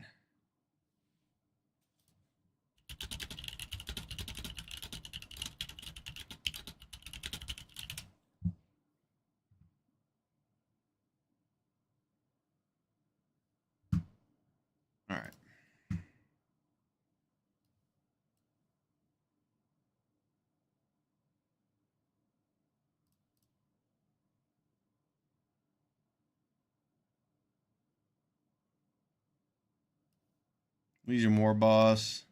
Animate.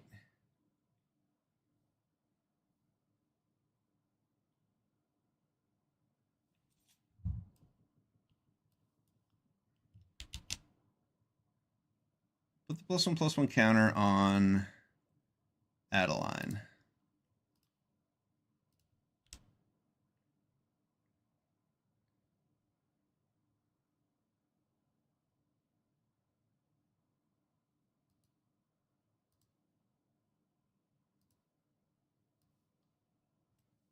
Goblin Bombardment. We'll put a counter on this thing. How many more spells am I casting?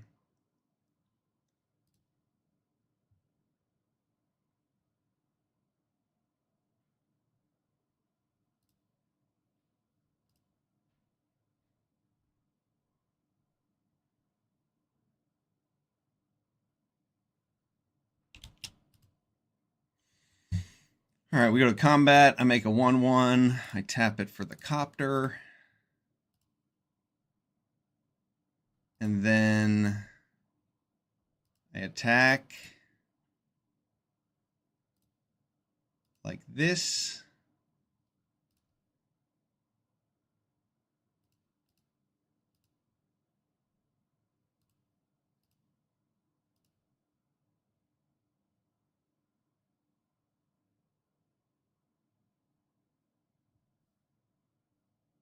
Seven, 8, 9, 10, 14. Okay, what's he going to do with his Verdant Catacombs, I wonder?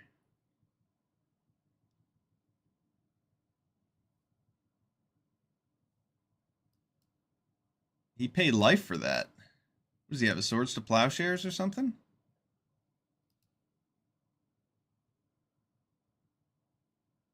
Path to Exile.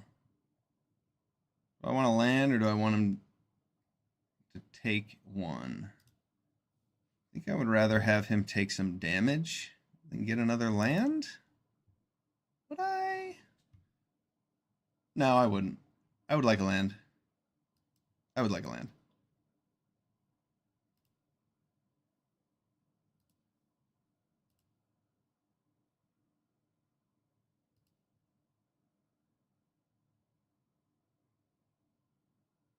I kind of wanted to animate my Mutavault to put all the +1/+1 counters on it instead.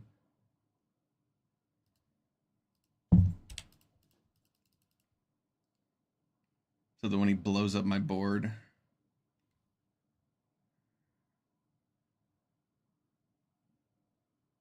I have something bigger than a 3/3.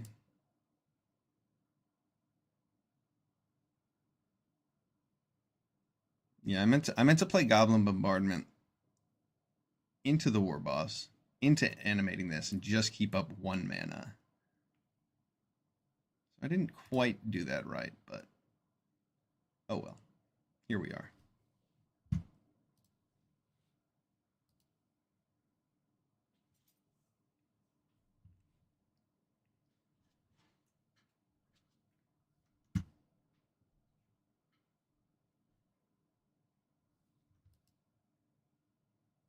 There's the DOJ.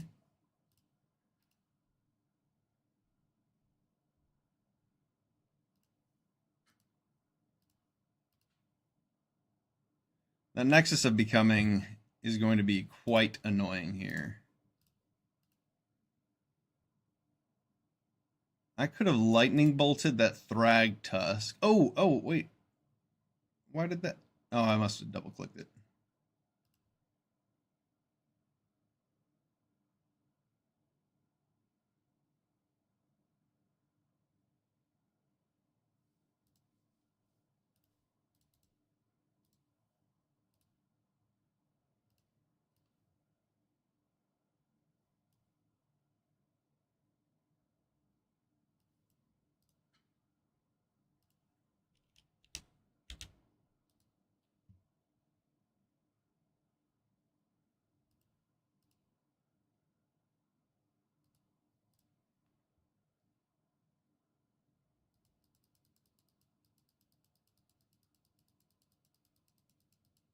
More answers. Oh man, imagine if I had the extra +1/+1 counter 2 on there. Oof. Yeah, I didn't play this correctly. I could have put that +1/+1 counter on there last turn if I had tapped my mana differently.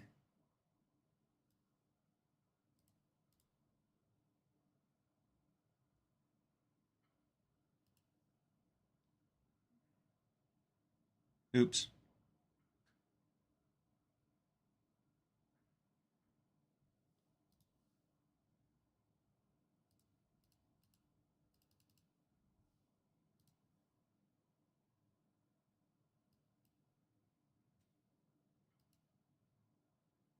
I like map tokens.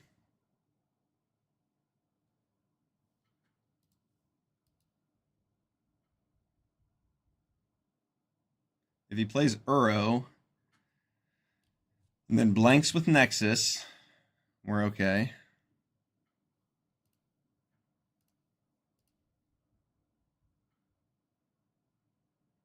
Yeah, I needed to make that Mutavault bigger with those Showdown of the Scalds triggers. I really meant to. But whoops. Alright. He's got an Uro. Does he have a Nexus creature?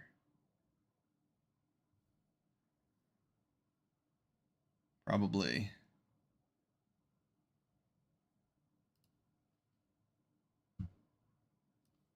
Oh, hello. Hello there.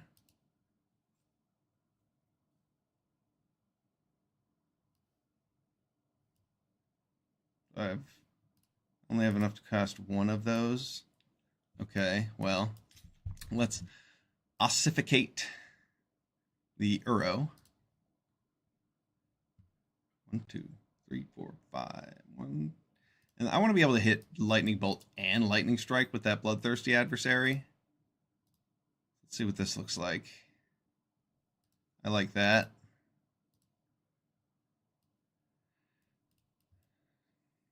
Let's get rid of this blocker to get our opponent down to 8. 9. No, they'll be down to... Yeah. They'll be down to 8. Oh, no. They'll be down to 7. Even better.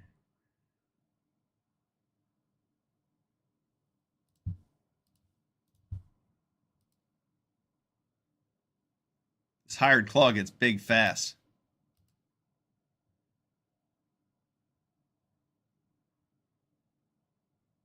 So he either has to answer the Hired Claw. Now that's an answer for sure.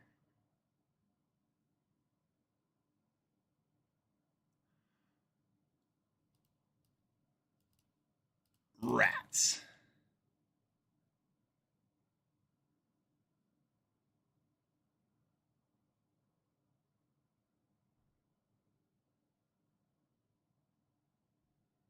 Did he get another creature? That'd be a little too lucky. I don't think I could compete with another creature. Oh, gosh.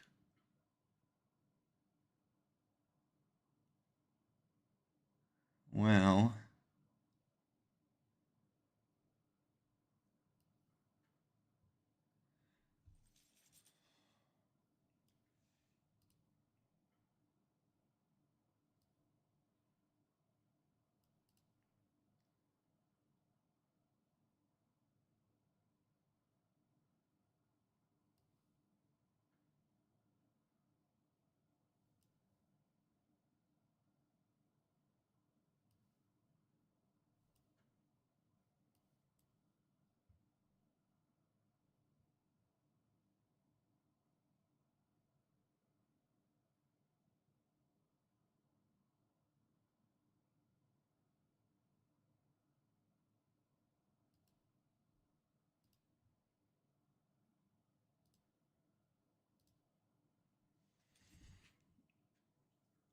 All right, so I can Lightning Bolt the Inferno Titan, and I can Lightning Strike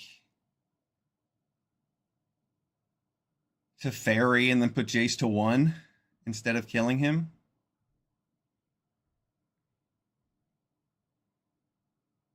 No, wait. I kill Inferno Titan, and then I just kill him.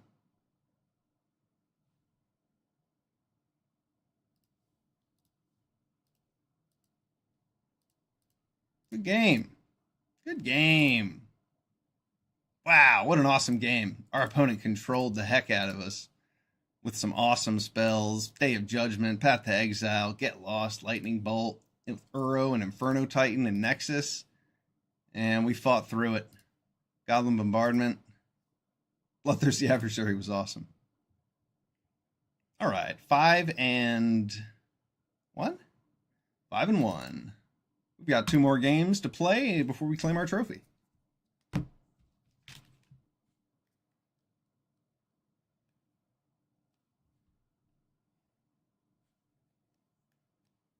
Uh-oh. An ad starts in 30 seconds. Let's snooze that. Opponent goes first. If I was going first, I'd like this hand a little more. I have 10 red sources. I can keep this.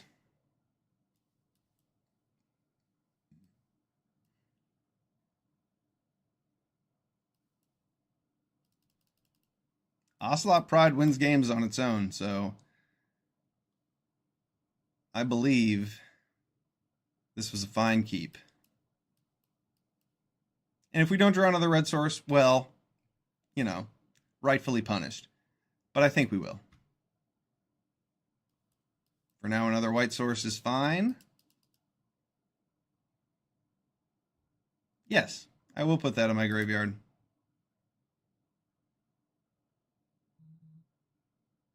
This is quite an explosive start. Our opponent had to use their 3-drop to kill our 1-drop.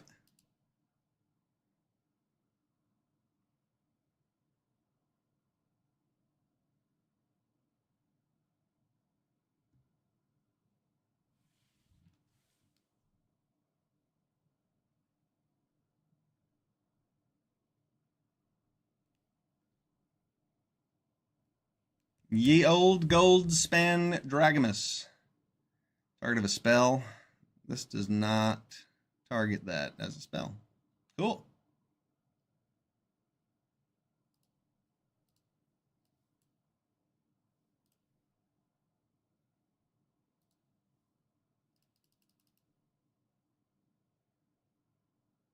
No, I would like to keep that right on top where it is. I could very much use that Wooded Foothills. Though I'd probably be in okay shape without it. Taking a look at this board state. Good game. Ocelot Pride on turn 1. Into a 2-drop. Into a 3-drop. Curving out. White does a great job of curving out in this cube. 6 and 1. Let's claim our trophy. One more win.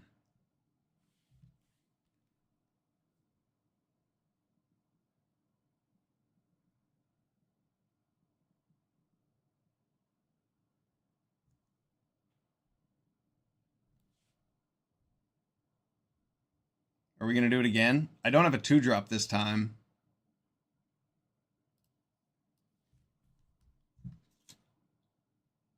No!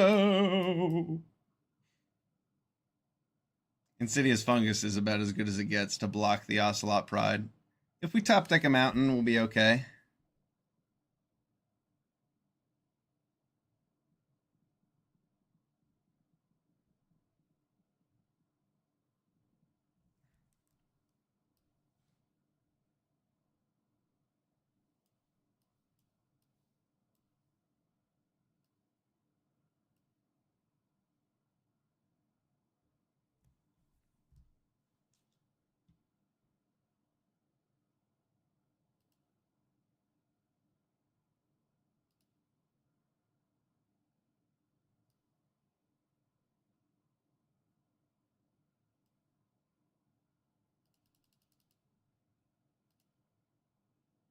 Dang.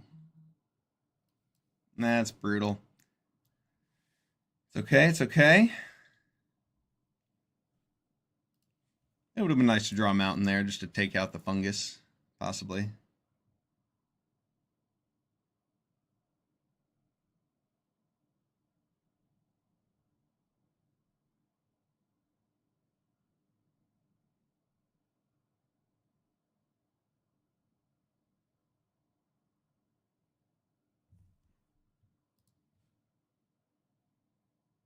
Green shell.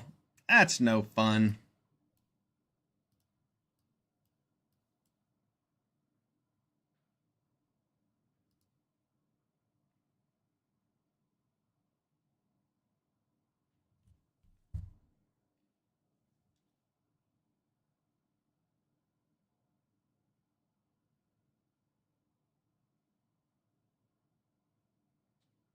Getting that green shell value.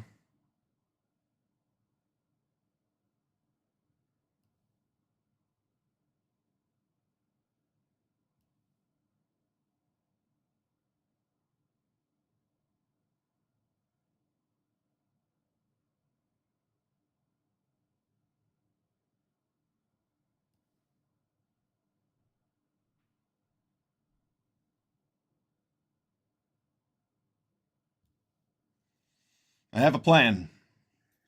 I don't know if it's a very good plan, but it's a plan.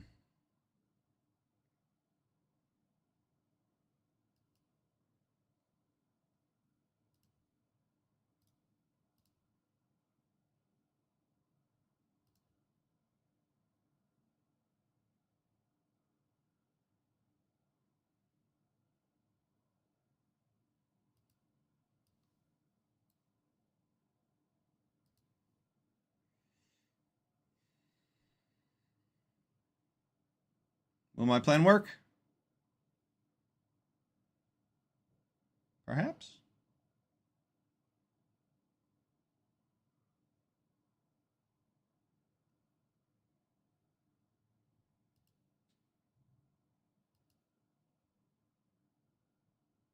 Excellent.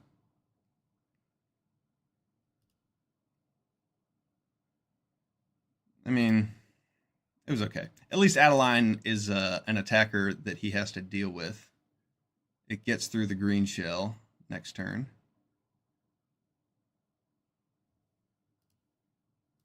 Oh, or not.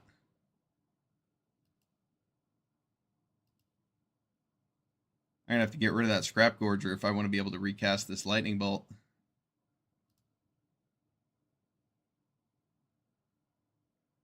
That was a good play.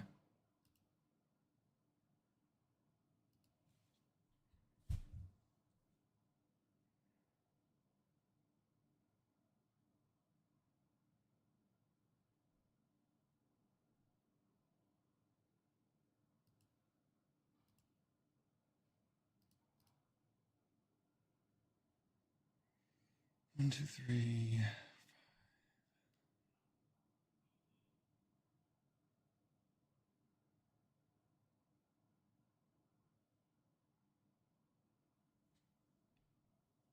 I guess if I do Hired Claw, I can pump and a Ganjo.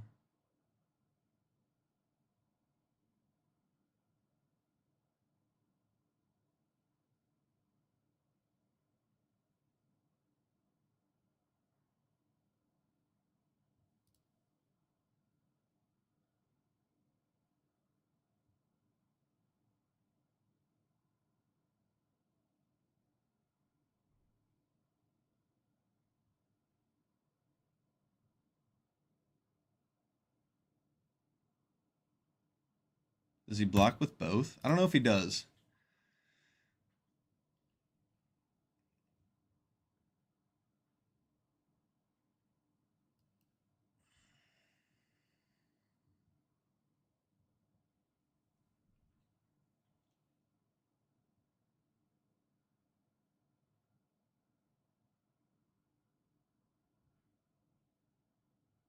I want to kill that green shell.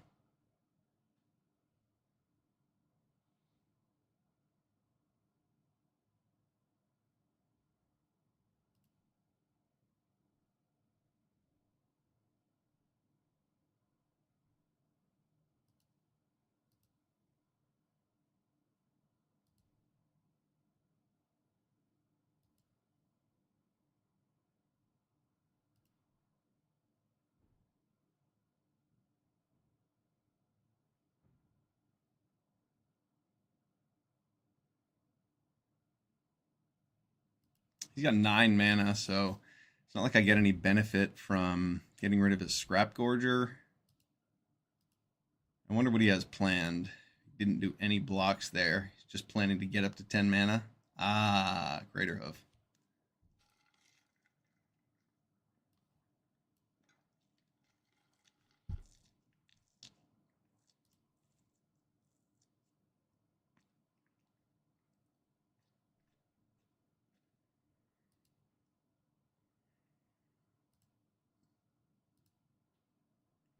One, two, three, four, five, six to block with, and he's got 17, 29. If only the Siganjo could hit this thing, I'd have enough.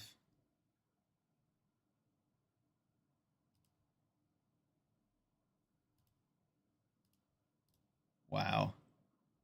Untap for Crater Hoof. If I don't attack with Hired Claw, do I have enough? Probably not.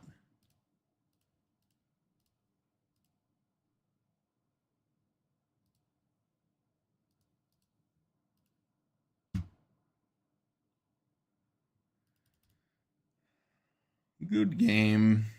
Crater Hoof gets us. Yeah, we could have not attacked with the Hired Claw and still been dead. Yeah, our opponent had Crater Hoof a turn sooner than we could deal with. That was a good game. Good game. Crater Hoof is a great way to finish games. And I could not have stopped it by blowing up his Armored Scrap Gorger. I just had to hope that he would make a block there. It's a shame that I was at 4 life. It seemed like there were some things I could have done to keep that life total higher, but I mean, I was at 19. I only lost a life from the wooded foothills I cracked. There must have been something else because I gained life from the Ocelot. Oh well, good game. Good game. One more. Let's get our trophy. This hand's okay. I have removal. I have 1 white source. Only having 1 white source with these 2 cards in my hand doesn't look great, but we have Shove Aside and we're on the draw. I'm happy with this. Obviously, we have a 3-drop to play.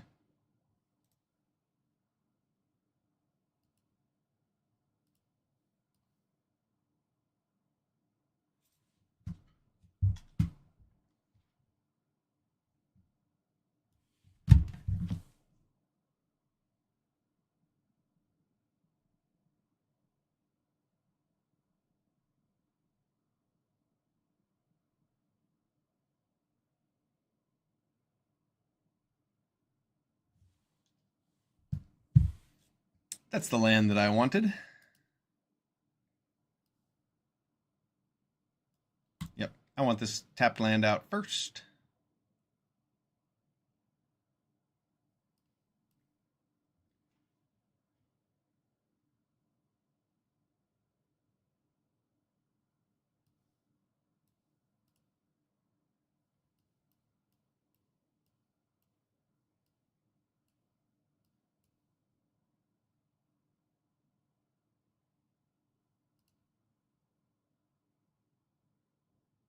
I've got some options next turn. I'll probably add a line into the open mana because I'd rather have a Sanguine Evangelist on board. He can counter that if he likes. Oh, that hurts. Getting away his Mana Tithe. This guy's playing a real American control deck, even with Mana Tithe in it. That's funny.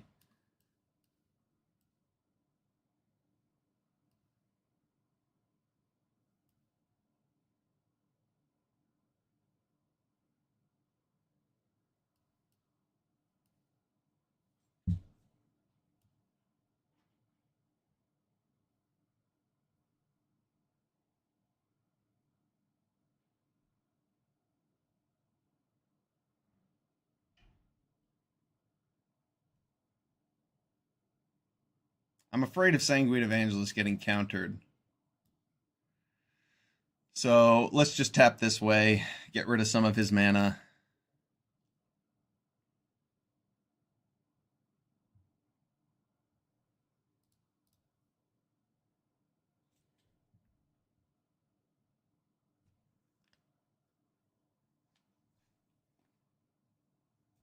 You don't want your control decks to have extra mana.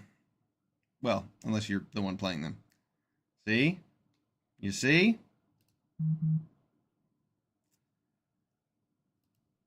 I don't feel great about my decision, though. I should have just played the Sanguine Evangelist, baited out a counterspell, I suppose, but I'll get another chance.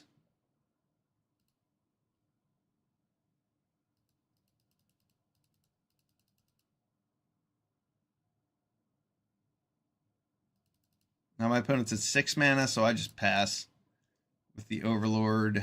I'll just pass with 3 Tree Battalion up.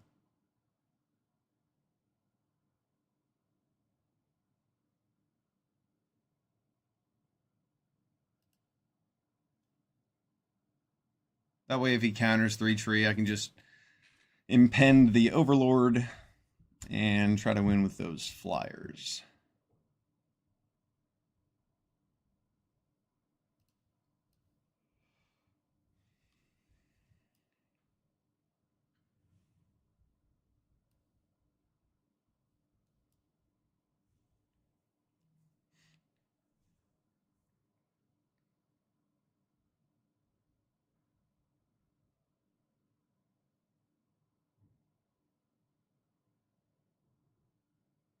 Can I see a creature this time? It whiffed last time I cast it with this deck.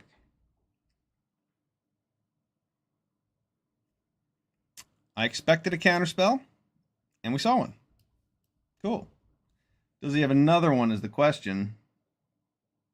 And he has enough mana that he might. And I don't want this Overlord countered. You know what? That took him so long to decide whether or not he wanted to do it.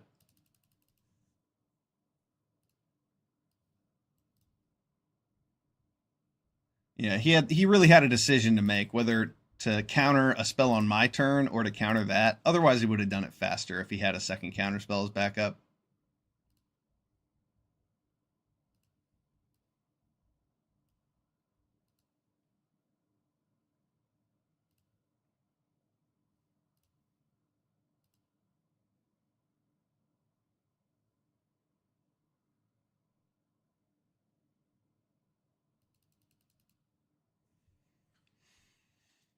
Attacks. If he doesn't block, that means he really wants the treasure, and then we'll just kill the goblin. But I don't need to use these removal spells on that. He has at least one creature I'm going to want to kill with my shove aside, and I'd rather lightning bolt his face.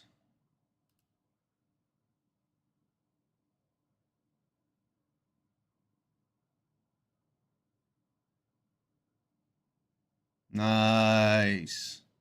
Wow. What a rip.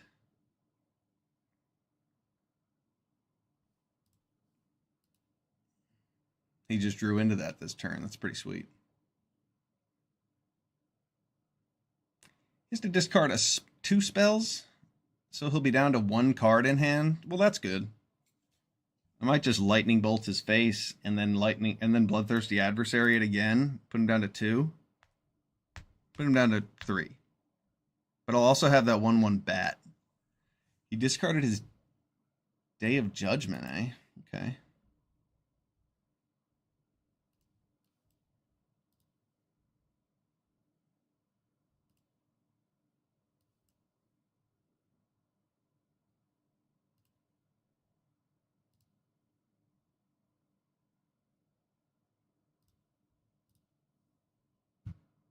Put him down to 2.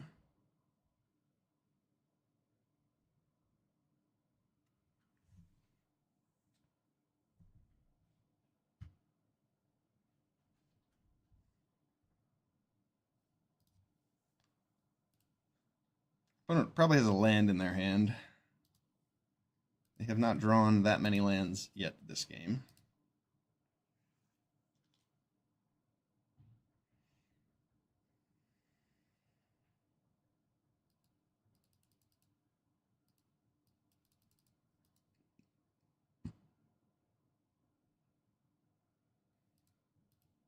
Oh!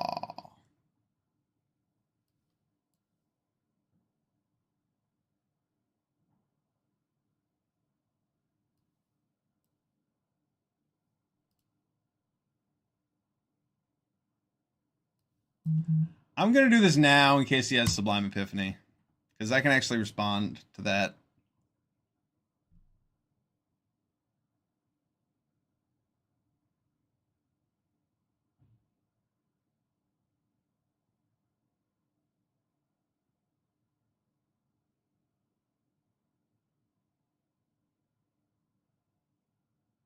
Oh, that's a 2-2. Should have just attacked first.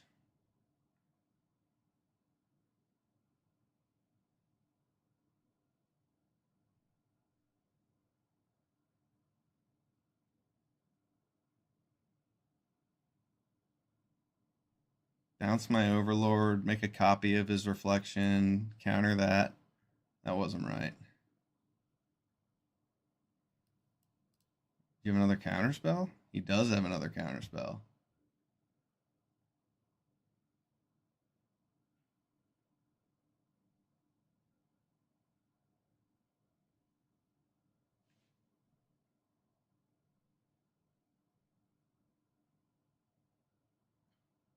He does not have another counterspell.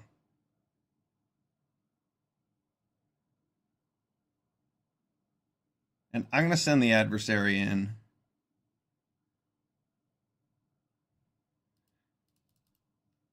I don't want him having 2 reflections out. That sounds dangerous.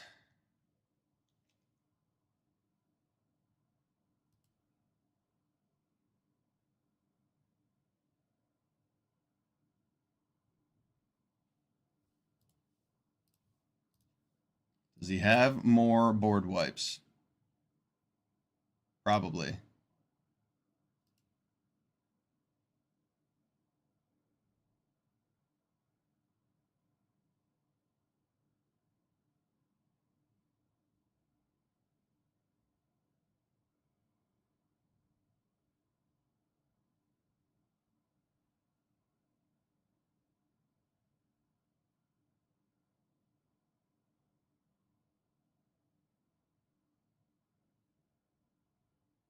He gets to ill-timed explosion again.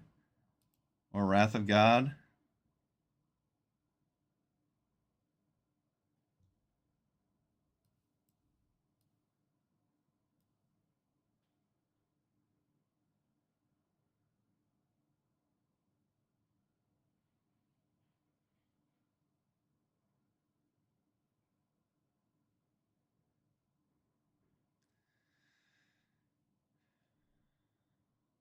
I think the chances my opponent has an answer are pretty high, but we have a lot of good top decks.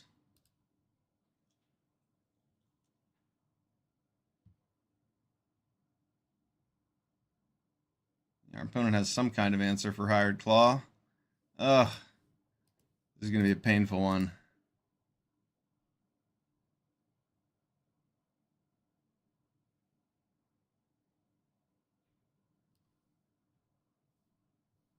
Well, let's see if he has 2 answers.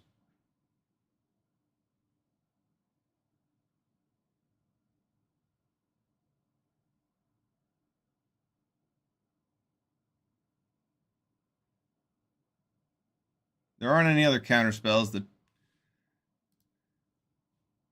bounce another card.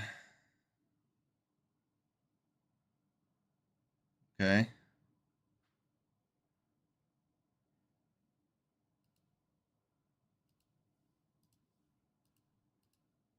Is another answer? Wow.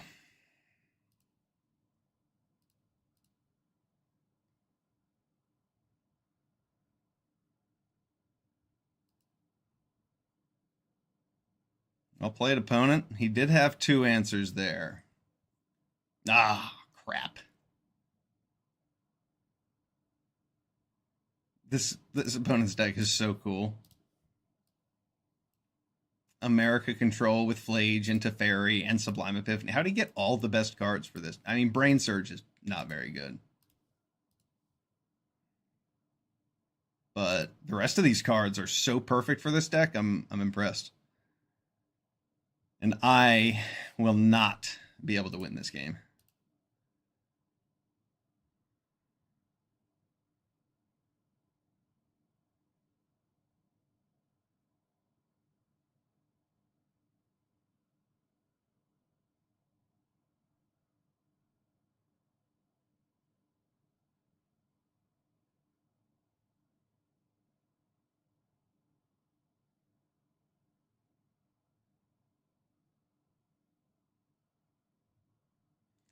Going from 6-1 to 6-3 here. I'm not going to concede, but I'll just have to wait and wait and wait and wait and wait and wait. My opponent's playing control, and they're slow, and they're thinking.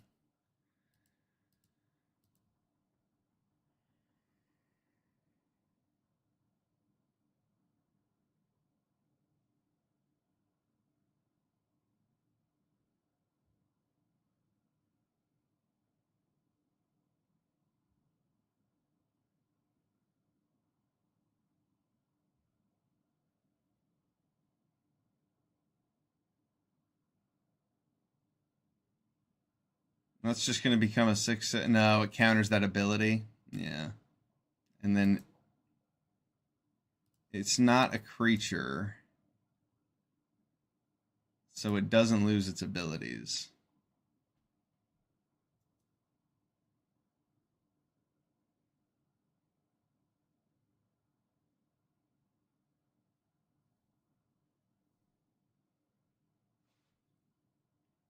We're going to need a top deck removal for Flage or the game's over. And our opponent had perfect cards for this. That Sublime Epiphany was too good. I could have played better around it. That was actually really stupid of me. I have no idea why I played that shove aside when I had good attacks first.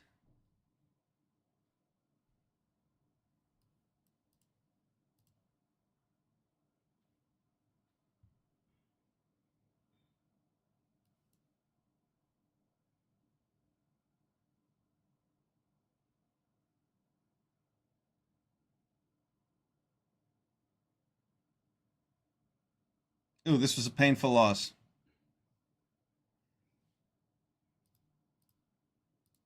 Way to go, opponent. You stopped us from getting our trophy. Nice. Nah, some lucky top decks, for real. That ill-timed explosion to get rid of our whole board into the Sublime Epiphany when he had nothing left. Into the double removal spell when I top decked the answer. What a game. What a game. Sometimes your opponents get a little too lucky for you.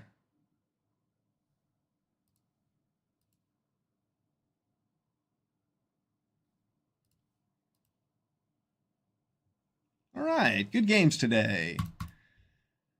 Excellent drafts. What do we go? 5-3 with a core set and 6-3 with this. Yeah, we should have gotten a trophy. We should have won that game. I did make a small misplay, but shit happens. I'm better than that. And check me out tomorrow for some more drafts. We'll get a couple more trophies and make even fewer mistakes because I'm good, but I keep getting better the more I do this. And I appreciate everyone who's here to support me. 6-3. We had fun today, and we'll be back tomorrow. Thanks a lot. I'm Felonious. Peace.